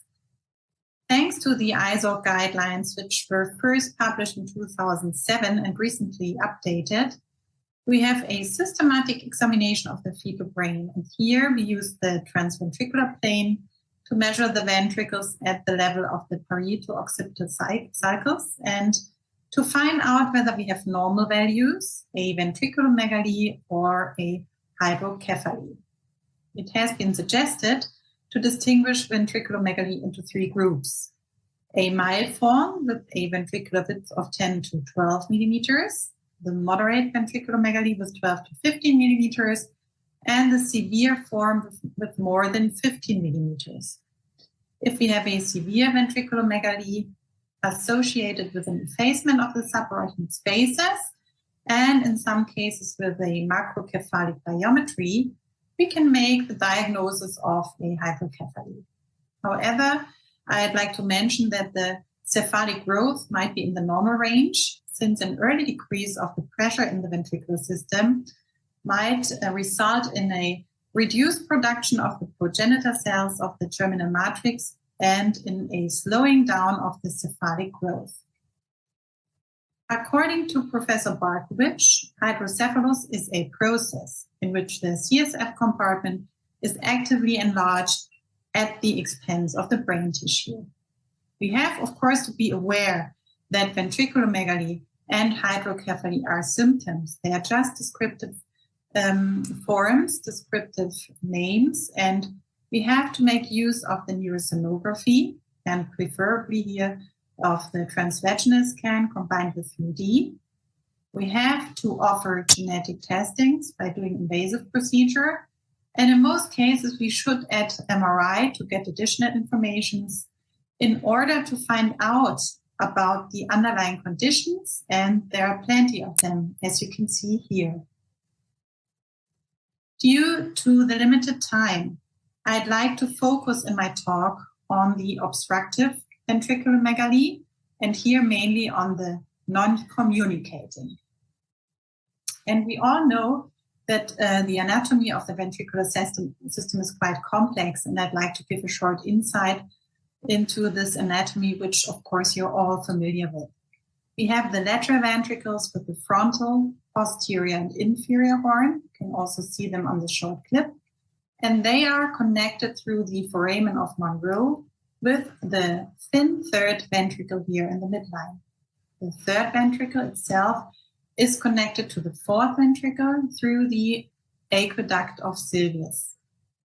And if we have a close look at the fourth ventricle, you can see here in this clip the median Magendie, a foramen of Magendie, and there are also two lateral foramina of Luschka, which are not shown here. The CSF circulates through the brain, and on the one side we have the CSF production, which takes place in the choroid plexus of the lateral ventricles, the third and the fourth ventricle. And then the CSF flows through the foramina into the subarachnoid space, as you can see here, and as you can also see on this 3D reconstruction of the fetal midbrain, of the fetal midline of the brain. On the other hand, we have the absorption. And this is done mainly by the arachnoid granulations or granulations of Chaoui, as you can see here. And these are evaginations of the subarachnoid space into the venous and dural sinuses. And then hydrocephalus is a result of an imbalance of the production on the one side and the absorption on the other side. And since the production is very rarely influenced, for example, in papillomas of the choroid plexus, hydrocephalus is in most cases a result of an impaired absorption and here a blockage of the CSF flow. Where are the sites of obstruction? Well, the obstruction might be in the area of the foramen of Monro, either on one side or on both sides, resulting in a uni or both or bilateral ventriculomegaly. Then the obstruction might be in the area of the aqueduct and, of course, around the foramina of the fourth ventricle or at the absorption. And if we now have a look at the anatomy, it is quite clear that the aqueduct of Sylvius is vulnerable to an obstruction because it's a very narrow channel located between the third and the fourth ventricle. And if we have an obstruction here, it results into a triventricular hydrocephalus or obstructive hydrocephalus. And in this very nice paper, the authors could show that it's possible to visualize the aqueduct, especially in a transvaginal view. And I pointed out the aqueduct here in this short clip.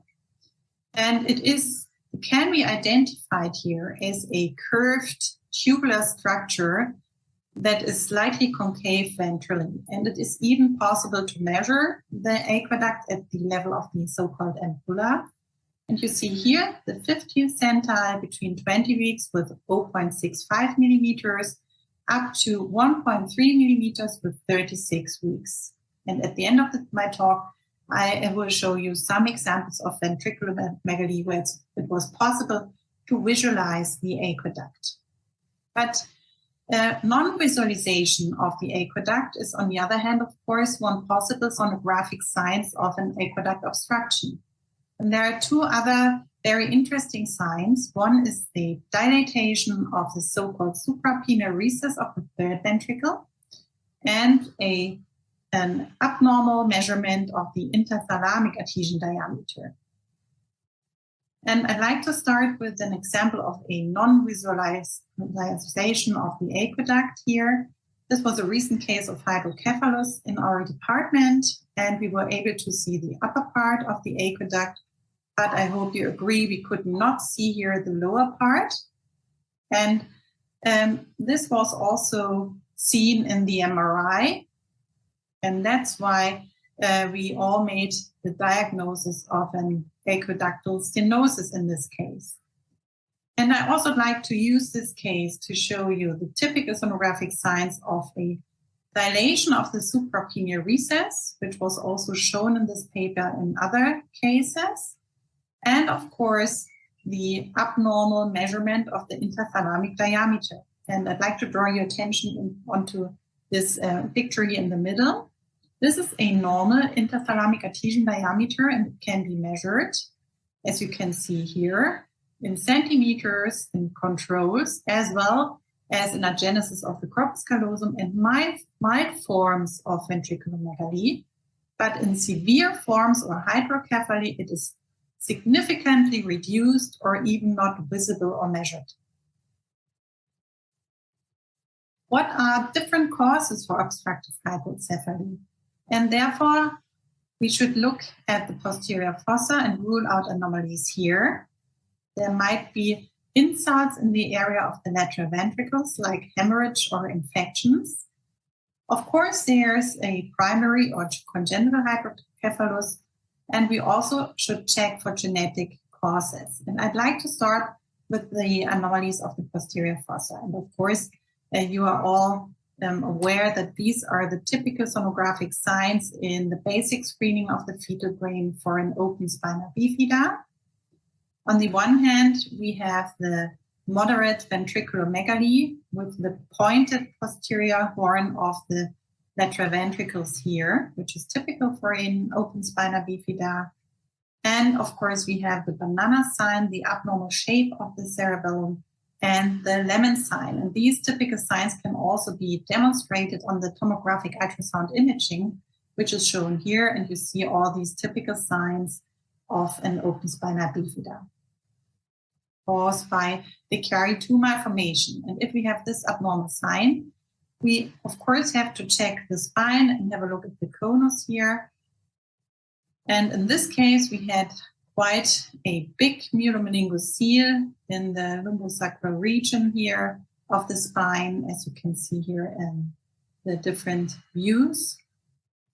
And this is worth looking at this defect with 3D, not only to localize the level of the defect, but also to get an impression by using the surface mode what the defect might look post-mortem or after birth. There is another anomaly, it's called rump encephalosynapsis, which is an anomaly characterized by the lack of separation here of the cerebral hemispheres. And according to Karina Ratz, in more than 77% of cases with an absence of the cerebellar vermis, or in all the other cases, in severe hypoplasia. And as you can see here, the RAS is associated with an aqueductal stenosis in 80 to 90%. And I'd like to show you an old case from my university times. And you see here the typical signs of hydrocephalus with an effacement of the subarachnoid spaces. We had a normal midline here, at least of the corpus callosum, but we also could already see the dilation of the suprapineal recess, as well as a missing interthalamic adhesion diameter. We didn't look at the aqueduct itself at this time, but I wanted to show you a short clip of this case. You see the RES here in the posterior fossa, and hopefully you will be able to see another typical sign of an obstruction, the destruction of the midline here in the frontal part of the brain with a dangling of the plexus, as you might be able to see here, into the contralateral hemisphere. Here is the dangling. And the RES might be part of the so-called Gomez-Lopez-Hernandez syndrome with alopecia and mental retardation, but it can also be described in conjunction with the so-called VACTER. And you see here another case of a RES with a ventriculomegaly. And in this case, we could see an irregular shape of the spine combined with an abnormality of the extremities. Here, we couldn't see the radius here. And therefore, we made the diagnosis of the VACTER in combination with the hydrocephalus, and it's called VACTER H. The Danny-Walker syndrome is another abnormality of the posterior fossa with the typical midline posterior fossa cyst and very severe defect in the vermis here and an obstruction of the foramina of Luschka and Morgandi, resulting in this hydrocephalus. Of course, we have to check the lateral ventricles and we should rule out infections.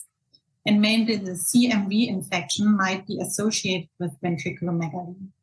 And this is one case with 25 weeks where you can see the typical sonographic signs of a severe CMV infection with abnormalities in the brain, like a periventricular echogenicity or echogenic foci. We have typically in the posterior horn of the ventricles, here of the lateral ventricles, a septation and cystic changes in the area around the ventricles. Also, toxoplasmosis might cause an hydrocephalus, as you see here, in combination with an eye abnormality or a splenomegaly. Also, even in later gestation, we might have images like those here. This is a 3D image as well as 2D in different planes and in an MRI here. And these are the typical signs of a hemorrhage with echogenic masses within the lateral ventricles or within the brain parenchyma. Of course, if we look at the genetic reasons for hydrocephalus, we have to mention the X-linked hydrocephalus. And this is a very rare hereditary disorder with variable symptoms that include mental retardation, aphasia, spasticity of the lower extremities, and typically the adducted thumbs. And it has been suggested to use another synonym. It's called crash syndrome, because the hydrocephalus is not the only symptom of the brain. It is often associated with an anomaly of the corpus callosum. And it is important to rule out this genetic disease. And I will show you why. Because if you have a hydrocephalus and you have a male fetus here, and you have a look at the posterior fossa and it looks normal, we have no typical signs of a rhombencephalus synapsis or a spinal defect. We should check at the gender, it's a male fetus, and then of course have a look at the thumb. And I hope you can see it in both clips that the thumb in this case, and this is 18 weeks, is typically adducted here. And therefore we already checked for the X-linked hydrocephalus, and it is important to find out it is associated with hydrocephalus in 100% and with mental retardation. So the identification of this defect and disorder is important not only because potential future siblings might be similar affected, but also because the fact that affected patients have poor outcome despite an early shunting. The Walker-Walker-Book syndrome typically shows the outer echogenic band with reduced pericerebral space, and especially in an MRI, it can nicely be seen that the brainstem has an abnormal set shape here. So in my first part of this talk, I focused on the obstructive non-communicating ventriculomegaly, but of course there are other reasons for ventriculomegaly. And here we have to mention migration disorders and anomalies of the corpus callosum. And I'd like to start with a case here from our department. And the diagnosis was a moderate ventriculomegaly. And of course, in these cases, we have to make a urosonography with axial views. And we recognize an abnormal shape here of the fourth ventricle. It's a so-called open fourth ventricle with a connection of the ventricle with the cisterna magna. And in these cases, of course, we have to have a look at the mid-sagittal view and have a look at the vermis, which was in fact affected here. And in the beginning, I already mentioned a normal aqueduct in abnormal cases, and I hope you agree here that we have a normal aqueduct of Sylvius in this case. So this was not responsible for this ventriculomegaly. And it is important in this case to have a look at the parasagittal views, because we here then realize that there was an irregular shape and irregular wall of the ventricles. And this is typical for heterotopia and for migration disorders. And in fact, this was a migration disorder, and we could see here the aqueduct, which was normal. The next case is a complete agenesis of the corpus callosum. Let's start here with the axial views. And you see a normal posterior fossa here. We have a moderate ventriculomegaly, and typically we have the continuity of the midline. In a complete agenesis, there is no CSP, and you see the typical shape of the lateral ventricles. It's called teardrop shape or colpocephaly.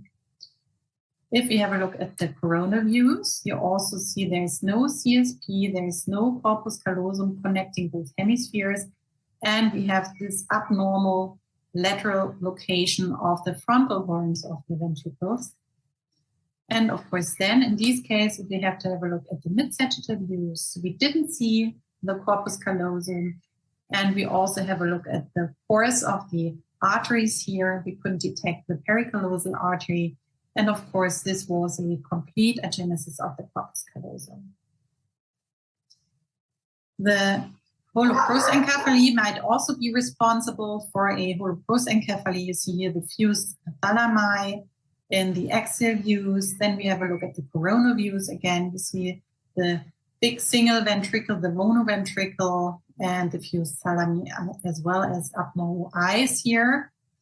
And of course, we always have to check for the brain if we have midline anomalies here of the face. As we all know, the face predicts the brain. So this was one case of holoprosencephaly. So to conclude, if we detect a ventriculomegaly, we should check the posterior fossa and have a look at the cerebellum, measure the size, and have a look at the shape, whether there are any signs of RES or spinal defects. Then we check the lateral ventricles, whether there's an abnormal shape like the colpocephaly in the complete agenesis of the corpus callosum, any abnormality of the echogenicity. Then it's worth to have a look at the mid-sagittal view on the one hand to get an maybe sonographic signs of an aqueductal stenosis if we don't see the aqueduct itself, or if we have a small or missing interthalamic adhesion diameter, or a dilation of the suprapineal recess. But of course, on the other hand, also to check for midline anomalies like the corpus callosum or also the cavum septi pellucidi. Then we should rule out associated anomalies, for example, of the heart, of the spine, of the kidneys, and we should check the mother for infections, especially CMV and toxoplasmosis. And finally, of course, we have to offer genetic tests, especially in male fetuses. We have to be aware that the X-linked hydrocephalus might be the reason for a hydrocephalus, especially in combination with adducted thumbs. So I'd like to finish my talk. I'd like to thank you for your attention and again for the invitation today.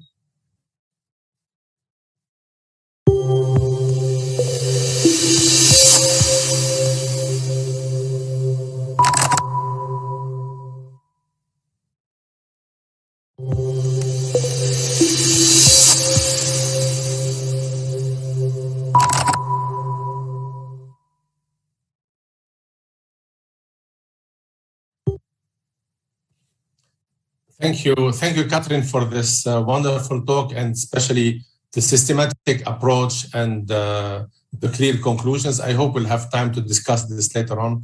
We move now in the program another talk on the head and the brain on the intracerebral hints for syndromic conditions. It's given by me.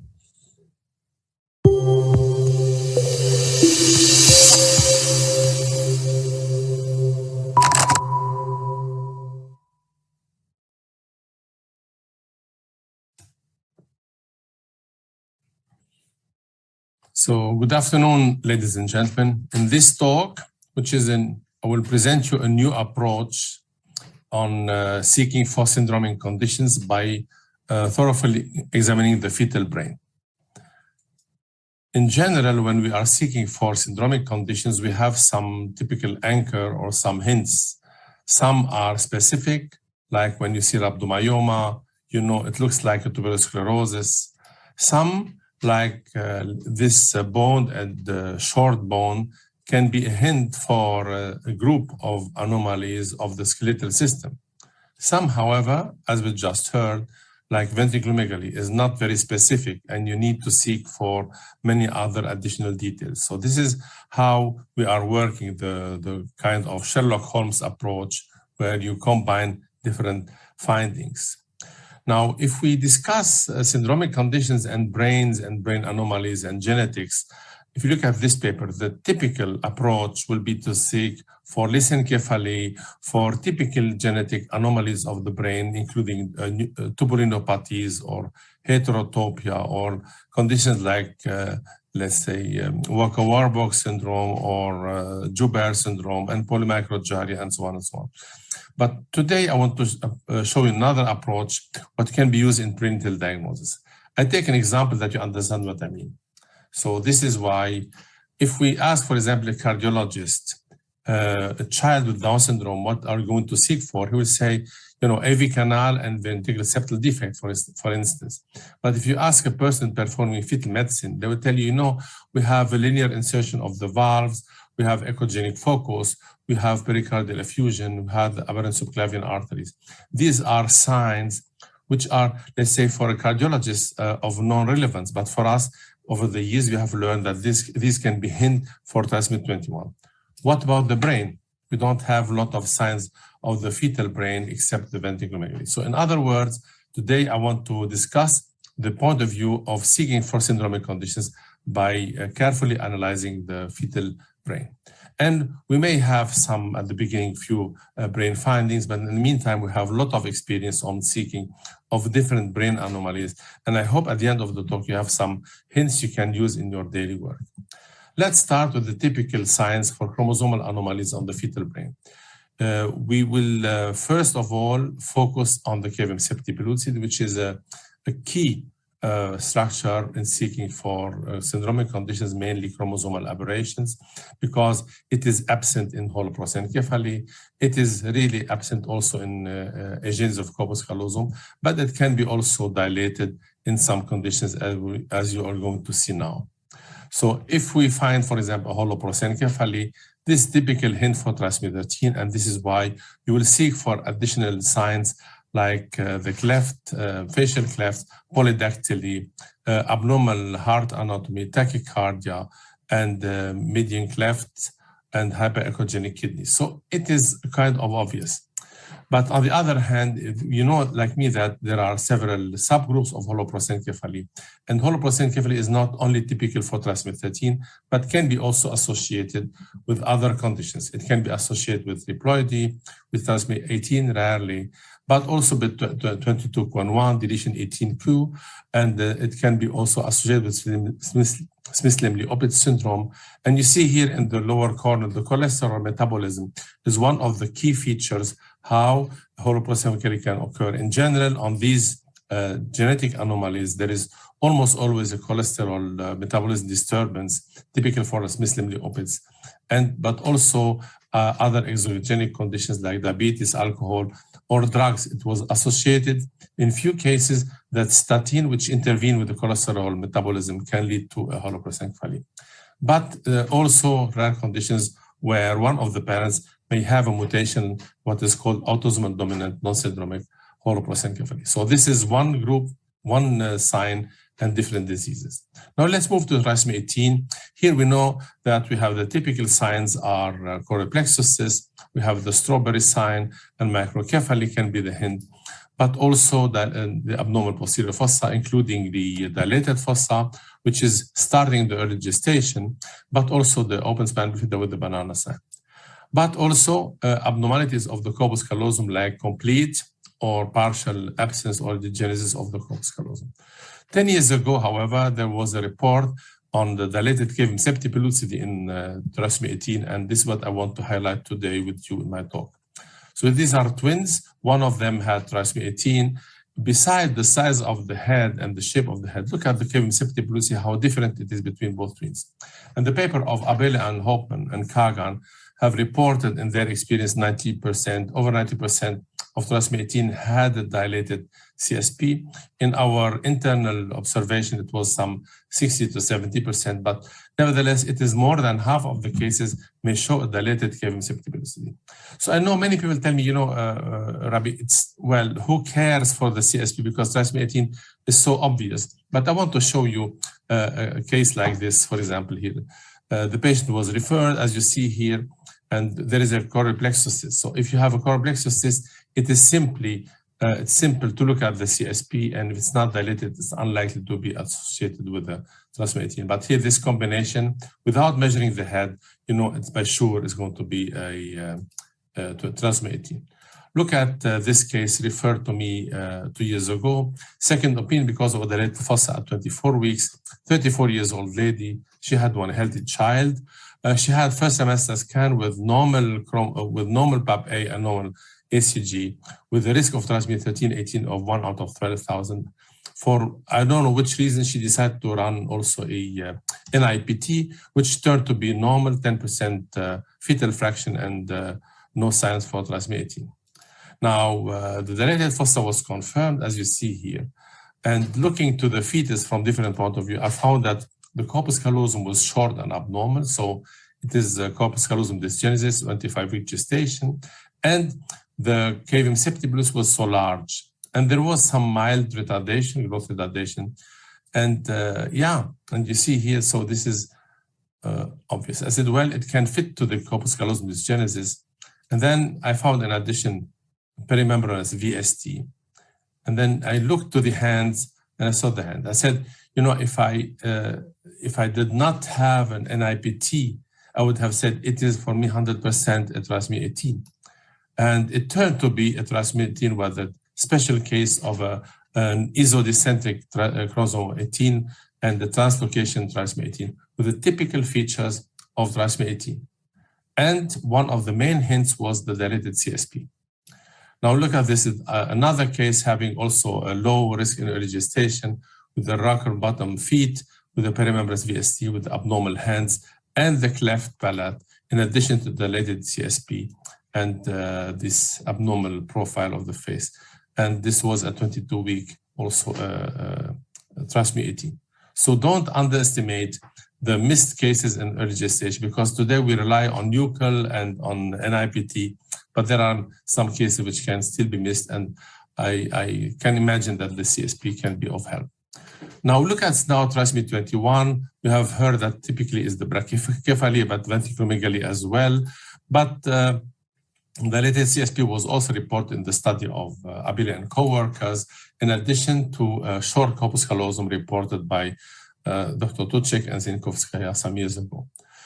Now, are there other things? I think the cortex could be of interest because, as you see here, it is something like, let's say, a kind of mild hint where you see that the pericerebral fluid is slightly enlarged and the cortex is some small. It's more like a mini hint, but in general, at the end of the day, you can imagine that there is no, let's say, no push, no drive from the brain to grow in such conditions. And this is why in a late gestation, you may have a small head and microcephaly in these children with trisomy 21. Now, what I would recommend you in this case, if you have a doubt, to go and scan vaginally, because then you can better appreciate if there is an enlargement of the subarachnoid fluid and if there is abnormal gyration as seen in this fetus with trisomy 21, with a shallow pericervical fissure and polymicrogyria on that part and lissencephaly on the other.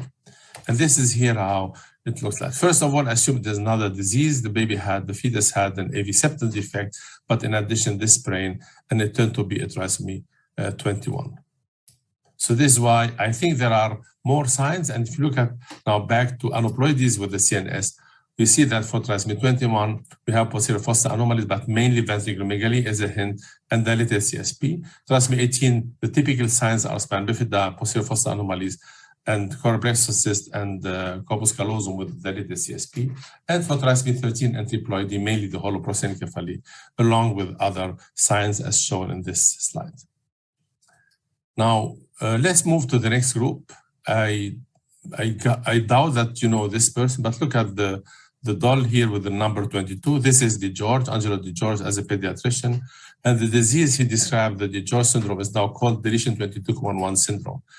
And Byrne and co-workers reported as Catch-22 as an acronym for this condition, but this abbreviation has been abandoned in the meantime.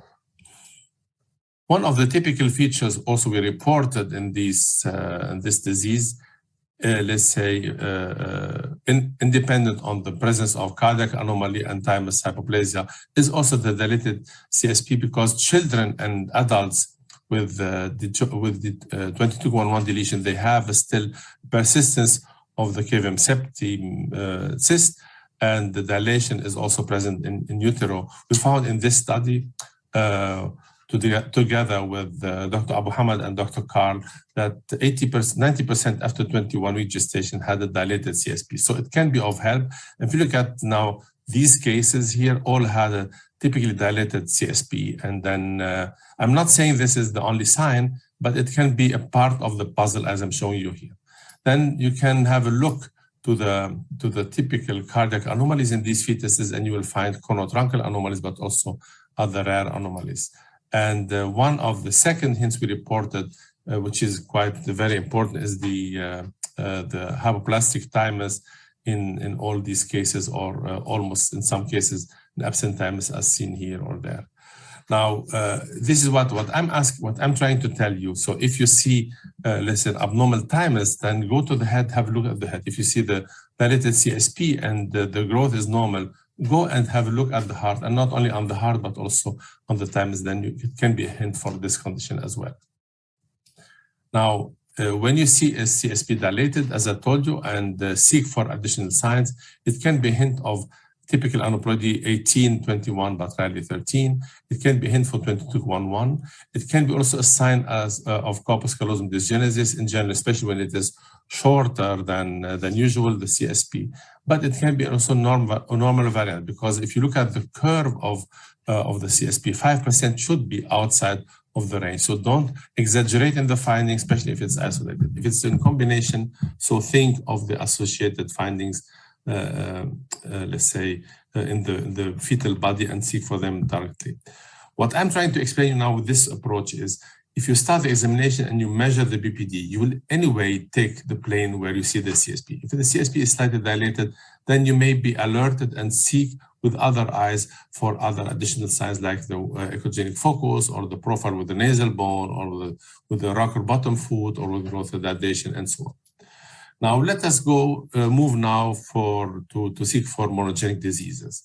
One of the typical conditions we'll discuss later on this afternoon is the tuberous sclerosis. It has quite high incidence of 1 to 6 to 1 to 10,000. It was described by Bourneville and as a neurologist and Pringle as a dermatologist.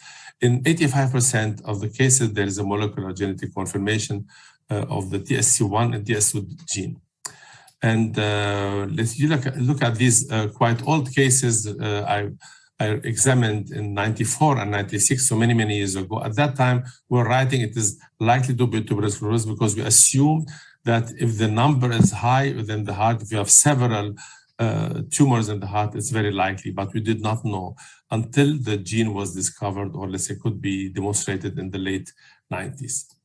Now, the rhabdomyoma can be isolated, they can be multiple, they can be large, they can be small. So you will see in our book, they have different, let's say, views. And today we'll not only focus on the shape and the size and the number of the rhabdomyome, but looking to the brain. So you see here, the position can be in the left ventricle, in the right ventricle, along the septum or in the right atrium, and so on and so forth. So looking now to the brain finding, which are typical for TSC, because TSC, one of the major problems of TSC is not the heart. The tumors will regress after birth, but the main problem are the combination with brain abnormalities or brain lesions leading to epilepsy, and this the whole problem is the consequences of epilepsy. Looking now to the let's say to the frequency of the findings, 80% of the children will have either tuber or nodules. Subependymal nodules, SEN. And they can be present here for the tuber, and the nodules are on locotypical along here in the region of the foramen of Monro. Now, looking to this video here, until now you're looking to the brain normal, but look at now on the cortical region how the tubers are seen as echogenic areas like this one and that one. Ideally, I would recommend you to go and see them vaginally, and you see here how they will appear, and the region over them you see an abnormal gyration, and around the foramen of Monro and the close to the septum pellucidum, you will see the subependymal nodules, which are in this typical location. But we'll discuss this later on. Now, we move now to a next interesting syndrome, which is CHARGE syndrome. For years, it was only considered as an acronym for coloboma, heart defect, atresia of the choana, growth retardation, and so on, so CHARGE. But in the year 2004, it was discovered that there is a mutation of the CHT7 gene, and it was quite often, so 1 out of 10,000 births is similar to the frequency of tuberous sclerosis. And you see here we can have additional findings like microphthalmia, typically it could be renencephaly and so on. So in the recent report from a French group here around Laurent Salomon and Anne-Elodie Millischer, they found that 2 major brain anomalies or brain findings can be typical for CHARGE syndrome, which are on one hand the renencephaly and the other are the cerebellar hypoplasia with vermi hypoplasia. Of course, there is in addition the semicircular canal abnormalities, but I will not discuss this in my talk today.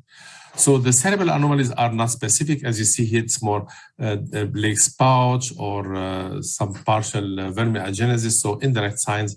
But the renencephaly is quite specific, but it is a late sign. So these are 3 fetuses with CHARGE syndrome, and the posterior fossa looks odd, but there is nothing you will say, I'm sure it is abnormal. You say, well, it's dilated fossa, there is some clefting, it could be Blake's pouch, we are not sure about the vermis, we need an MR, and so on and so forth. So this is why we cannot use this sign very accurately. And one of the interesting observations reported by a French group last year, a few years ago, is the observation of how we can look at the sulcus olfactorius. So if you look at here, this is the optic chiasm. We have the olfactor bulbs, and they are along with the olfactor sulcus. And this can be seen on MR in a frontal view, in a coronal view, behind in the region of the orbits, where you see here the olfactory sulcus, and in children or a person with Charles syndrome, there is no olfactory sulcus seen here. And in this study, that all 10 patients with Charles syndrome had the absence of the olfactory sulcus. So this is a relative new sign. It was not present in the literature of the geneticists, and it's worth to know how to seek for it. So the French group reported that we are able in the fetus to look at the region of the, let's say, frontal brain. It is quite exactly anterior to the region of the genu of the corpus callosum. So we don't see the CSP, it's just slightly anterior. And then you look at the base skull here, and you see that there is no gyration, no sulcus olfactorius at 23 weeks, but this will evolve at 27, 29 weeks gestation. So in their study, they observed that after 28 weeks, all fetuses should show this sulcus olfactorius.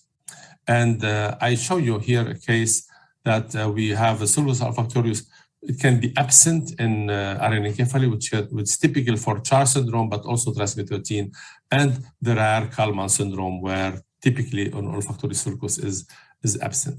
If you say, I don't need this, look at the part 2 of the ISWOC guidelines. There, it found as a number, figure 2, it shows that the sulcus olfactorius can be also seen in this view, in the frontal view transvaginally. So in other words, it's nothing quite rare to be discussed. It seems to be now a common sense, if you are an expert, to seek for this lesion abnormal conditions, that you know how it looks like when it's abnormal.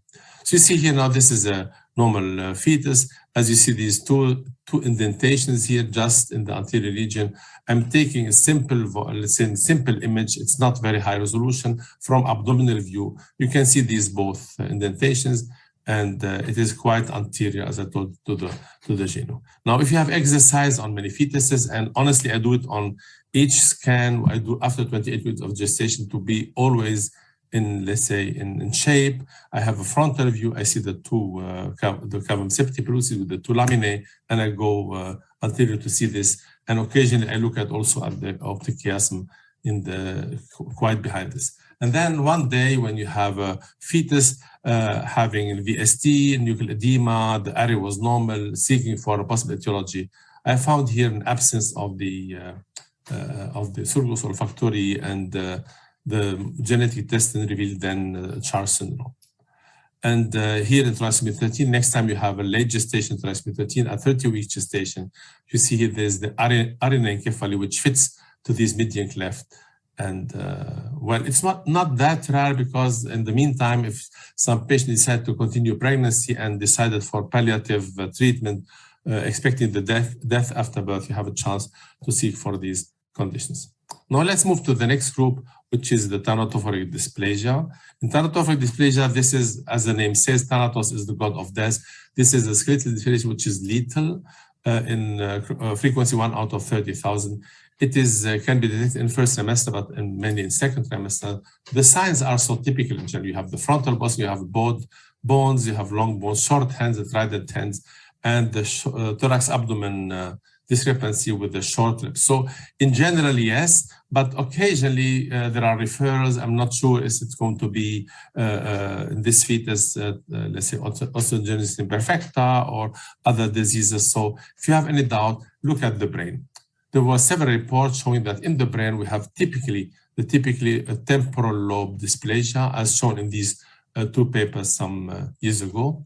And this is here what I'm trying to explain you.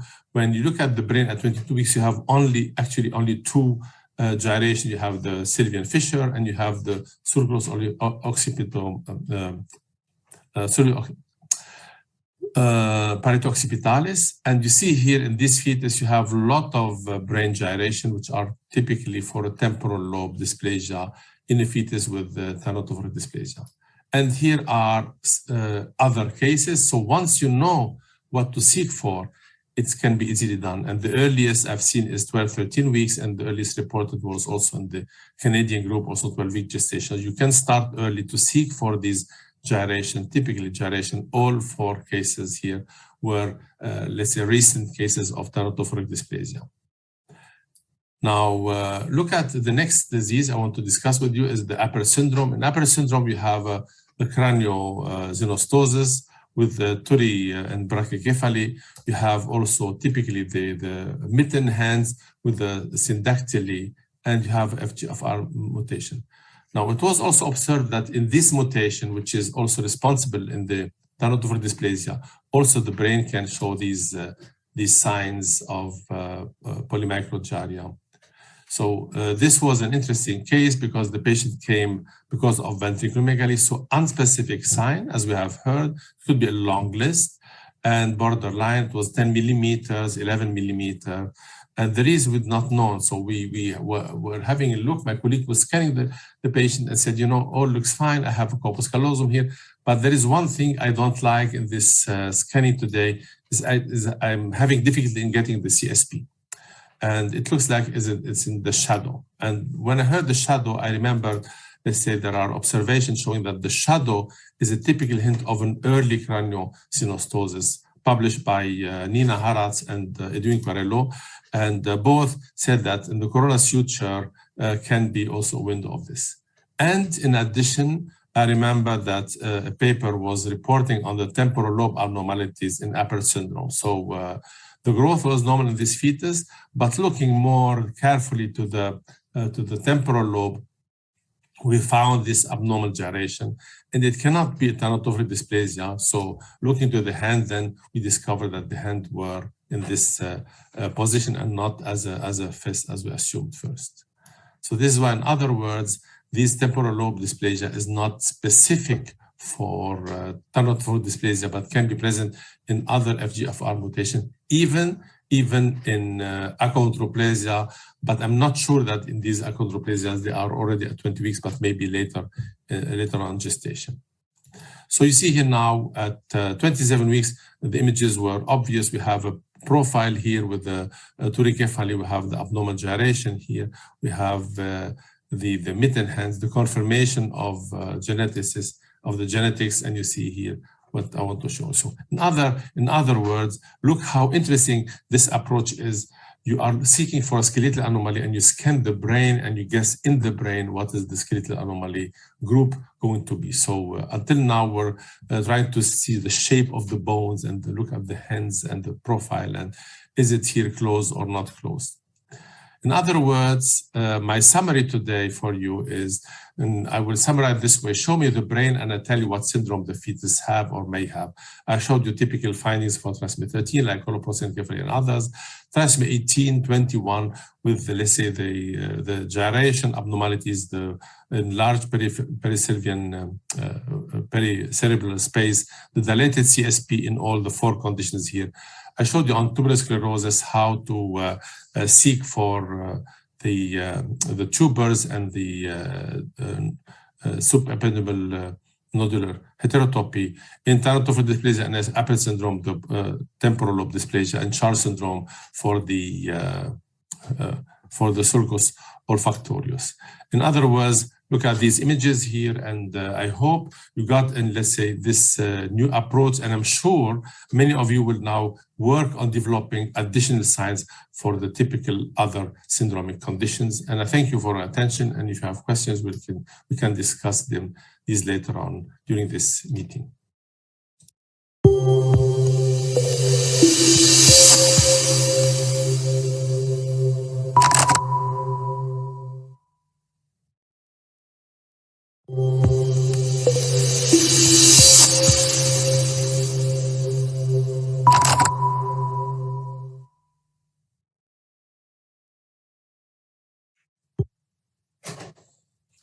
So, yeah, I hope it gives you some new ideas of scanning the brain, looking for additional hints with the cavity and so on.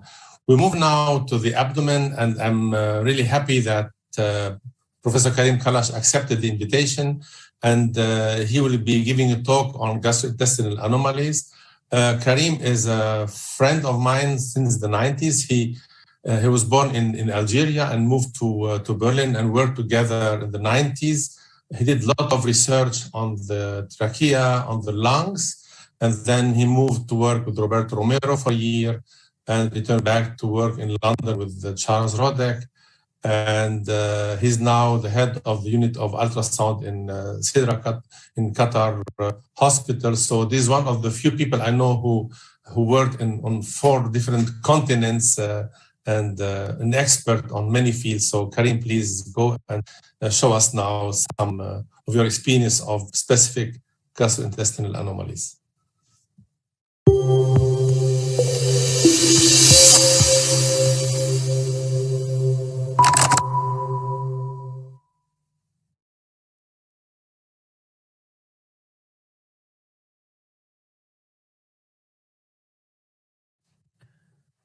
Good evening, everybody. And first of all, thank you very much to Professor Rabih Chaoui and Extempore for giving me the opportunity to participate to this expert fetal ultrasound workshop. I hope everybody is doing well. And the topic that I was given is on fetal gastrointestinal anomalies. For most of us, when we think about fetal gastrointestinal anomalies, it's really, 3 conditions. One is on the screen here on the first image is the duodenal atresia, where we see 2 bubbles in the abdomen. The second one is when there is no stomach. It is usually labeled as esophageal atresia. So absent stomach is linked to esophageal atresia. And then when there is dilatation of bowel loops in the abdomen, it is bowel atresia or anal atresia. But you will see in the lecture that is not as straightforward as that. Is a bit more complicated. And I think there are some key points that you should know when you are dealing with gastrointestinal anomalies. These are the 4 gastrointestinal anomalies I'm going to discuss.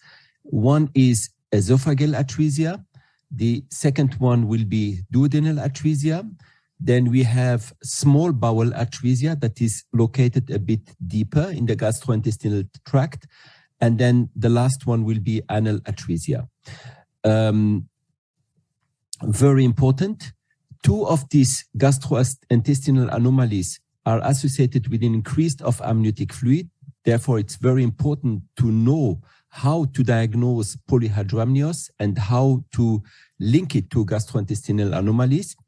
And 2 others are associated with the complete normal amniotic fluid through the pregnancy, and this is why it's important to know the marker of these anomalies. So esophageal atresia and duodenal atresia are associated with polyhydramnios. Small bowel atresia and anal atresia are usually associated with the normal amniotic fluid, and this is why it is important to know the marker of the 2 anomalies. So we'll start with esophageal atresia. Then I will move to anal atresia. Then I will discuss duodenal atresia and then small bowel atresia. Very important. 3 of these gastrointestinal anomalies are associated with IUFD, intrauterine fetal death or intrauterine fetal demise.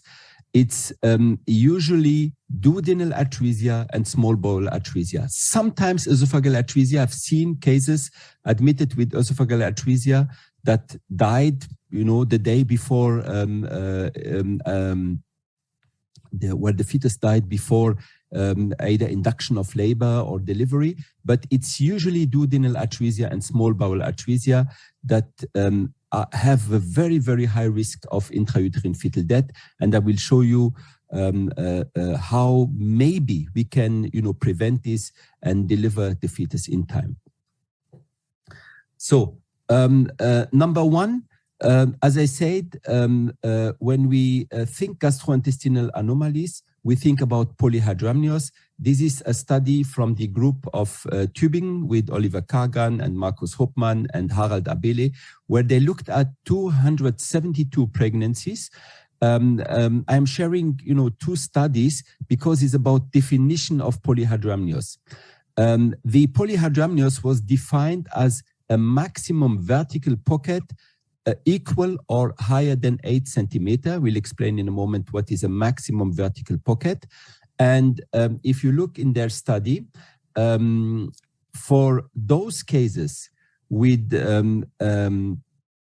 where there was an anomaly diagnosed on ultrasound prenatally, the gastrointestinal obstruction was the most common anomaly that was linked to polyhydramnios. Of course, you can have fetal arthrogryposis, you can have cardiac arrhythmia that can cause polyhydramnios, but gastrointestinal anomalies was number one on the list.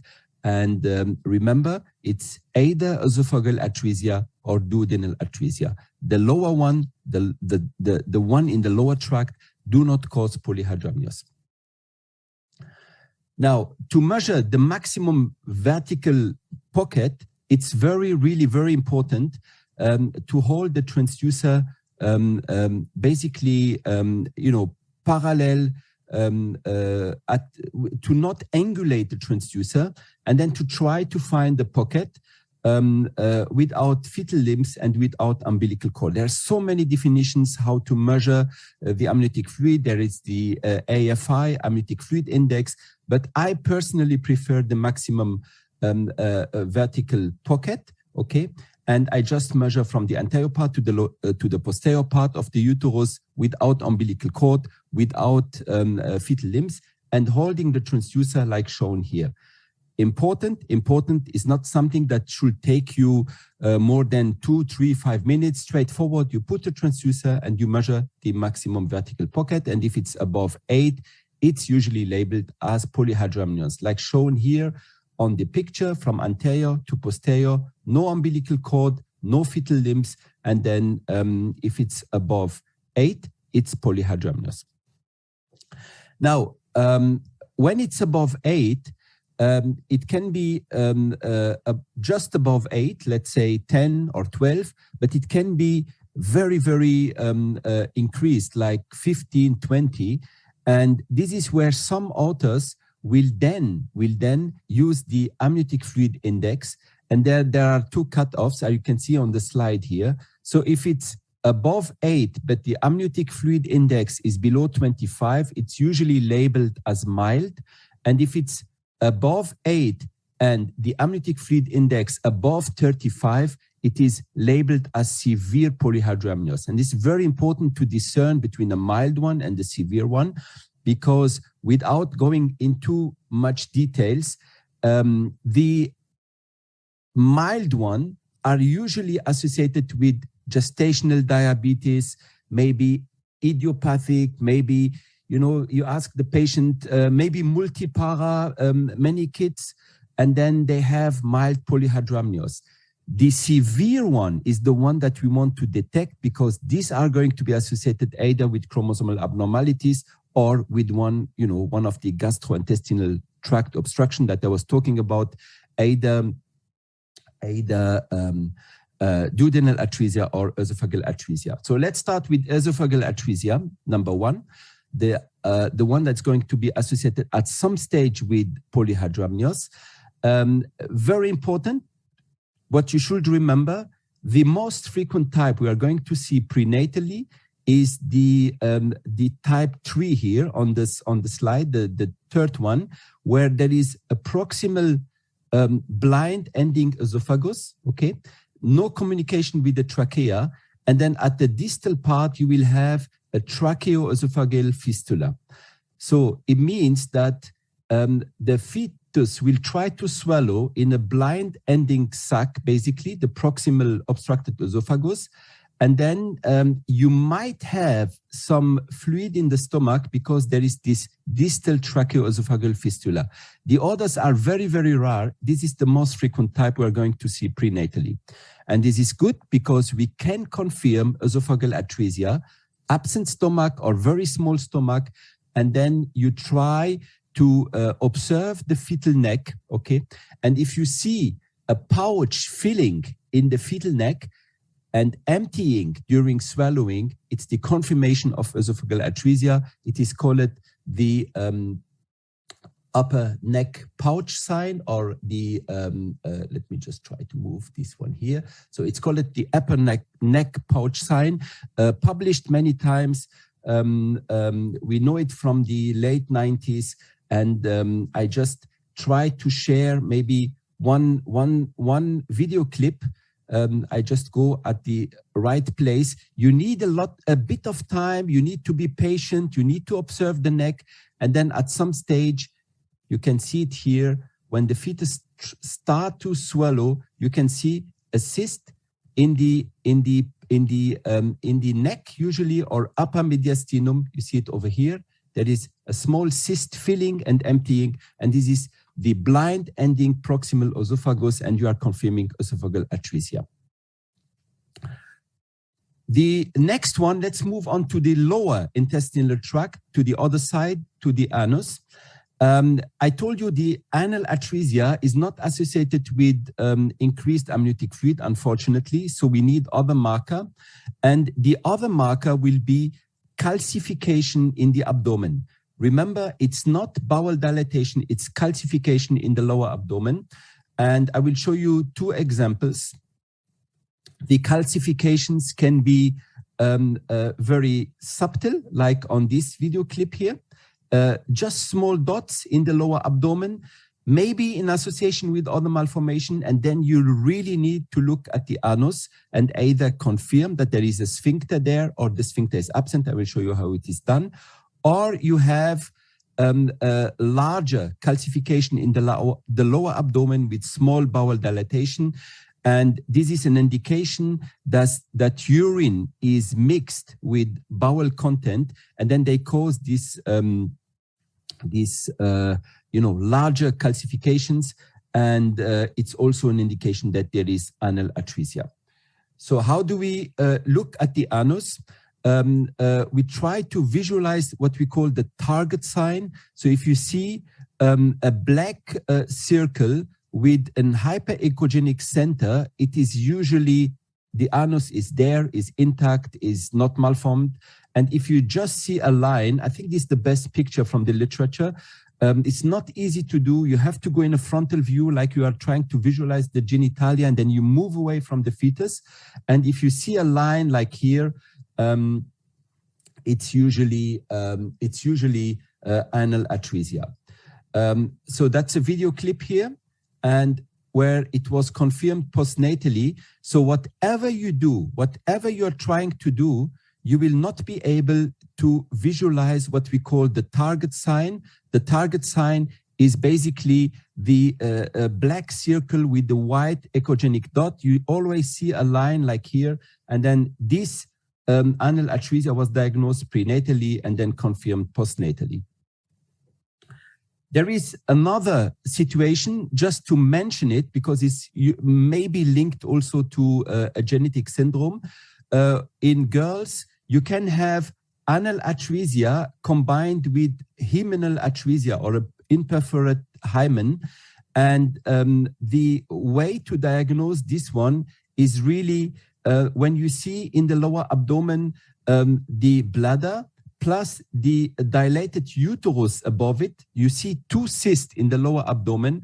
You have to suspect that there is anal atresia, bladder, uterus and bowel in a common channel, in a cloacal anomaly, basically, with imperforate hymen. And then you have what we call a hydrometrocolpos. My first reflex when I see hydrometrocolpos, you can see it here on the video clip, some ascites, two cysts in the lower abdomen, and then, of course, anal atresia is really to go straight forward to the hands and to try to see if there is polydactyly, because if there is polydactyly and it's a girl and you have hydrometrocolpos, a dilated uterus, it's usually the diagnosis of the McKusick-Kaufman syndrome. And I let you read further about this genetic syndrome, but try to exclude it by looking at the hand. So we're moving down further to the middle abdomen, duodenal atresia. Not much to say here. It's quite frequent. It's suggested by dilated fluid-filled loops of bowel, but I will show you for duodenal atresia, the typical one is the double bubble, basically, in the abdomen. And there are many causes to duodenal atresia, for example, vascular disruption and so, but it is strongly linked to Down syndrome. So this is why I think it's important to diagnose. So this is the stomach, and this is the second loop here. This is the proximal duodenum. So you have the stomach, and then you have the communication to the duodenum, and then from here is the obstruction. Usually with polyhydramnios, double bubble, you can see how fluid is moving from the proximal duodenum to the stomach. And then excluding Down syndrome is really, really important. This fetus here was associated with Down syndrome, and I will talk about the risk of IUFD in a moment. Small bowel atresia is a bit more complicated again, because there is no polyhydramnios here. It's quite frequent as the duodenal atresia. The antenatal diagnosis is suggested again by fluid-filled bowel loops, same thing. And also vascular disruption, basically an important cause.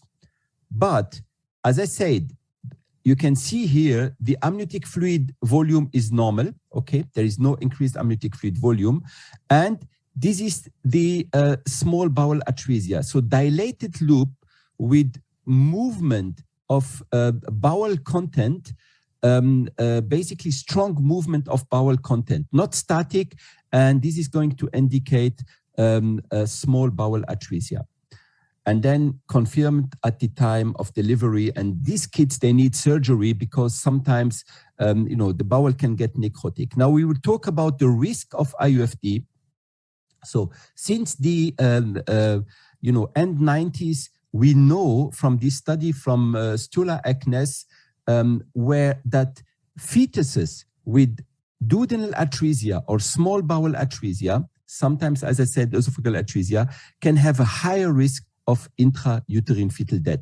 They are at higher risk of dying in utero. It usually happens around 30 to 34 weeks. And if they don't die, they might have, they also have a higher risk of neurological, impaired neurological outcome. There's something happening with gastrointestinal obstruction that puts the fetus at risk. So I have two theories to share with you. One is maybe how we say, I think it's true because I've seen cases. And there are some very few case reports about in the literature. So when you have duodenal atresia or small bowel atresia, you have an accumulation of bile acid, raised bile acid in the fetal circulation. And this raised bile acid will cause intrauterine fetal death. And the way it does it is basically by causing a damage of the umbilical cord. So fetuses will bleed repeatedly from the umbilical cord and will die in utero. So if you have a duodenal atresia and the baby died, please ask your pathologist to look at the umbilical cord, because frequently, like seen here, sudden fetal death associated with duodenal atresia and umbilical cord ulcer where the baby died in utero. And there is a very nice one from a group from I think that was published in the American Journal of Obstetrics and Gynecology. So they had duodenal atresia. You see the double bubble sign here. And then they were scanning the fetus. And I hope you can see it on the screen. and the fetus started to bleed from the umbilical cord, and they made an emergency cesarean section, saved the fetus. And I have seen it myself once in a twin pregnancy where there was a bleeding from the umbilical cord in duodenal atresia. So it's not a legend, it's not a myth. There are some case reports, it's very rare, but probably one cause of intrauterine fetal death in small bowel atresia. The other one here is, for example, another case report where the authors suggest to measure bile acid and to deliver at 32 weeks if the bile acid in the amniotic fluid is above 10 micromole per liter, because then there is a high risk of umbilical cord ulcer. It can be at any site of the umbilical cord causing IUFD.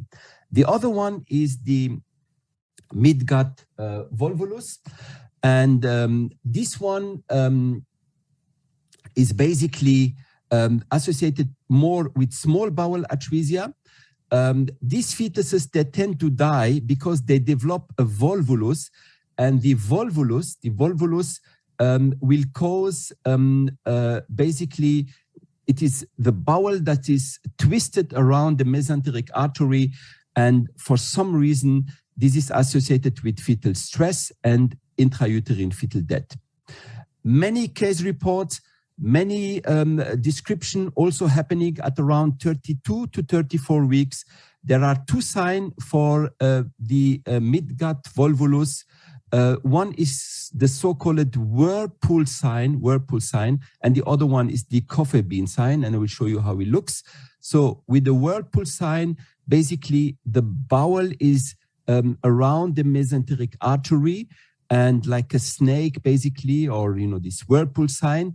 And this will be, for me, an indication to deliver and not to wait anymore, because there's a high risk of IUFD and bowel infection. The other one is the coffee bean sign that was associated with midgut volvulus. Basically, two large loops side by side, as seen on the screen. I took it from the publication. Also a sign of midgut volvulus. So when does it happen? If you look at this series from the literature, usually around 32 to 34 weeks, usually jejunal atresia, small bowel atresia is involved, and almost half of the fetus may die when they develop midgut volvulus. Now, I will finish here because I lost a bit track of the time, but very important, also the last one, when you see, dilated bowel, you should think about malrotation as a cause of dilated bowel.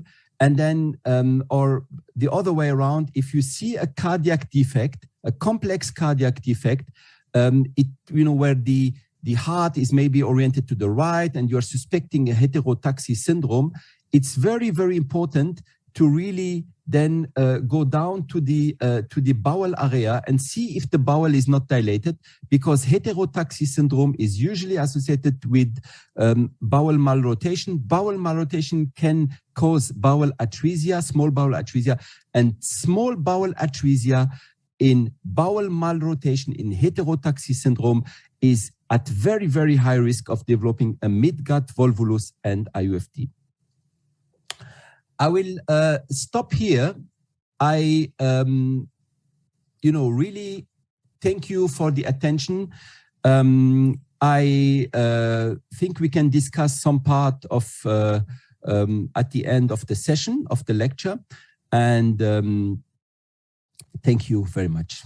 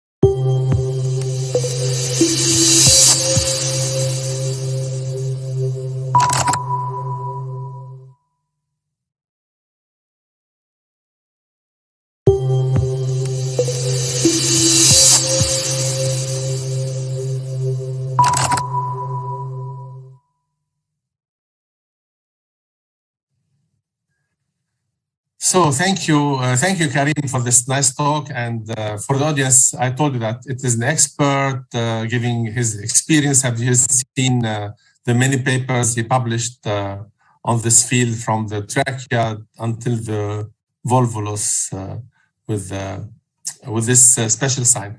So yeah, we have several questions on the different topics. The last one coming in was on the role of polyhydramnio in small bowel atresia. Karim, it's for you, I guess. Yeah, I think, I think the question is late onset polyhydramnio in small bowel atresia with an interrogation mark.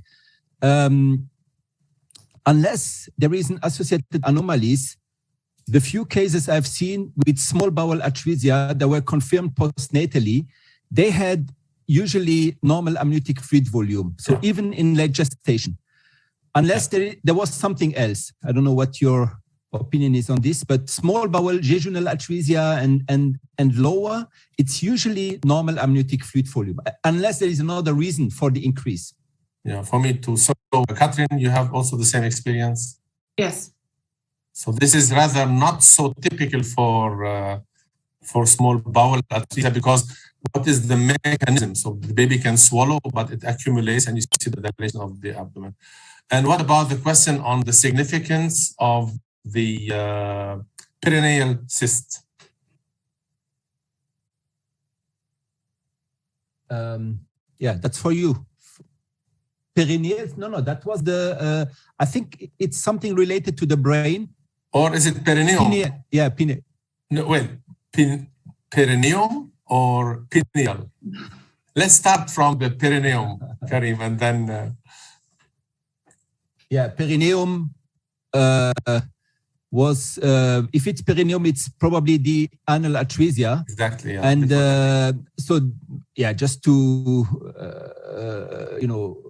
mention again, so it's either subtle calcification, because you expect a dilated rectum, but it's not, no. I mean, it's usually not like this. It's either subtle calcification or bowel dilatation, of course, with the enterolithiasis, where urine mixed with bowel content, and then usually you have the anal atresia associated. So, Karim, let's say... Or was it the...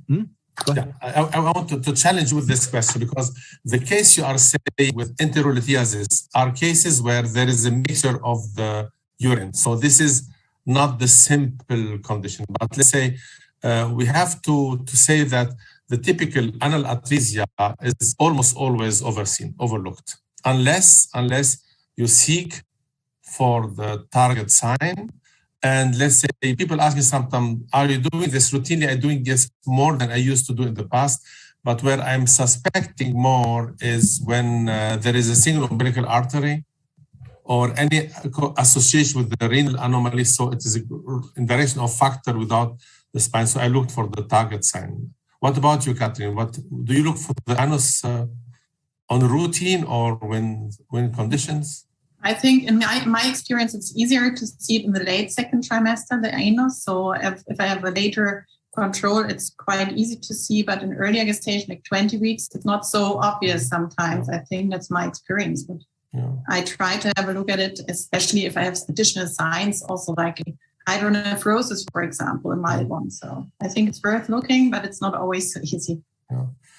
And what I learned from some literature part is that if you see the target sign, you are ruling out cases where there is completely nothing there, but there are also anal atresia covered with the skin where you still have the mucosa and the rectum. So it's not so straightforward that we see it always and we never see it again. So let's go back to the other questions on the brain. So Catherine, for you there's a question from Dr. Rana on the prognosis of dysgenesis of corpus callosum, and patient was referred with mild ventriculomegaly, amniocentesis was normal. Well, one should say what is normal. MRI showed corpus callosum dysgenesis, how to counsel? Well, that's a very difficult question indeed. So I think in general, we don't distinguish between a partial and complete agenesis if we look at the outcome. And if you did an invasive procedure, it was normal. including like molecular genetics. And if you did an MRI and the follow-up was normal, then we usually counsel the patient with the normal development in about 70% of the cases. However, it's really worth looking at, especially at the dysgenesis of the corpus callosum, for additional signs. For example, like plexus in female fetuses might be a sign for Aicardi syndrome. And recently there was a very interesting publication done by Gregor Kaspian, so a group from Vienna, looking at the MRI, and they developed kind of a score and were able to counsel then better on the prognostic outcomes in this genesis of the corpus callosum. Yeah, good point. And Karim, what about you? How do you, because the question comes always complete or partial agenesis and so on. Yeah, regarding the outcome or the prognosis, yeah. I try. I mean, I try. I would say in this part of the world, it's usually not a problem, honestly, because termination of pregnancy is an absolute how we say not an issue. Ausnahme. Not an issue. Not an issue. Yeah, exact. But I remember, I always try to go for associated anomalies, for example, corpus callosum, agenesis, then maybe polydactyly, maybe additional bone, the acrocallosis syndrome, and then to try to work it out. If it's isolated, I also agree it's really, really difficult to say something about the prognosis.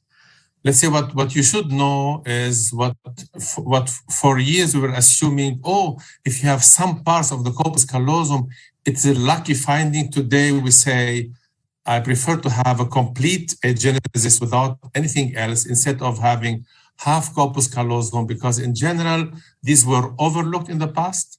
They were not part of the outcome studies we are counseling. And with the new molecular genetics, you find often something more. So when you say amniocentesis was normal, I guess you mean the karyotype was normal. So in cases of dysgenesis, there is a trisomy 8 mosaicism you should seek for if you do the simple part. Otherwise, our geneticists used to run a panel of many genes. Today, they will have many other, let's say, genes examined. I will not rely on the MR. I would prefer to rely on my, let's say, transvaginal ultrasound. So, and seek also for polymicrogyria, because this can worsen the prognosis. You don't see them easily. So the other question, similar word on the CSP. Any cutoff for dilated CSP to suspect? Is it always we find associated with finding with the CSP? The second part of the question is not true. You may find dilated CSP with the completely normal fetus, there is reference ranges. So if you look at different papers, the one we published together with Catherine and with Abu Hamad, and the other one on the CSP ratio, you may have dilated CSP because 5% will be out of the range. So by definition, but what you should do is to seek for the corpus callosum in sagittal view. You seek for additional signs and hints, and it can be normal. So the reference range, there is no value, because if you consider the 20 weeks and 30 weeks, they are different. It's increasing on size and then flattening up at the end. So you may have normal development and normal brain with the CSP. The next question, maybe. Wait, yeah. Please go ahead. Please, Catherine. I want to mention the ratio which we published helps a little bit to compare the measurements during the pregnancy with a cutoff of about 1.5. So if you measure the length and the width, it might be helpful to have a value to compare to. Yeah, okay. So, Karim, you want to say something? Yeah, maybe it's basically two questions which I want to summarize. Go ahead. In one. So what's the counseling for a dilated cavum verge, isolated, nothing else in the brain? You may do an MRI, there is nothing, just a dilated cavum verge. Because I remember some years ago, we saw some fetuses with severe abnormality at delivery. So what's the current? So dilated cavum verge, and the other one is the small interhemispheric cyst at the level of the quadrogeminal plate. There is a name for it. CVI, Kevin Valley interposition. Kavum Valley interposition, yeah. I was watching you how you was.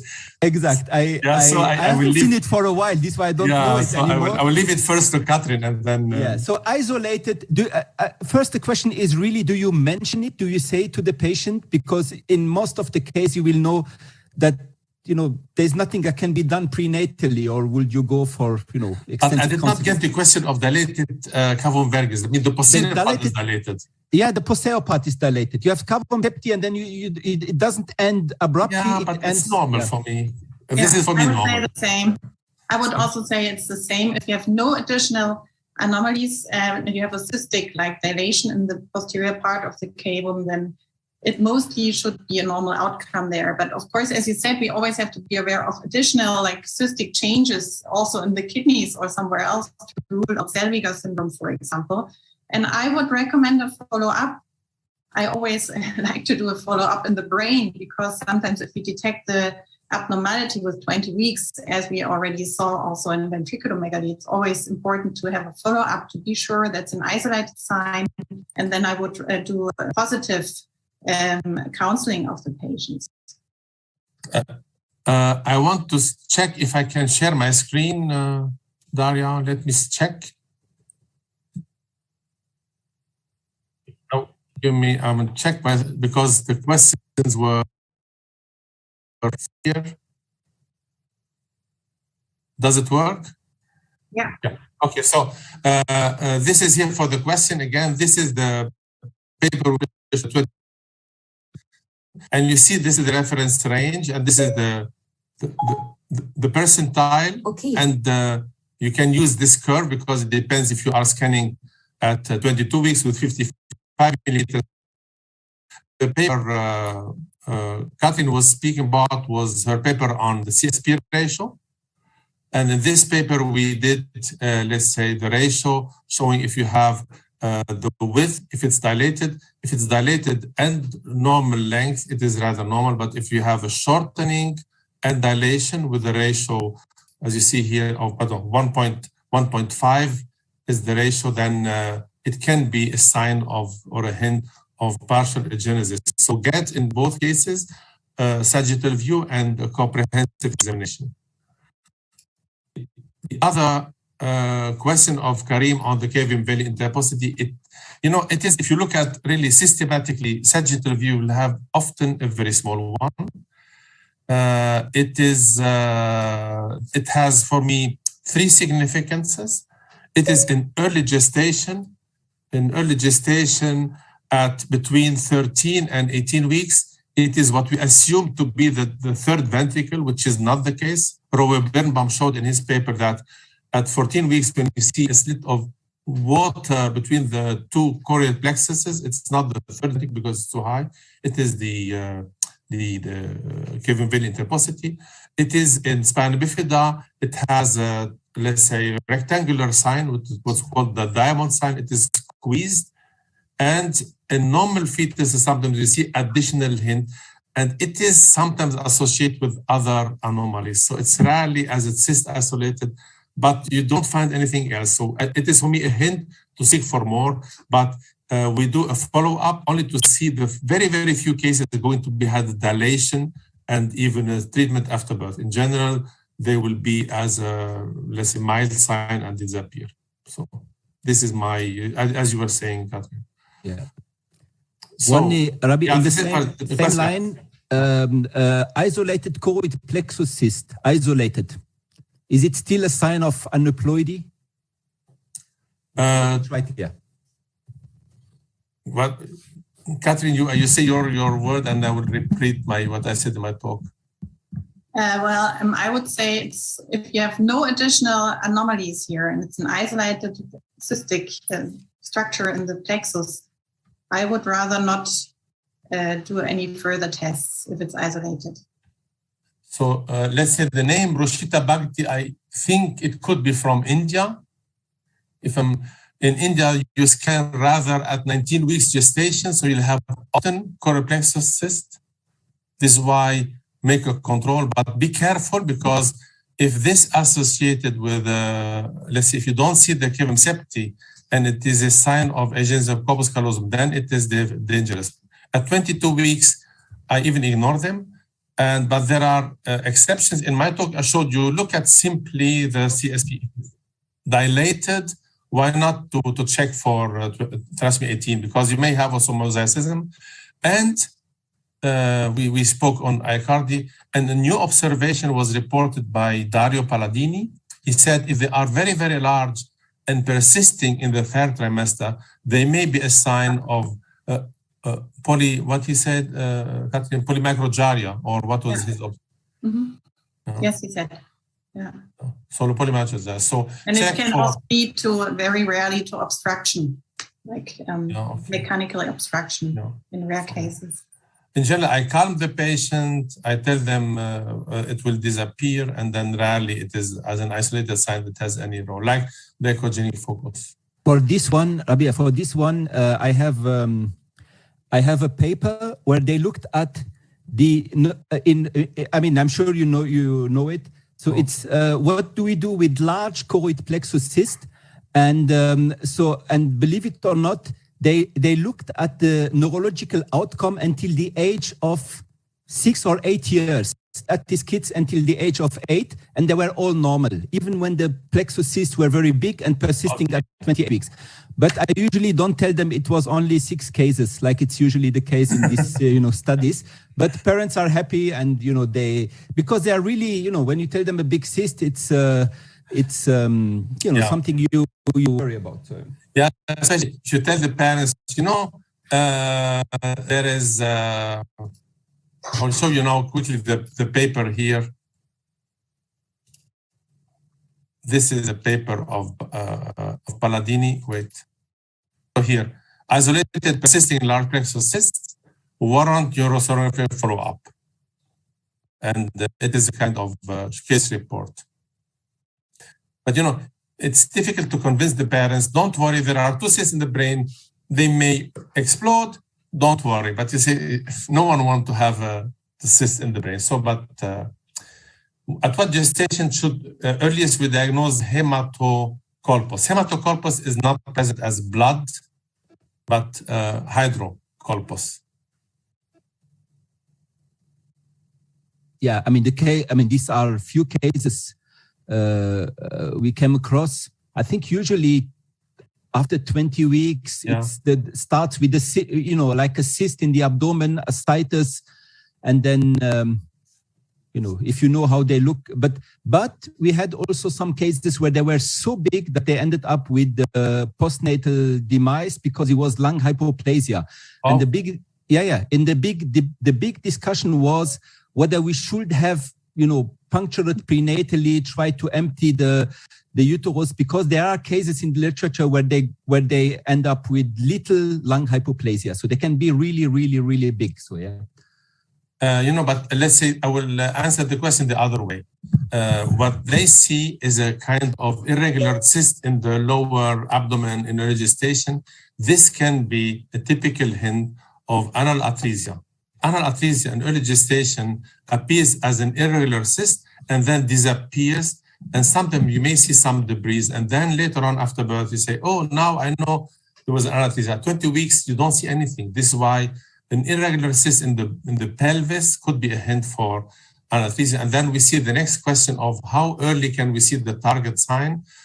Well, I'm trying to see it vaginally at 16 weeks, but I know that Dr. Ochoa from Argentina, who published one of the earlier people who published this sign 10 years ago, he told me he's working on the first semester target sign. So let's not exaggerate. Transvaginally, 16 weeks, you may see first hint. So is there anything we missed? Here we have a lot of questions now coming in. Let's continue. We still have at the end, Nicoletta, cutoff, small bowel dilation, large bowel dilation. Well, cutoffs are difficult to work because, What is the cutoff of the dilation of the bowel? There is. No, so really, because I've seen cases with 15 and there was nothing. So, Have we missed anything? Catherine, any comment? Corpus callosum, the genesis interhemispheric cyst of the Latin, so the lamina quadrigemina, which outcome? Does the interhemispheric cyst, where's the diagnosis? This is a good question. If you see an additional cyst, does it worsen the diagnosis? I would say yes. If you have additional cysts in the brain of the fetus, you always have to think, as I already said, of, for example, Aicardi syndrome in female fetuses. So I would rather take this into account in counseling of the patients. It should be a normal protocol to look for annulus and anomaly scan. No, I would say no. But no. To be able to diagnose it was like your son with the olfactory nerves. Yeah. So I try to, like if you one day have to look for it, it's better to train yourself to try to look for it. I'm not saying to do it in every case, but. So let's say what I do, let's say if it's India, it's difficult because you cannot tell them the gender. But what I do is when patients are asking for the gender, I show them the labia, and for me, I look at the target site. I show them the male, and for me, I do the same. So, and as you say, I'm exercising to see more. I feel bad if there is a single umbilical artery and I have not looked at it. This is for me a must. So this is the standard what I'm looking for. Yeah. So I think maybe one. Sorry to say, just because I didn't cover. So maybe, but you said it. The abdominal cyst in the first trimester. When you see a cyst, you really have to because it can be a sign of cloacal anomaly, especially in what you are saying. So first trimester abdominal cyst, always something to look for. To try to make sure that it's normal finding maybe later or not. So yeah. And this is if you want in our first semester book, in the chapter of abdominal, there is this case also shown, so you can go there and you can see for this condition it is summarized there. Okay, so then we can now move to the presentation. Wait, I will show you this case here. Wait, can I share my last screen sharing? And before we move to the second, so here this is the case from the first semester book. 13 gestation, like hemivertebra here. This irregular, you see the irregular bowel. Then at 18 weeks, it showed this, and it had a factor association. You see here the vertebral body. So ideally, read the books and don't only buy them. So, okay, thank you very much for my speakers, and I really enjoyed very much being with you, and thank you for accepting the invitation. And we'll move now forward with the talks, and it will be now Alfred Abu Hamad giving his we'll hear to his recorded talk because he has to move now to the Congress in Washington and speaking on renal anomalies and echogenic kidneys. Thank you, Karim. Thank you, Catherine. If you are staying there with me, thank you. But otherwise, have a nice afternoon.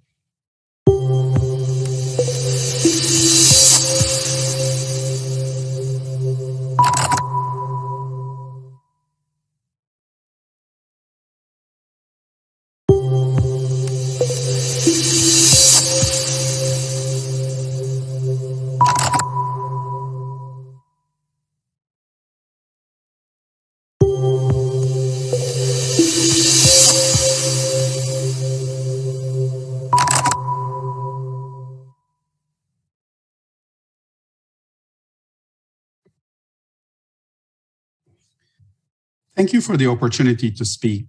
My name is Alfred Abu Hamad, and for the next 30 minutes, I will give you an overview on fetal genitourinary abnormalities. For disclosures, I would like to report that I'm on the advisory board of Sonosim, Trice Imaging, and Pulse & More.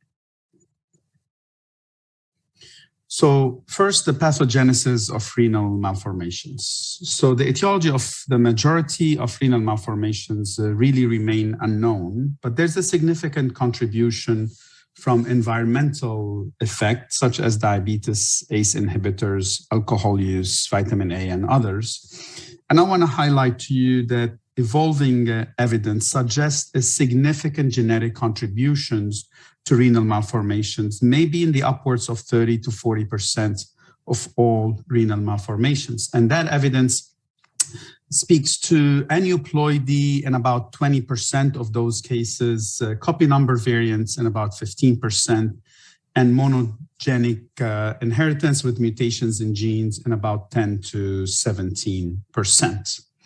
I also would like to take the opportunity to highlight the influence of the gene HNF1B on renal malformations. So this is a hepatocyte nuclear factor 1B, also referred to as TSF2 gene. It is associated with deletion on the 17 chromosome, and it's very specifically involved in tubular differentiation and organogenesis of the renal tubules, but also in tubular function, as you see here, at many levels with regards to exchange of ions and others. It is one of the most identified mutation for CACUT. CACUT is a term that is used in the literature to congenital anomalies of the kidney and the urinary tract. And if you look at the contributions, this is a broad spectrum of diseases that include cystic kidney disease, typically presenting as an echogenic kidneys on ultrasound, also involved in the pancreas with pancreatic abnormalities, hepatic and genital abnormalities. Important to highlight that there is significant variable expressivity of the HNF1B in families. So it could be a severe renal malformation versus a much milder form of renal malformations. Just to show you the influence, the impact of HNF1B mutation, this is a large study involving 377 unrelated pediatric cases with a variable phenotype that includes hyperechogenic kidneys that are not significantly enlarged, where the size is less than the third percentile, a multicystic dysplastic kidneys, renal agenesis, hypoplasia, and cystic dysplasia. About 20% of those had heterozygous mutation along the HNF1B mutation. And prenatally, when they went back and looked at the most common phenotype, is isolated hyperechoic kidneys with normal or slightly increased size.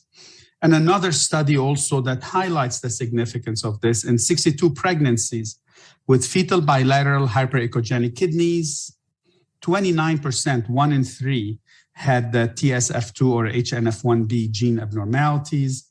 96% had normal sized kidneys. So again, hyperechogenic kidneys that are not significantly increased is commonly associated with the HNF1B, and certainly the presence of renal cysts is quite common in these malformations. So keep in mind the significant genetic contributions and also certainly the HNF1B gene in that regards. So let me take you through the ultrasound related to the kidneys and bladder in the first trimester. So it's important to note that when you start imaging in the first trimester and you're looking at the GU system, start by looking at the bladder early, because the bladder may not fill for a significant amount of time, sometimes 15 to 20 minutes. So look at the bladder at your first part of the exam, and then if you don't see it, come back to it at the end. Color Doppler certainly helps to locate the bladder by showing the two umbilical arteries. You should see the bladder almost always at 13 weeks. It is really important to note that the source of amniotic fluid from the kidneys is not until 15 to 16 weeks and beyond. So you can have total renal agenesis on bilaterally and have still normal looking amniotic fluid early on in the first trimester. When you look at the kidneys, it is difficult to see the kidneys in axial planes in the first trimester because they are shorter segments and it's hard to differentiate them from the surrounding organs. The coronal planes, as you see right here, are optimal because you're getting larger segments of the kidneys, so you can actually clearly see them. And although there is no uniform definition for UTD in the first trimester, some authors used a measurement greater than 1.5 millimeter as significant. Now, in a mid-sagittal plane of the fetus, and if you measure the bladder length, it should measure less than 7 millimeters, as you see in this schematic drawing and this ultrasound. If the bladder is above 7 millimeters or above, this is called megacystis. If it is in this range, 7 to 15 millimeters, as you see here, chromosomal anomalies are common in about 24%. If you rule out chromosomal anomalies, almost all of those findings will resolve as you advance in pregnancy, and only residual 10% will show renal anomalies. Here's an example here. At 12 weeks, the bladder measured 12 millimeters. You could even see a keyhole here. Follow-up of 14 weeks, 6 millimeters. At 18 weeks, the bladder looks perfectly normal. If the measurement is above 15 millimeters, however, the chromosomal anomalies are less in about 11% of cases, but all these fetuses will have renal malformations, and almost all of them will have lower urinary tract obstruction. So keep that in mind. The measurement of the bladder in a mid-sagittal plane is really significant in your ability to prognosticate, but also in the association with renal malformations. Now, I want to share with you the anatomy of the kidney, because it is important to understand at the level because of the description of UTD between low risk and high risk UTD findings. So the renal pelvis, as you see in this schematic drawing right here, is the segment between the calyceal system and the upper ureter, as you see in this highlighted area here. Now, also remember that the calyceal system has two subsets. You have the central calyceal system, or what's been referred to as the major calyceal system, and the peripheral calyceal system, which has been referred to as the minor calyceal system. And then when you look at the cortex and the medulla, you see that the medulla is this triangular shapes that are cupping between the calyceal system, and the cortex is the subject on the above, and that's called the corticomedullary junction. So this is important in your assessment of UTDs. So when you look at UTDs, the A1 UTD has been described as low risk by this very important paper that is a multi-society paper to review and classify. Here, when you have less than 7 millimeters up to 28 weeks, and then between less than 10 millimeters greater than 28 weeks. Now, when you see that the importance of this is in the sense that you look at the calyceal system, you can have central dilation of the calyceal system, but not the peripheral dilations. And typically the parenchyma should be normal, the uterus normal, bladder normal, and the amniotic fluid is certainly normal, as you see in this schematic. So that's the low risk or the mild A1 UTD. Follow-up is really just one ultrasound at greater than 32 weeks, and then 2 ultrasounds after birth to assess if it is resolved or not. When you look at the A2 to 3 ATD, which is the more significant, here you have peripheral calyceal dilation, and you have thinning of the corticomedullary region, as you see here. The ureter may be abnormal, bladder could be abnormal, and then the amniotic fluid could be abnormal. In this significant dilation, this is clearly at an increased risk for need for surgery postnatally, as you see right here, and the follow-up here is 4 to 6 weeks following initial diagnosis. Now, when you look at the UTD involving the kidney and the upper ureter, that's typically the uretero-pelvic junction obstruction. Here you have a dilated renal pelvis, but the ureter is not visible because it's normally not visible, and the bladder is normal. Differential diagnosis here is most commonly a physiologic cause, could be from maternal hormones or overhydration of the mother, or it could be truly obstructive in nature in about 1/3 of the cases, with stenosis of the ureter at the level of the obstruction, or it could be a compression by a vessel that is obstructing the ureter. As you see right here, the artery splits over where the ureter comes down, creating a bit of backup and compression of the ureter behind. Now, we have done a study several years ago taking pregnant women in the second trimester and before and after hydration, and you could see significant changes in the AP diameters. Even some patients that had the normal measurements, we have shown that the measurement had crossed what the critical threshold is for abnormality due to the effect of hydration. So keep that in mind, that is significant contributor to a mild or A1 UTD in many cases. Are we able to differentiate prenatally between the obstructive and the physiologic type? The more dilation you have, if you have any calyceal involvement and progressive worsening, tends to suggest the obstructive nature rather than the physiologic nature. Now, the epidemiology of the UPJ obstruction It is fairly common. It's the most common thing that you see. There's a bit male to female ratio 2:1.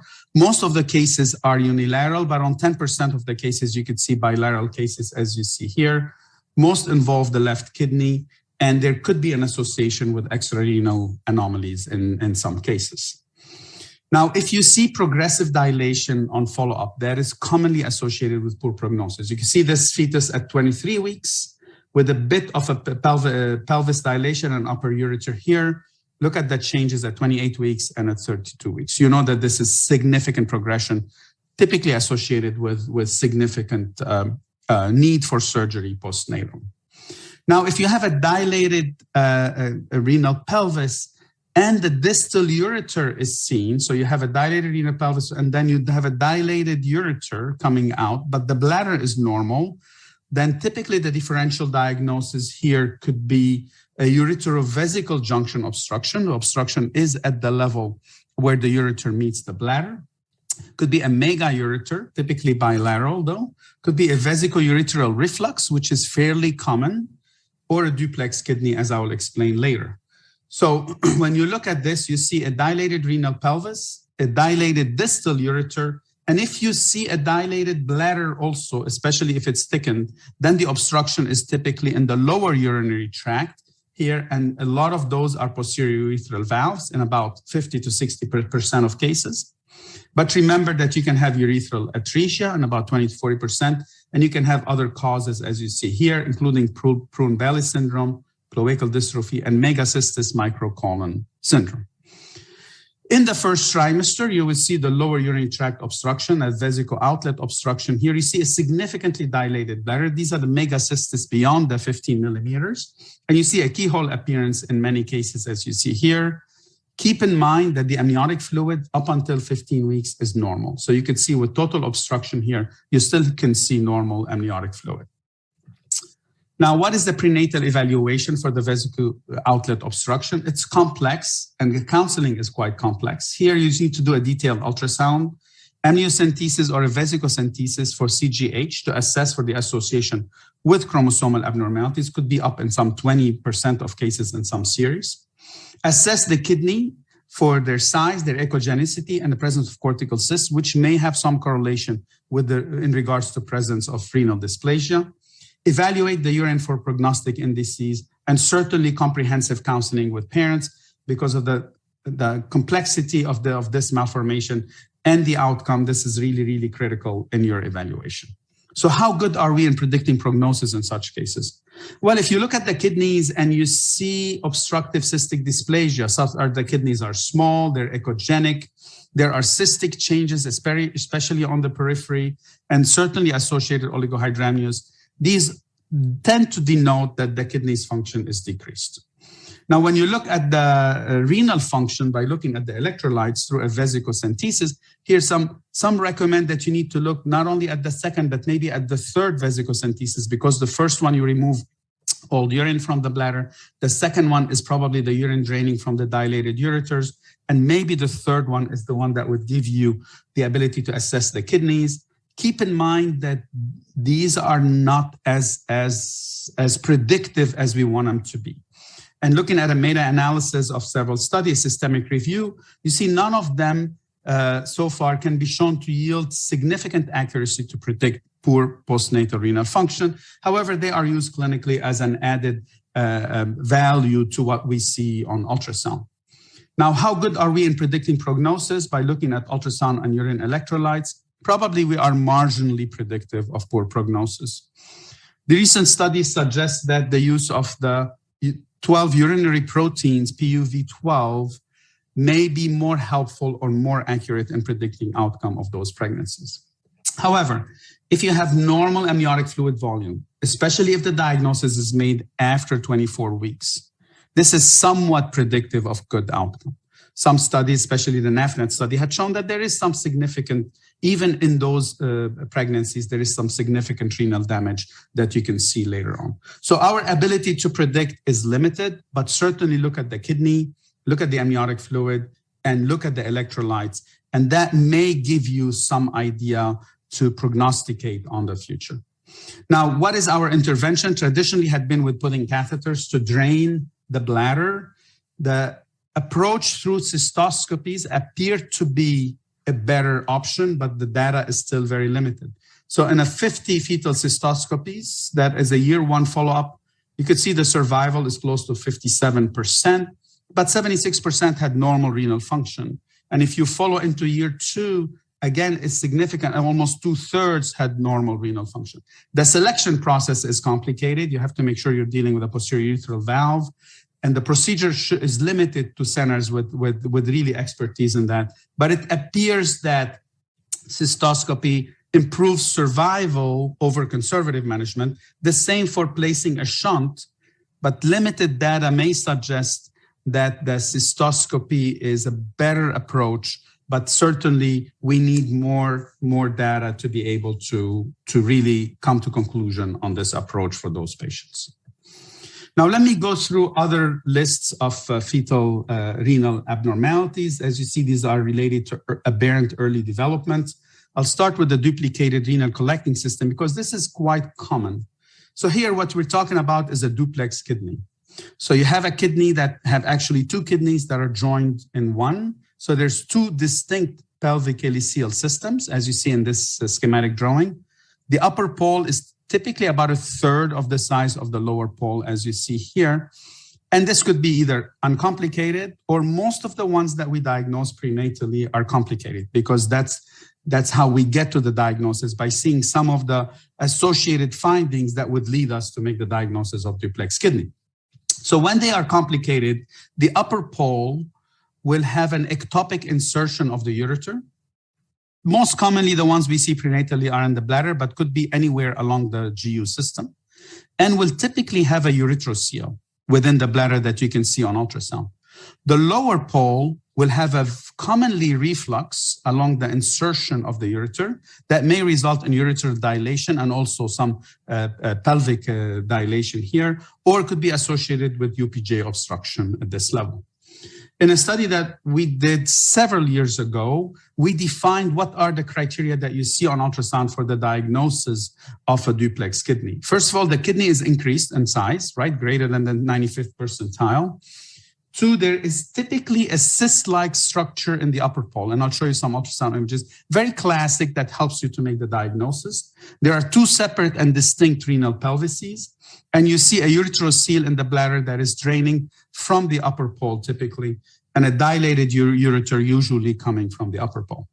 So here's some example of duplex kidneys. You could see, I think the first impression that typically happens is you see on the axial plane and you see what looks like a cyst sitting on top of the kidney. That's actually the upper pole, as you see right here, that dilates in a cyst-like appearance, whereas the lower pole would have the calyceal system in it, as you see here, and as you see in these 2 cases. So that's the first clue to the diagnosis typically.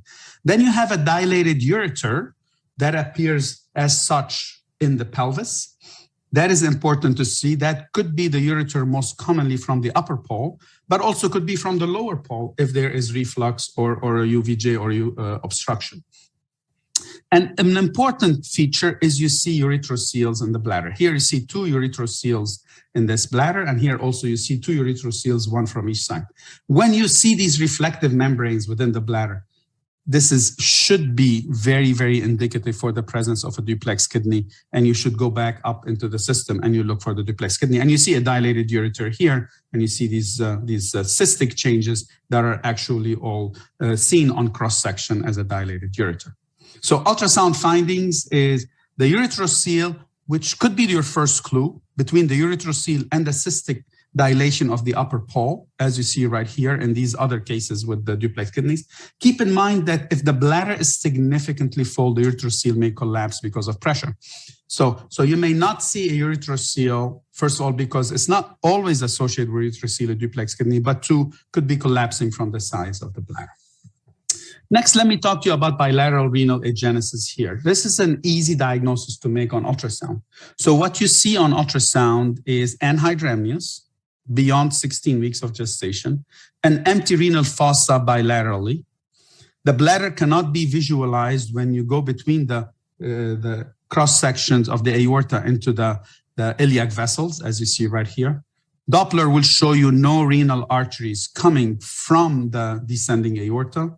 And there's flat adrenals that you see on both sides, as you see here in this ultrasound image. And then over time, you'll have hypertrophic cardiomyopathy, especially in the late second and third trimester of pregnancy.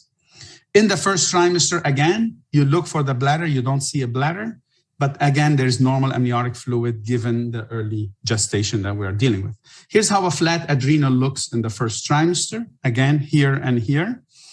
Now, when you talk about unilateral renal agenesis, there's a significant association with anomalies in about 30% of cases. On the contralateral vesicourinary reflux in about 20%. Now, before you make the diagnosis of a unilateral renal agenesis, I think it is really critical to look for the other kidney. And where the other kidney is most probably is in the pelvis, but could be anywhere. So look for renal ectopia before you make the final diagnosis. There is an increased risk for hypertension later on in life. So what you see on ultrasound is you see an enlarged kidney, normal amniotic fluid, an empty fossa on the other side, a normal bladder. The Doppler would show you blood flow into the kidney and not to the other kidney on the other side. And there's a flat adrenal gland. So here's another example where there's a single vessel, a single renal vessel that is identified, nothing on the opposite side here. And when you look, you will see the flat adrenal on the other side on the opposite side of the kidney that you see. And if you measure this kidney, it would be enlarged, given that it's the only kidney that's working in the fetus.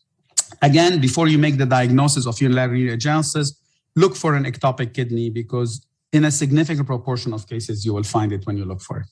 So ectopic kidney here, again, 40% of cases of empty renal fossa will have that. The most common location is in the pelvis above the bladder. So if you go to the aorta and the iliac vessels here, look between the iliac vessels, and that's where you will most commonly find that kidney. But could be anywhere in the body. This is in the thorax. That's a kidney in the thorax right here.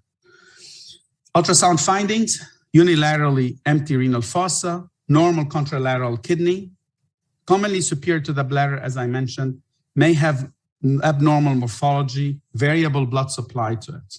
Again, here's a pelvic kidney right here with the pelvis in the middle. And here's another pelvic kidney. Look at the branches coming from the iliac vessels into this kidney right in the middle of the pelvis. In the first trimester, again, you suspected by the flat adrenal that you see right here. And this kidney is in the pelvis, as you see here at 12 weeks gestation. Now, looking at horseshoe kidney, the diagnosis is fairly simple. You should never see kidney tissue that is crossing the midline here on this axial plane or on a coronal plane of the pelvis. And that's really important to make the diagnosis. And you see here in the first trimester at 13 weeks, you see this horseshoe kidney right here, and you see renal tissue on a coronal view that is really crossing the midline here, and you see it on the axial view right here. Multicystic dysplastic kidney is a fairly common diagnosis. Here you see bright echogenic appearance of the kidneys, could be any size. You have multiple irregular, non-communicating anechoic cystic spaces, as you see right here on 3D rendering. You don't have a renal pelvis, and the parenchyma may appear echogenic in between because of the compression by the cyst and the enhancement of the ultrasound echo by the cyst surrounding the kidney. Long-term outcome of a multicystic dysplastic kidney, most will involute over time. There is an increased risk for hypertension and tumors. They used to take them out in the past. Now they don't do anymore, and they follow them up conservatively. There is an increased risk of chronic renal failure on long-term evaluation. Now I'm going to move into talking about celias for the last 5 minutes because of their significance in renal malformation. Now, the celias are these antennas that exist on cells. They communicate between various cells, and they are heavily involved in embryogenesis. And in the kidneys, they are really important in establishing renal tubule development. And here I'm showing you the genetic embryogenesis of a cilia, and you could see the various genes that are involved in embryogenesis and their associated abnormalities when they are altered, deleted, or in that regard. And you could see there's a fairly long list of malformations that involve renal tissues that is critically related to abnormalities in the cilia.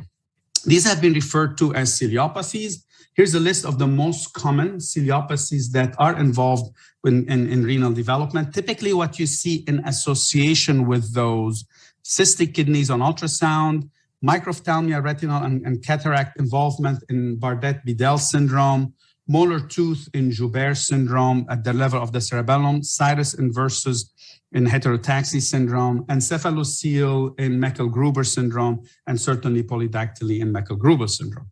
So let me go into a bit of details on the two most common, autosomal dominant and recessive. In the autosomal dominant, the incidence and pathogenesis is fairly common, is related to the PKD1 and PKD2 genes that are on chromosome 16. And what you see here, the PKD2 has milder disease. They have large cysts throughout the nephron, as you see right here, with interstitial fibrosis, hypertension, and renal failure in adulthood. Prenatal manifestation, if you see it prenatally, improves, it suggests poorer prognosis. Keep in mind that the autosomal dominant may be associated with elevated free beta HCG in the first trimester. So what do you see on the ultrasound? You see enlarged bilateral echogenic kidneys, as you see right here. Cysts may be visible in the first trimester or may not. You typically see the differentiation between the pelvis and the calyces, as you see here. Normal fluid, normal bladder. And if you look at the parents, because a lot of those are transmitted, you will see this is on prenatal ultrasound. Look how significant the size of these kidneys, bright and echogenic. And if you look at the parents, you will see that they have significant renal cysts as diagnostic of autosomal dominant. Autosomal recessive, on the other hand, it is less common. It is related to a mutation of the PKHD1 gene. Now here you have the dilation is restricted to the distal tubules, as you see right here, and involve the kidneys and the biliary system. So what you see on ultrasound and large hyperechogenic kidneys right here, unlike autosomal dominant, the autosomal recessive, you would lose the corticomedullary differentiation.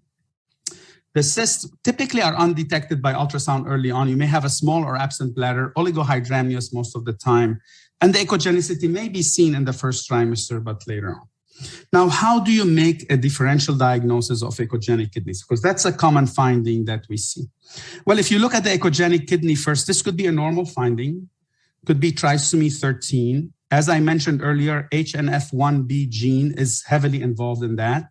And if you look at ciliopathies, you could be one of all these. There's about 150 ciliopathies, but these are the most common that you should look for. Could be related to Beckwith-Wiedemann, could be related to infections, especially CMV or other such as metabolic regions.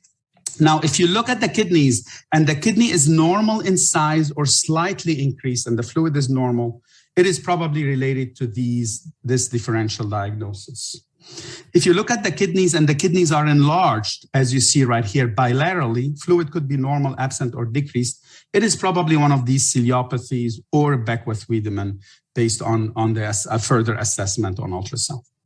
So here's an example of Meckel-Gruber syndrome. Here we're looking at cystic kidneys. I want you to see this, and I put this example to really highlight how classic the kidneys look in Meckel-Gruber syndrome. So if you look at this and have like a memory burn about what the kidney should look like, you will always make a diagnosis of Meckel-Gruber, whether you're in the first trimester or later on in pregnancy.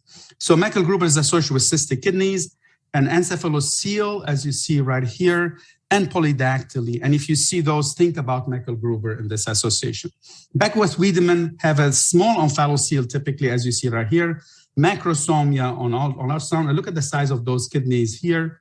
And when you look in a more axial plane, you see the significant enlargement of the kidneys per se. So I'm going to finish by sharing with you some key points about this presentation. So let me start by highlighting again the significant genetic contributions to GU malformations. To remind you that look for these genetic associations, especially when you have bilateral lesions, and certainly if you have extrarenal malformations, always think about the HNF1B gene in your evaluation. Second, the most common congenital anomaly of the kidney and urinary tract is UTD.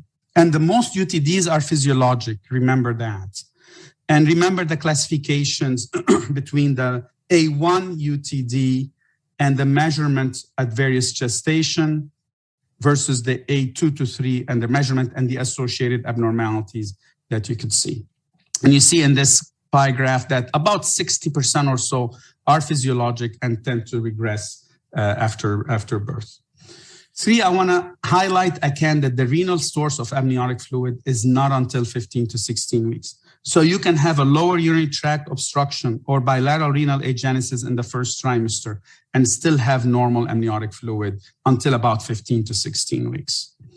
I want to also highlight that when you suspect unilateral agenesis of a kidney, look for an ectopic kidney. So you can look at an axial plane, you don't see the kidney on this side, you see a single vessel. Always go into the pelvis and search for the kidney because more common than not, you will have a pelvic kidney that is associated in the pelvis between the hypogastric and the iliac vessels, as you see here.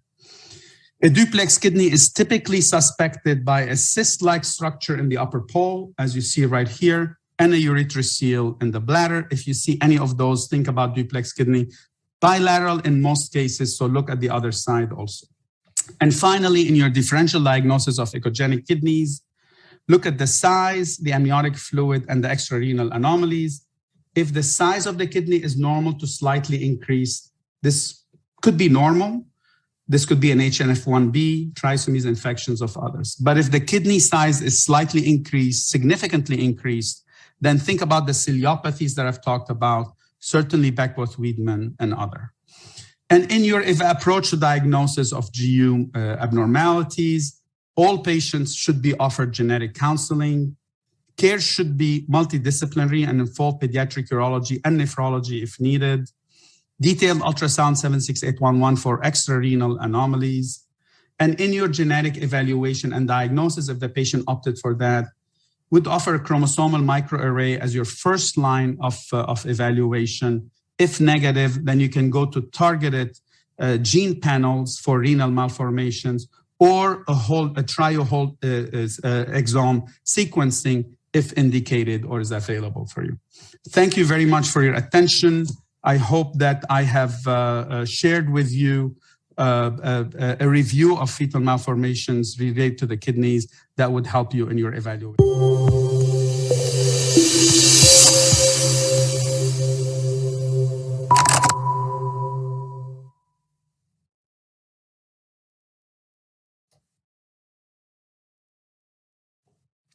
Hello, ladies and gentlemen. When you perform fetal ultrasound and you discover a mass like this, you will ask yourself first, what is this cardiac mass? In my talk today, I will be discussing with you the different diagnoses of fetal intracardiac masses, what are the tumors, what are the specific conditions behind them. In general, the tumors in the fetus, perinatal time, and the infant are slightly different, and the incidence is quite rare. It's 1 out of 10,000 cases. Most of them are benign. However, there are also reports on malignant conditions, so we are never sure prenatally that it's benign, but in general, we can consider this. So the distribution is different between the fetal time and perinatal and infant studies. In the fetus, most of them, as we see, are going to be rhabdomyoma, but in the infant, let's say, consider also the possibility that the detection of the tumor can be typical symptom like syncope or like arrhythmias and so on, and this is why they may be also different. Also the distribution. And there are several studies reporting on some incidences, and this is how you see that in the neonates and the infants, rhabdomyoma are half, where we still have teratoma and fibromas are quite common in the infants, but also, as you see here, some malignant tumor and myxoma is quite rare. Vascular tumor with hemangioma can also occur. In the fetus, however, many reports, they show 80%, if not more, being rhabdomyoma, and in my experience, more, even 90%. And occasionally, 10% can be fibroma, and rarely also teratoma. Myxoma are only a case report. This is one of my first cases I've seen, so almost 30 years ago in April '94. and another one April 96. At that time, we assumed it is tuberous sclerosis because at that time it was mainly the focus on the number of the tumor, the position of the tumors. But in the meantime, we have more information even until molecular genetic confirmations.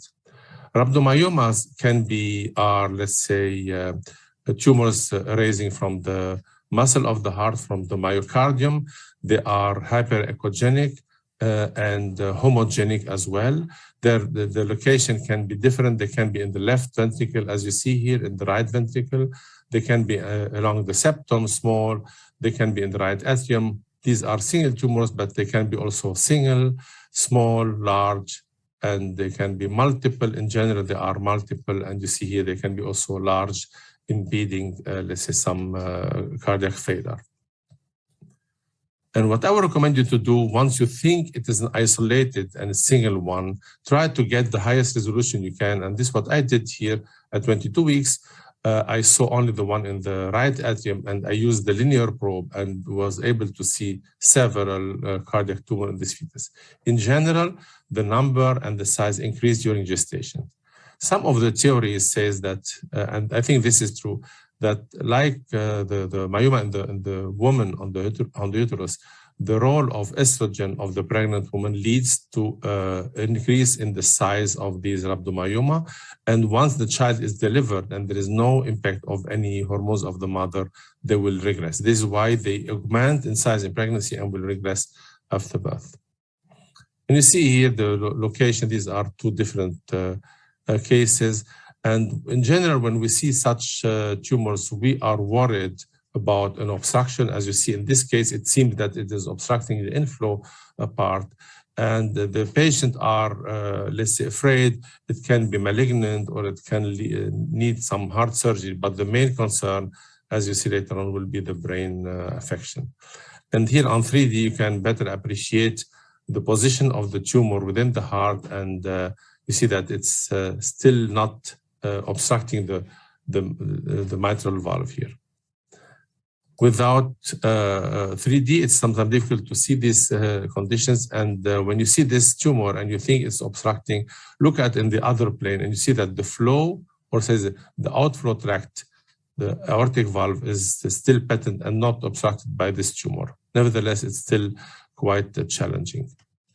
I do sometimes so that I will record the volume with the color Doppler, and then I can compare the 3D aspect in the combination with the color Doppler and see if the inflow and the outflow are independent from the tumor. And in addition, I would recommend you also to try to perform the Doppler studies on the heart. And you see here there is a kind of obstruction on the mitral valve because the shape and the flow and the velocity is higher than on the tricuspid flow on the other side. But nevertheless, it went well until the end of pregnancy. And this is here again, the same fetus I was showing before. So the flow impairment can happen, but rarely. So fetal hydrops were rarely reported in fetuses with rhabdomyoma, but it can occur. And this is one of the major complications which can lead to death and need some therapy.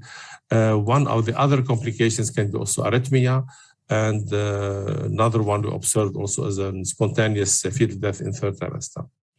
So this is why the perinatal complications are rarely the need for surgery. In the past, some of the cases were operated, but today no one will do simply an operation on rhabdomyoma. I will show you later on why. As I told you, we may have arrhythmia, and this is why it can be difficult, especially if it is a ventricular arrhythmia. And as I told you, they regress spontaneously in most cases. The main problem, however, is the high association with the genetic disease. So the lady comes to see because there are several heart tumors. You look at the heart and they are worried about the heart.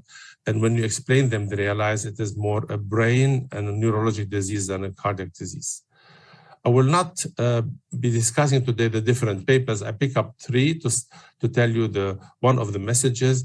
It says that more or less, if you see rhabdomyoma or assumed rhabdomyoma, 80% will have a confirmation by molecular genetics antenatally.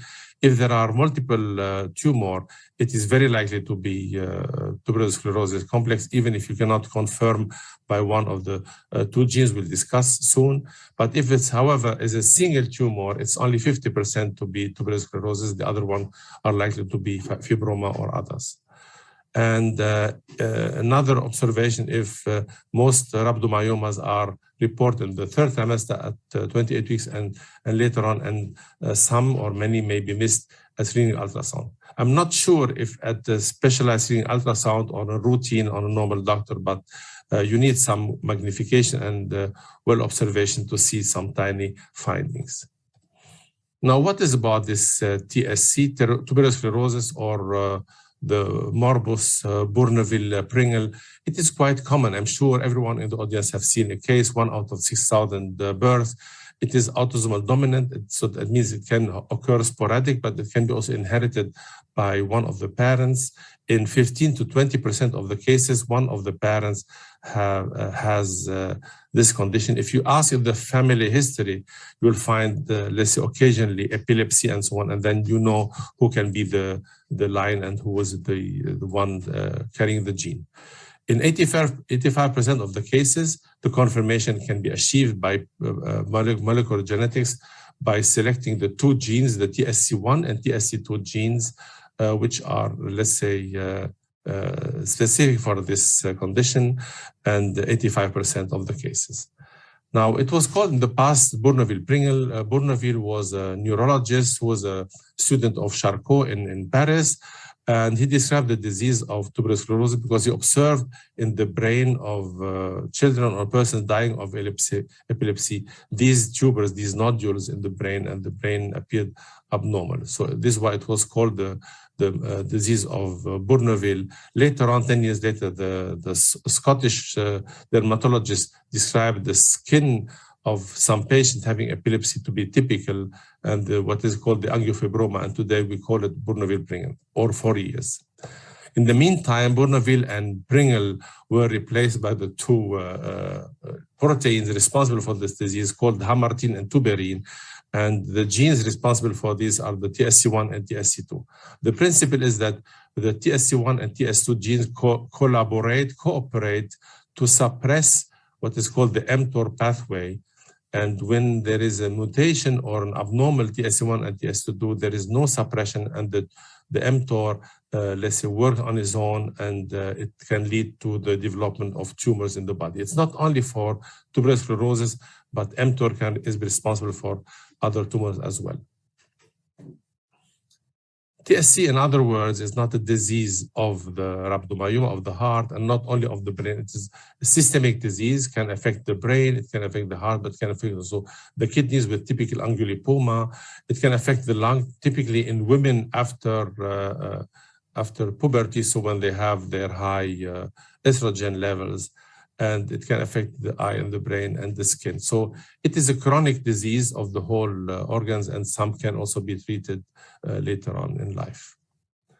Now, I told you before that 15 to 20% is inherited from a parent. So when you see a fetus with multiple rhabdomyoma, or even a single one, and you think it could be TSC, so ask if there is epilepsy in the family. I had a patient who had a chronic headache because he had some small tubers, and they were not recognized as such.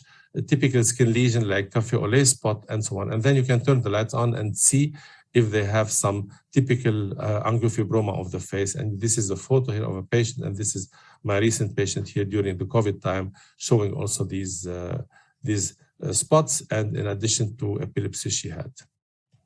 What are the typical brain findings in tuberous sclerosis complex? There are actually 3 to 4. The typical one, where the name of the disease is there, are the tubers in the cortex, found in 80% of the cases, according to this study. These are kind of, let's say, nodules echogenic on ultrasound, leading to some polymicrogyria on the surface of the brain. Another one, quite very important, are the SEN, the subependymal nodules found in locotypical in the region of the foramen of Monro between the lateral ventricle and the third ventricle. At this stage, you will find them exactly there.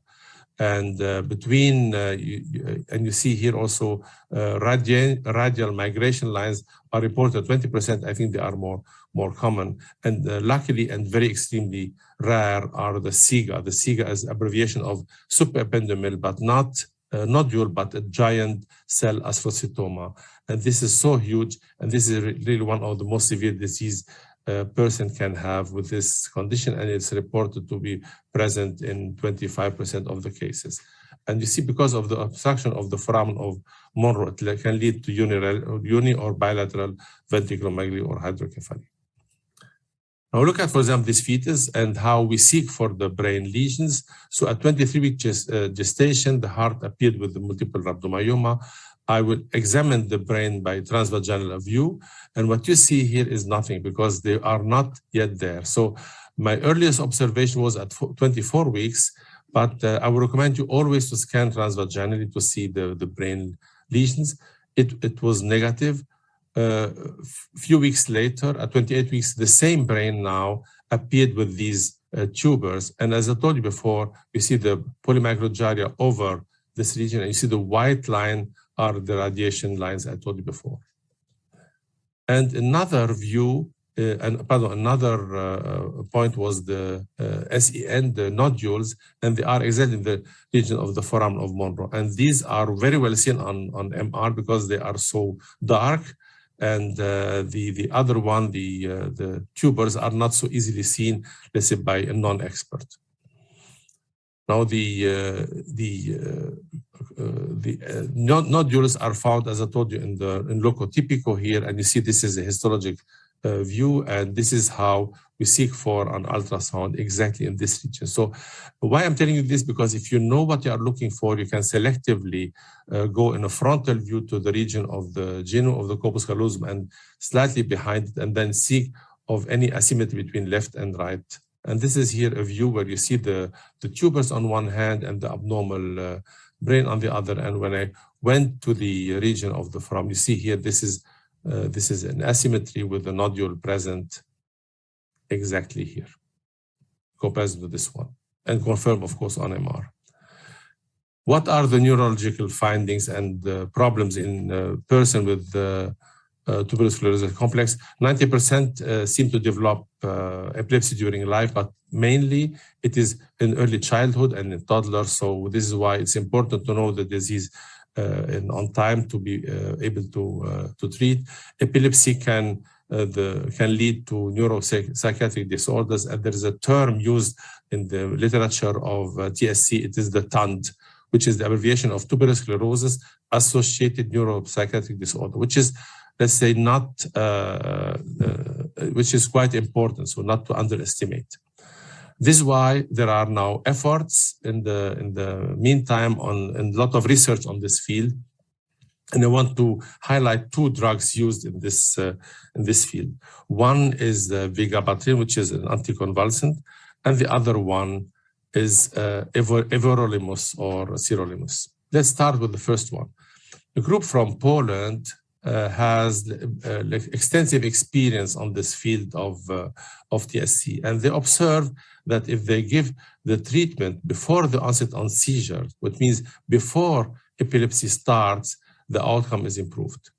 And this is why they were addressing the question that it is a kind of race against time. So we need to know on time that the child, the newborn or the infant, he has TSC. And this is why they are addressing, let's say, the message to people who work on prenatal diagnosis to work and to address and to inform the patient about the possible situation and association. And this is why they recommend also to have antenatally, let's say, invasive procedure to focus on the diagnosis. Now, there was a study which just published by the European group, and it's called the EpiStop trial, which means epilepsy stop. And some of the people in Berlin are in from neuropediatricians, and some of my patients were also involved in this study. And the issue was that to know before and to randomize and showed that the use of vigabatrin as soon as the EEG shows abnormalities, that means before the epilepsy, will help in reducing the risk. Now, they will not give it to each child, but they will perform routinely EEGs, and as soon as the EEGs show the abnormalities, they will start. And the similar study is running now in the United States on called PREVENT trial, and I hope you will have some patients going to this University of Alabama and enroll in this study. The other drug is what is called sirolimus or everolimus, which is an mTOR inhibitor. It's used in other fields of medicine, but as you see in PubMed, let's say each year there are many publications. 2016 there were 33, and it was observed that you can today, if you have let's say an abnormal TSC1 or TSC2, use a drug which was developed by the industry let's say to stop the mTOR in a way and to reach a steady state, reducing all complications. The indications are until now are mainly the presence of a giant axoncytoma, or if there is therapy-resistant epilepsy or angiomyolipoma of the kidneys, and this is one of the major fields. But the pediatric neurologists tell me, it has quite serious side effects. I don't know which one in concrete, but this is why they cannot do it on everyone. And there was a paper, an observation some 10, 11 years ago on a child having a brain astrocytoma with 5 years and rhabdomyoma. And they give this child everolimus, and as a side effect, the rhabdomyoma shrinked. So this is why it is quite interesting, and the same then was subsequently done by a Japanese group. They gave everolimus for a giant rhabdomyoma. So today, one could say before deciding for an operation on a child because of rhabdomyoma, probably one will give everolimus to lead to its regression. Since it works on rhabdomyoma, there was a study done by a Chinese group on 217 patients on an observation study, and they reported that the rhabdomyoma's regression was accelerated in infant. But to my knowledge, it's not a randomized study, but an observational study, and this is why it's difficult to assume it works. Now, it is logical if this works on rhabdomyoma postnatally that some will be trying to use it prenatally in quite critical cases. And there was recently 4 cases reported, but I'm sure there are in the meantime more, and not everyone who tried to use it has written a case report or reported. So let's assume it is more. And the issue is in these cases that if you have really severe findings like impending hydrops, bilateral outflow tract obstruction, and dysfunction, and other, let's say, serious findings, which could lead to death, then they start doing or treating with everolimus prenatally. We had a case where we assumed we should do it, but the neuropediatrician was afraid, said no, it's too the side effects do not justify to give this drug. And this is the case published by the group from LA, showing before therapy the large rhabdomyoma on the heart, and look now at 28 weeks in comparison at 34-week gestation, how the tumor has shrunk. And really, I'm optimistic that in the future it will be used more and more. Let's move now to the second common cardiac tumor, which are the cardiac fibromas. I underlined them in messages. It is quite rare. It seems to be 5 to 7% or until up to 10% of cardiac tumors. It is not like the rhabdomyoma, let's say the myocardium, but now it is the connective tissue. This one like the fibroblast, the fibroma. The location can be intramural, but it can be also mainly in the left ventricle, but also in the right ventricle. It is in general a single tumor. It can show classification and can present also with arrhythmia. And to my understanding, I consider it as a diagnosis of exclusion because you are never sure it is a fibroma, and it does not regress spontaneously after birth. So it's rather suspicious condition prenatally. In this paper by Chen and co-workers, I said it before, they had one case, and you see this is how it looks like. I could assume it looks like a rhabdomyoma as well, but they found after termination that the histology showed a single fibroma. This fetus I observed was negative for TSC1 and 2. It has no brain lesions, and the postnatal echo reported being as a fibroma. So I don't know if it's true. This is why I told you it's at the end a diagnosis of exclusion. However, intrapericardial teratoma, the other group, is quite obvious finding. They are in general large. They are rare, but they are, let's say, on the border outside of the heart, between the heart and the pericardium, often associated with pericardial effusion. They have the typical feature of being cystic and solid and growing during gestation. So the earliest is probably 27, 28 week gestation. We saw could be starting at 24 weeks gestation. And the therapy is, of course, the operation postnatally, but the problem is how to reach birth without having any problems. And this is why there are reports on pericardiocentesis and even open field surgery. So you see here, this is the finding at 30 weeks gestation where it was discovered, and there is mild pericardial effusion or moderate, and this increased and it needed pericardiocentesis. And let's have a look to another view. You see here these cystic and solid structure, and you see how the whole heart is, let's say, swimming in the pericardial fluid, but there was no obstruction neither for the aorta nor for the pulmonary artery. It's more on the outside of the heart in the pericardial effusion, pericardial cavity. This is an important paper on 67 cases from the literature with the systematic review. The author found out that 70% of the case developed hydrops. So this is the major problem of these children. And 25% developed polyhydramnios, which can also lead to prematurity. And then to an operation on a premature baby on the heart is not the easiest thing.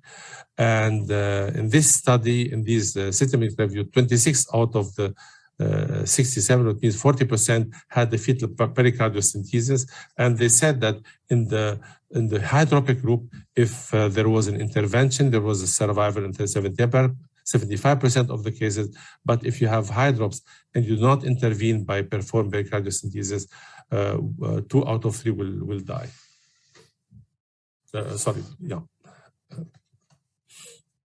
The myxoma I added because we had recently a case. It's quite rare. It's more common. It's most common in adults in the left atrium, but it was reported occasionally in the fetus, and it is more from the connective tissue. As I told you, it has an irregular shape, and it reminds you of a clot. So if you think there is a clot within the heart, within the atrium, think of atrial myxoma and not on a clot. It is typically pedunculated and mobile, and in the cases reported prenatally, they are mainly on the right atrium, but in adults, it's more on the left atrium. You see, this is a fetus referred because of a tricuspid regurgitation. One possible diagnosis was tricuspid valve dysplasia. But, if you look at the normal scan, even with a good machine, with a good probe, is not enough. What you need here is to switch off the color and to use the highest resolution probe we have. And this is here the linear probe. And what you see here is a kind of small ping pong ball. And as you noticed, there is a kind of pedunculated here, and I will go and stop here and show you where the stem between, wait here.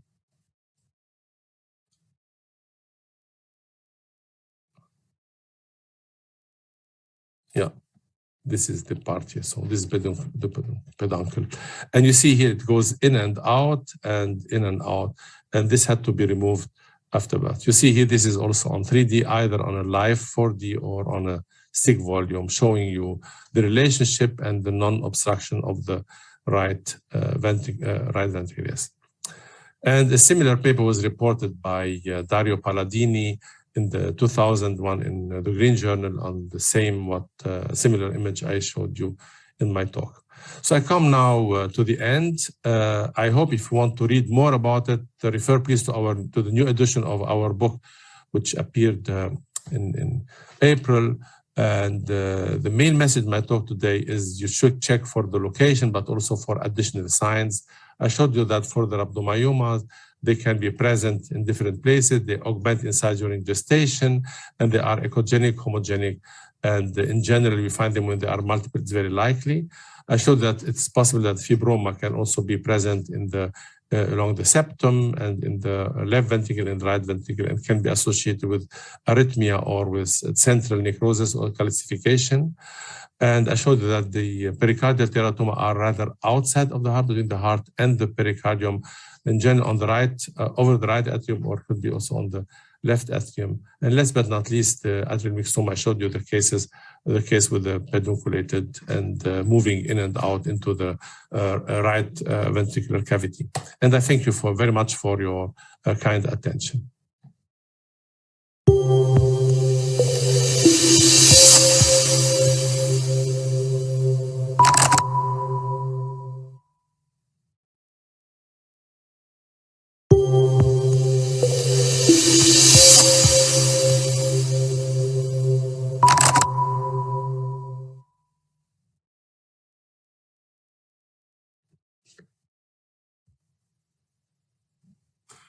So, okay, now we'll move to the last talk.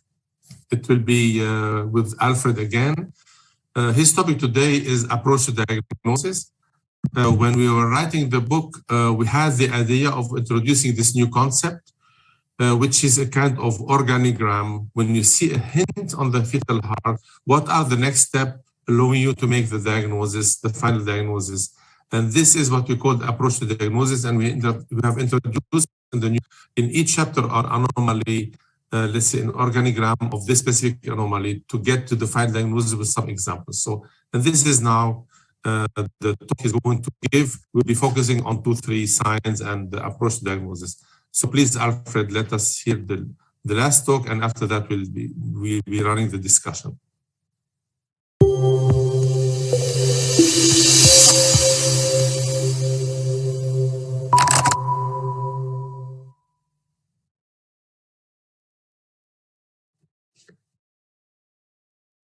Thank you for the invitation to speak.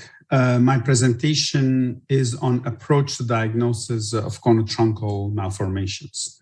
First, I would like to disclose that I am on the advisory board of Sonosin, Trice, and Paulson Moore. First, some important anatomy of the left ventricular outflow tract.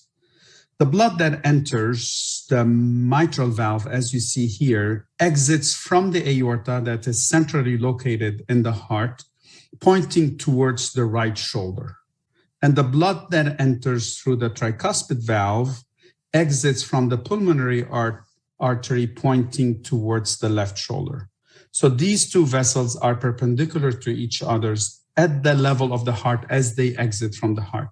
Later on, they tend to be more parallel. So remember that important characteristic, that the relationship here is really related to their perpendicular relationship is really as they exit from their respective chambers. Now, so when you look at the left ventricular outflow tract, it's important to note that as it exits from the left ventricle, it makes this slight angle with the left ventricle. That is an important anatomic feature because it is really relevant in your evaluation of the LVOT. And here you see in a clip the left ventricle, and you see that the aorta, as it comes out, makes this slight bend with the ventricular septum here. This relationship is important, and always remember to look at this angle as the aorta comes out. Why this is critical? So this is a normal fetus right here, and you clearly see this LVOT in an apical view. And when there is aortic override, when the aorta is overriding as a ventricular defect, you tend to lose this angle that the aorta comes out with. So it's really an important feature anatomically to keep in mind. And here's another example of an aortic override, and you see clearly how this aorta is coming out parallel with the ventricular septum. The second important anatomic feature is all the blood that comes out in the LVOT really comes out from the left ventricle. So there's no blood flow to the aorta from the right ventricle.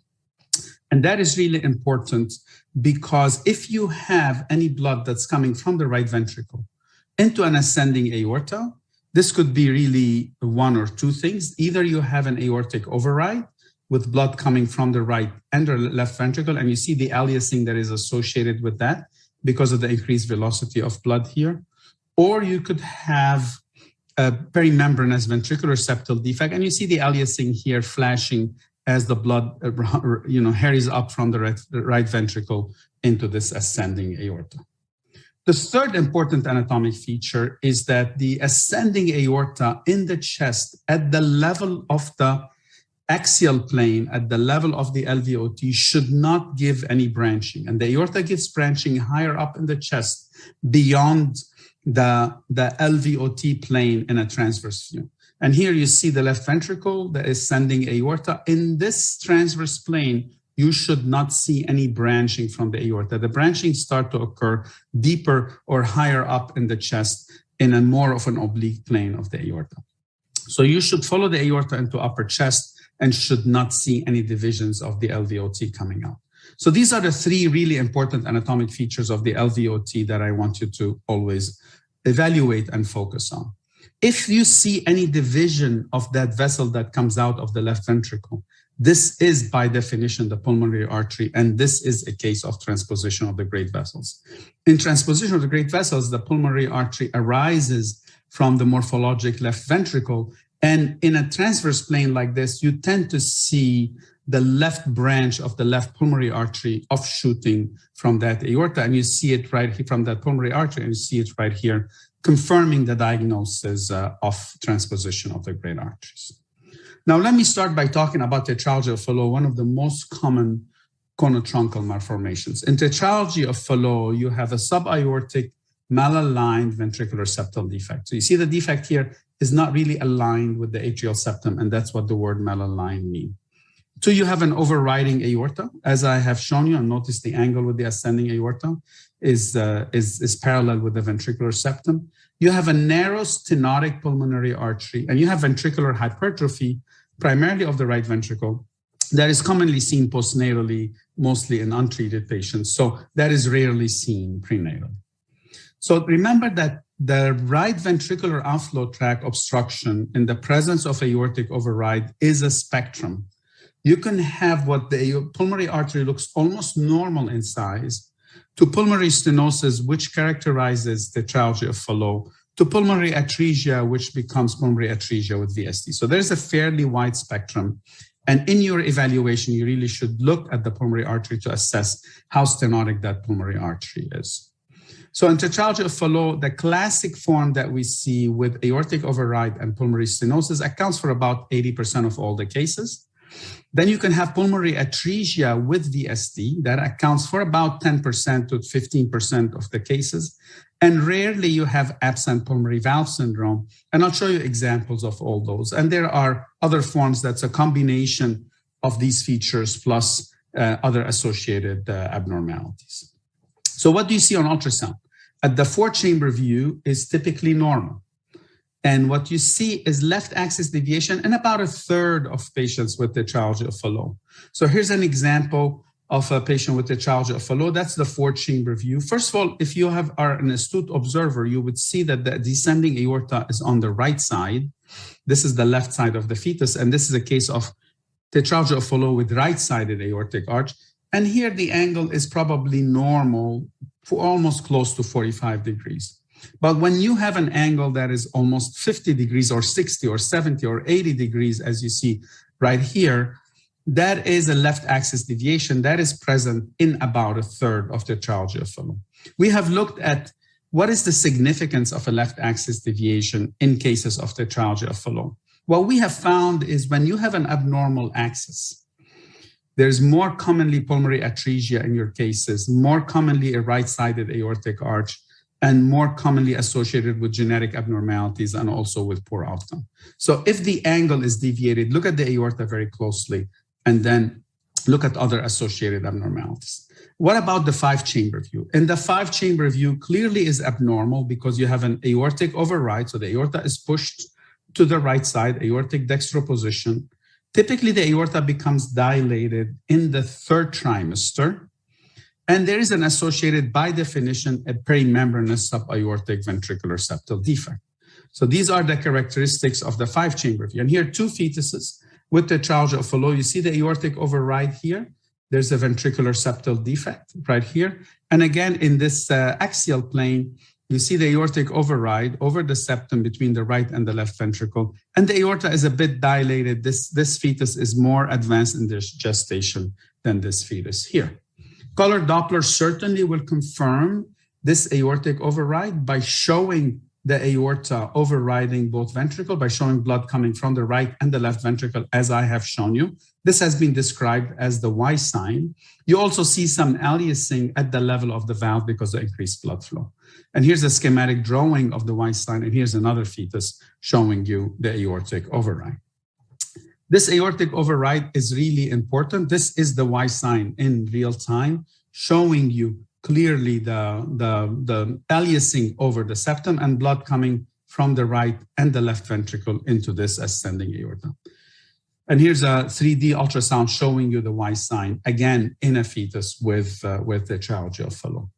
This Y sign is really important in the first trimester for suspicion of aortic override. Here's the case at 12 weeks with the Chaoui of Fallot, and you could see I pulled this still image from this clip. You could see this aortic override here, and this Y sign has been correlated with increased sensitivity and specificity for to detect aortic dextroposition in the first trimester of pregnancy. So remember, this Y sign is important in the second trimester, also important in the first trimester. How about the right ventricular outflow tract in Chaoui of Fallot? What do you see? Well, clearly it is abnormal. Here you have infundibular pulmonary stenosis. So the stenosis of the pulmonary artery is typically below the valves, but also could be associated with valvular stenosis. Remember the spectrum that I mentioned earlier between a mild pulmonary stenosis all the way to pulmonary atresia. Also, it's important to look at the branches of the PA to make sure you're not dealing with a hemitruncus, and also whether there is the ductus arteriosus is present or absent, and whether there's forward flow in the ductus arteriosus or not, because all these are important features for your prognosis. And here's a longitudinal view of the pulmonary artery, showing you the size of the pulmonary artery as compared to the size of this aorta. Look how dilated this aorta. And here you will see that infundibular stenosis. You see that infundibulum here that is obstructing the outflow tract in this pulmonary artery in relationship to the aorta. And look how small the pulmonary artery is.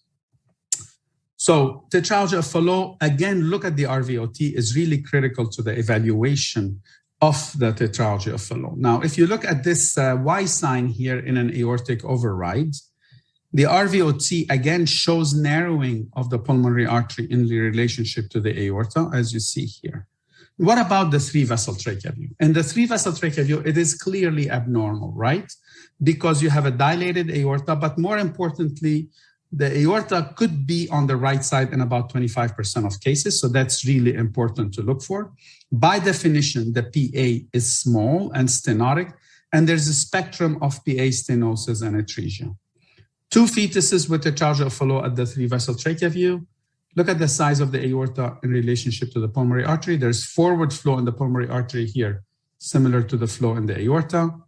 Again, another case, the pulmonary artery is even smaller here in relationship to the aorta at the three-vessel trachea view. Aortic override, again, the three-vessel trachea view here showing a small pulmonary artery in relationship to the aorta and the corresponding schematic drawings. Why this is important, I want to highlight the reason why I'm highlighting this image here, because when the pulmonary artery is stenotic and small, the pulmonary artery appears at the three-vessel trachea view. It is a branch from the aorta.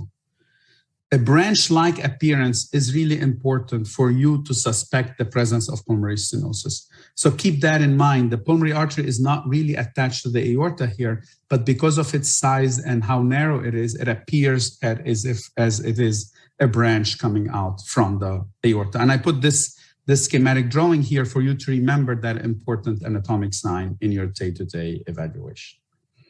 Now, remember also in the Chaoui of Fallot, there is an association of 22q11 deletion, and that deletion could be present in up to 10 to 15%. So the prognosis and the outcome of the fetus is severely impacted by the presence of 22q11 deletion. So it's important for you to understand what are the associated features of this and to make sure you counsel the patients for genetic testing for them. The presence of right-sided aortic arch, if the thymus appears hypoplastic or aplastic, hypogenesis or agenesis of the thymus, any associated extracardiac abnormalities, or the presence of polyhydramnios had been associated with increased risk of 22q11 deletion. And I think this is really important to look into. Let me show you some important cases here to highlight the wide spectrum of tetralogy of Fallot. So this is the first case. If you look at this aorta, what do you see? Clearly aortic override, right? As we have discussed during this presentation. And here we're looking at a longitudinal view of the pulmonary artery. Look at the size of the pulmonary artery in relationship to the aorta. The third step here is to do a 3-vessel trachea view, because what I'm trying to determine is what is the size of the pulmonary artery in relationship to the aorta, and is there forward flow or reverse flow in the pulmonary artery? And here, the pulmonary artery is actually of decent size, and there is forward flow in the pulmonary artery, as you see here. So this is a tetralogy of Fallot with pulmonary stenosis and forward flow in the pulmonary artery, which have been referred to as the pink type tetralogy of Fallot in the past. Here's another case. Again, there is a bit of an axis deviation here maybe, but there's an override of the aorta here. So let's look at the pulmonary artery and look at the size of the pulmonary artery in relationship to the aorta at the 3-vessel trachea view. And it looks like a branch coming out of the pulmonary artery here. And if you add color Doppler, you will see, look at the size of the aorta and look how small the pulmonary artery, and there's reverse flow in the pulmonary artery here. So this is a case of tetralogy of Fallot with pulmonary stenosis and reverse flow in the pulmonary artery. This baby will become sick, and this is a ductal dependent lesion. So you could see within the same spectrum, there's significant variations between the type and the outcome after birth. And that's really important to remember. The branching that we talked about and how they look like appears as a branch of the aorta, as I've shown you before. How about this third case? Again, clearly here, left axis deviation and aortic override. As you see, right ventricle, left ventricle filling into the aorta. Even descending aorta is dilated, as you see right here. Here's the 3-vessel view showing you the pulmonary artery arising from the right ventricle. But look how small the branches of the pulmonary artery is. This is pulmonary atresia, and look at the size of the aorta here. In these cases, this is pulmonary atresia with VSD. There's an association with MAPCAs, which are major aortocollateral arteries. And you see here, you could see them in a coronal plane of the chest, and you see how these arteries arise from the aorta, from the systemic circulation, to provide blood to the lungs itself. So this is a pulmonary atresia with VSD showing you the major aortopulmonary collateral arteries. And here's other examples. These are images from our book on the Practical Guide to Fetal Echocardiography, the 4th edition, showing you on color Doppler in a sagittal plane, the ascent of the MAPCAs here, showing you the MAPCAs again arising from the aorta and on 3D ultrasound here and here. The fourth case here is aortic overrides. Look at the size of this pulmonary artery, but I want you to focus here and see. The aorta is right-sided. Here's the trachea in the middle. The fetus is swallowing fluid in and out. And look at the size of this ductus arteriosus. So first of all, you have right-sided aortic arch, and you have a hypoplastic ductus arteriosus. And these are important features, again, in your evaluation and counseling for the patient. The fifth case is aortic override here. Look at the size of the pulmonary branch, pulmonary arteries here, and there's reverse flow at the level of the pulmonary artery here with regurgitation back and forth. This is absent pulmonary valve syndrome. And look here again, when you go to the 3-vessel view in the chest, this is a view that it is easy to make a diagnosis and you should never miss. Because if you look at the 3-vessel trachea view, you see how large these branch pulmonary arteries are. This is an absent pulmonary valve syndrome with the blood going in and out of the pulmonary valve, resulting in this picture at the 3-vessel trachea view. So that's really important to monitor those because these are rare cases. Maybe you'll see one case every 4 or 5 years, but they're clearly easy to diagnose. And then the last case I want to show here, here's an aortic override, again on grayscale and color Doppler.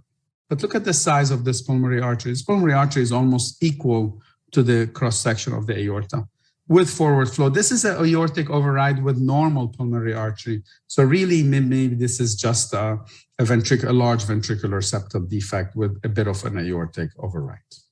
So let me take you through the approach to diagnosis when you see a ventricular septal defect and an overriding great vessel. First, you look at the origin of the pulmonary artery. Does the pulmonary artery arise from the right ventricle? If the answer is yes, then what is the size of this pulmonary artery? If this pulmonary artery is normal in size, as the last case that I've shown you, this is just a malaligned ventricular septal defect. If the pulmonary artery is small or moderate in size, this is classic for tetralogy of Fallot as the schematic drawing is showing. Now, if this pulmonary artery is very, very small, then think about pulmonary atresia with VSD, like the case that I've shown you. Remember the associated MAPCAs with this particular case. Now, what is that? If the pulmonary artery is very, very large or quite large, remember this could be absent pulmonary valve syndrome, as the case that I've shown you before during your evaluation. So from an aortic override, look at the pulmonary artery size that helps you in your differential diagnosis of what you are dealing with. If you don't see the pulmonary artery, again, this is highly suspicious for the presence of pulmonary atresia with VSD. Now, if the pulmonary artery is arising from the great vessel that is overriding, then this is most probably common arterial trunk. So the definition of a common arterial trunk is a pulmonary artery that arises from the overriding vessel rather than from the ventricle itself. And this is how you can make the differential diagnosis of an overriding great artery with a VSD. Let me speak briefly about transposition of the great arteries in the remaining time. This is when there's switch, there's atrioventricular concordance and ventriculo-arterial discordance, meaning the right atrium connected to the right ventricle, and then the aorta is actually arising from the right ventricle and the pulmonary artery is arising from the left ventricle. There's an associated ventricular septal defect in about 40% of cases. The left ventricular outflow obstruction about 4-5%. And there are associated anomalies of the coronary arteries, which make the corrective surgery sometimes a bit more complicated. The four-chamber view is typically normal in transposition of the great arteries. Here's two examples. This is a normal four-chamber view. On rare occurrence and more common in corrected transposition, you may have mesocardia. But most of the time, the four-chamber view is totally normal, as you see here, with the exception of an associated ventricular septal defect, as I have shown you in the previous slide. What about the left ventricular outflow tract? The left ventricular outflow tract, by definition, is abnormal. Why? Because the pulmonary artery is now arising from the left ventricle, and you should see branching and division of the pulmonary artery, as you see right here in this grayscale clip. You're seeing the left pulmonary artery arising from this vessel that's coming from the left ventricle.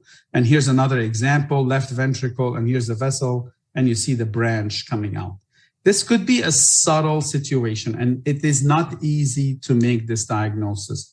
And this is why this is a case of transposition of the great artery in the third trimester with extensive shadowing from the ribs. And if you look closely around this area here, you will see the division of the pulmonary artery for a short period of time coming out of the left ventricle. So keep that in mind, that this is not an easy diagnosis, and you need to have a high index of suspicion. And if you look at this axial view in a fetus with transposition, and I pulled this clip from it to show you the division of the vessel higher up in the chest. Luckily, we have other views that helps us in the diagnosis of transposition of the great arteries, and I will share that with you. So the left ventricular outflow tract is always abnormal. There's no override. The left ventricular outflow divides into two branches, but could be technically very challenging. What is important here is two things. The RVOT will be abnormal because now you have the aorta coming out of the right ventricle. So if you try to get the three vessel view coming out of the right ventricle, you will not be able to get that. But this is a view that is difficult to get also. But the 3-vessel trachea view is really important here. Why? Because the 3-vessel trachea view will show you a single vessel, because the aorta is above the pulmonary artery here. So at the 3-vessel trachea view, you have only the aorta. The pulmonary artery is under. You have to slide up and down to see the 3-vessel view as I'm showing you in this clip here. So the message is the 3-vessel trachea view is critically important in transposition of the great arteries, because you will see a single vessel, as you see in these 2 cases in the first trimester. That is the aorta of normal size that is above the pulmonary artery. Make sure you don't mistake that view with the normal aortic arch view, which is very, very high up in the chest, where you only see the aortic arch and you don't see any of the pulmonary arteries under. This is the aortic arch view, but this is, you see where this vessel arises deep in the pelvis, because you're only looking at the arch of the aorta.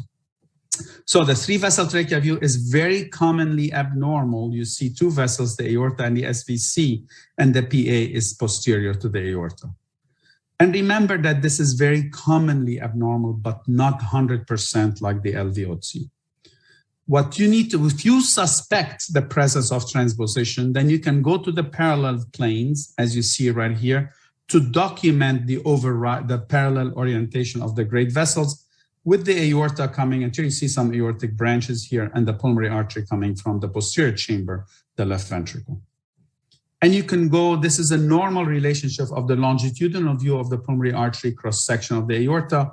And here what you see is, in a case of transposition, the 2 vessels are parallel as they arise from the heart. Remember what I mentioned earlier in the talk, that the vessels should be perpendicular as they come out of the respective chambers. Here, they are parallel as they come out of the heart, as you see right here. So there is parallel orientation of the great vessels. This is an oblique view of the chest, or in the short axis view, or you can get a 3D ultrasound to document that. But remember, these are not our standard planes. We don't get these planes on our routine standard evaluation. To get to these planes, you have to have a high index for suspicion. Let me show you 2 cases. A first case, here's the 5-chamber view. Clearly now you can look and say, I see the division of this vessel. This is transposition. Color Doppler, very helpful to document that. 3-vessel trachea view, I see only the aorta and the superior vena cava. So this is a classic case of detransposition of the great arteries. This is what you will see in 95% of cases of transposition of the great arteries. Here's a second case. This is the left side, normal 4-chamber view. Look at the 3-vessel view here. You see division of a vessel, but I don't know where this vessel comes from. But look at the 3-vessel trachea view. Perfectly normal. The pulmonary artery is anterior to the aorta here. But if you look very closely to this, you will see that the vessel that is coming out of the left ventricle actually divides. So this is an abnormal LVOT here, and you see it on color Doppler also. This is a case of transposition of the great arteries where the vessels are side by side. This is a very rare case of transposition of the great arteries. I'm showing you this to really highlight how important it is for you to evaluate the vessels coming out of the left of each chamber. The vessel coming out of the left ventricle should not divide. The vessel coming out of the right ventricle should divide. So if you are able to do this on every ultrasound, you will really make the diagnosis of transposition all the time, if you can. Remember, these are technically quite difficult sometimes to make the diagnosis. So the 3-vessel trachea view is very commonly abnormal, but not always. So look at the LVOT or look at the RVOT to document division, then you can rule out transposition of the great arteries. So if you have a branching of the LVOT in an axial plane, this is when you suspect the presence of transposition of the great arteries. What you should do is look at the PA. Is the PA recognized coming out of the left ventricle by its branching? Is it originating from the morphologic left ventricle? And is the aorta originating from the morphologic right ventricle? As in the 2 cases that I've shown you, then this confirms the transposition of the great arteries. Then you go to the 3-vessel trachea view. You see a single great vessel, that's the aorta anterior to the PA, or you see 2 vessels, the aorta side by side to the PA. Most of the time, this is a normal 3-vessel trachea view, as the second case that I've shown you. Assess for the presence of VSDs, commonly associated with transposition, and for LVOT, presence of LVOT stenosis. If there is none, this is a simple transposition of the great arteries. If you see those, then it is a complex transposition of the great arteries. And that's how you can approach the diagnosis of a suspected D transposition of the great arteries. So hopefully through this presentation, I wanted to learn to critically evaluate the normal anatomy of the left ventricular outflow tract and the 3-vessel trachea view, because how important they are in conotruncal malformations. Understand the steps to evaluate fetuses with suspected aortic override and how you can make the differential diagnosis, all the forms of tetralogy of Fallot and a common arterial trunk. Critical evaluation of the LVOT and the 3-vessel trachea view should help detect the majority of tetralogies, TGAs, and other conotruncal malformations. And I would like to thank you for giving me the opportunity to speak, and certainly I'll be happy to address any questions.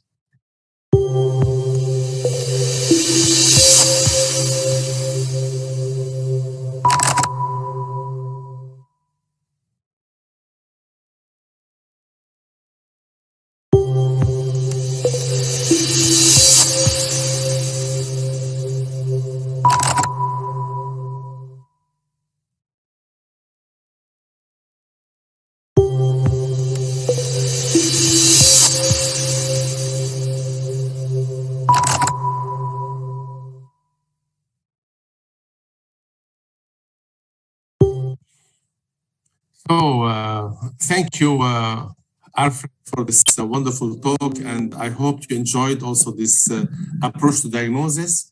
And I think in the future, when artificial intelligence will be developed to make some suggestions for heart diagnosis, this kind of let's say organigram may be of use, because we can feed them to the computer and then we can get some help.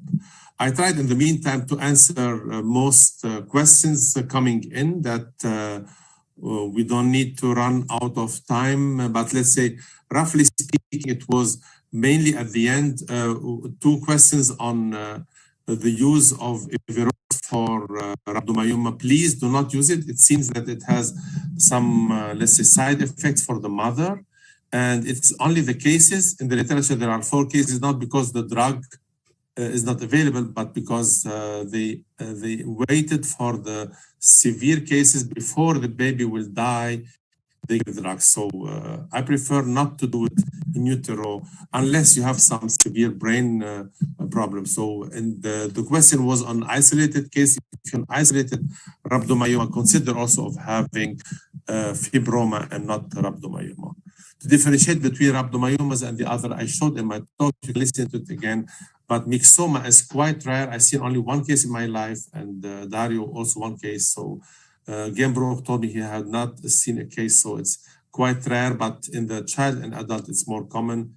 It's most always in the left atrium or right atrium, and it's pedunculated, as you have seen here. The question, interesting question on how to differentiate between and overriding of the aorta with the common trunk and pulmonary athesia with the VST. Well, in the past, there were some groups of pulmonary athesia with VST, which were today called common arterial trunk. So this is why don't mix up between these. But let's say, roughly speaking, the MAPCA, the presence of MAPCA is typical for pulmonary athesia with VST.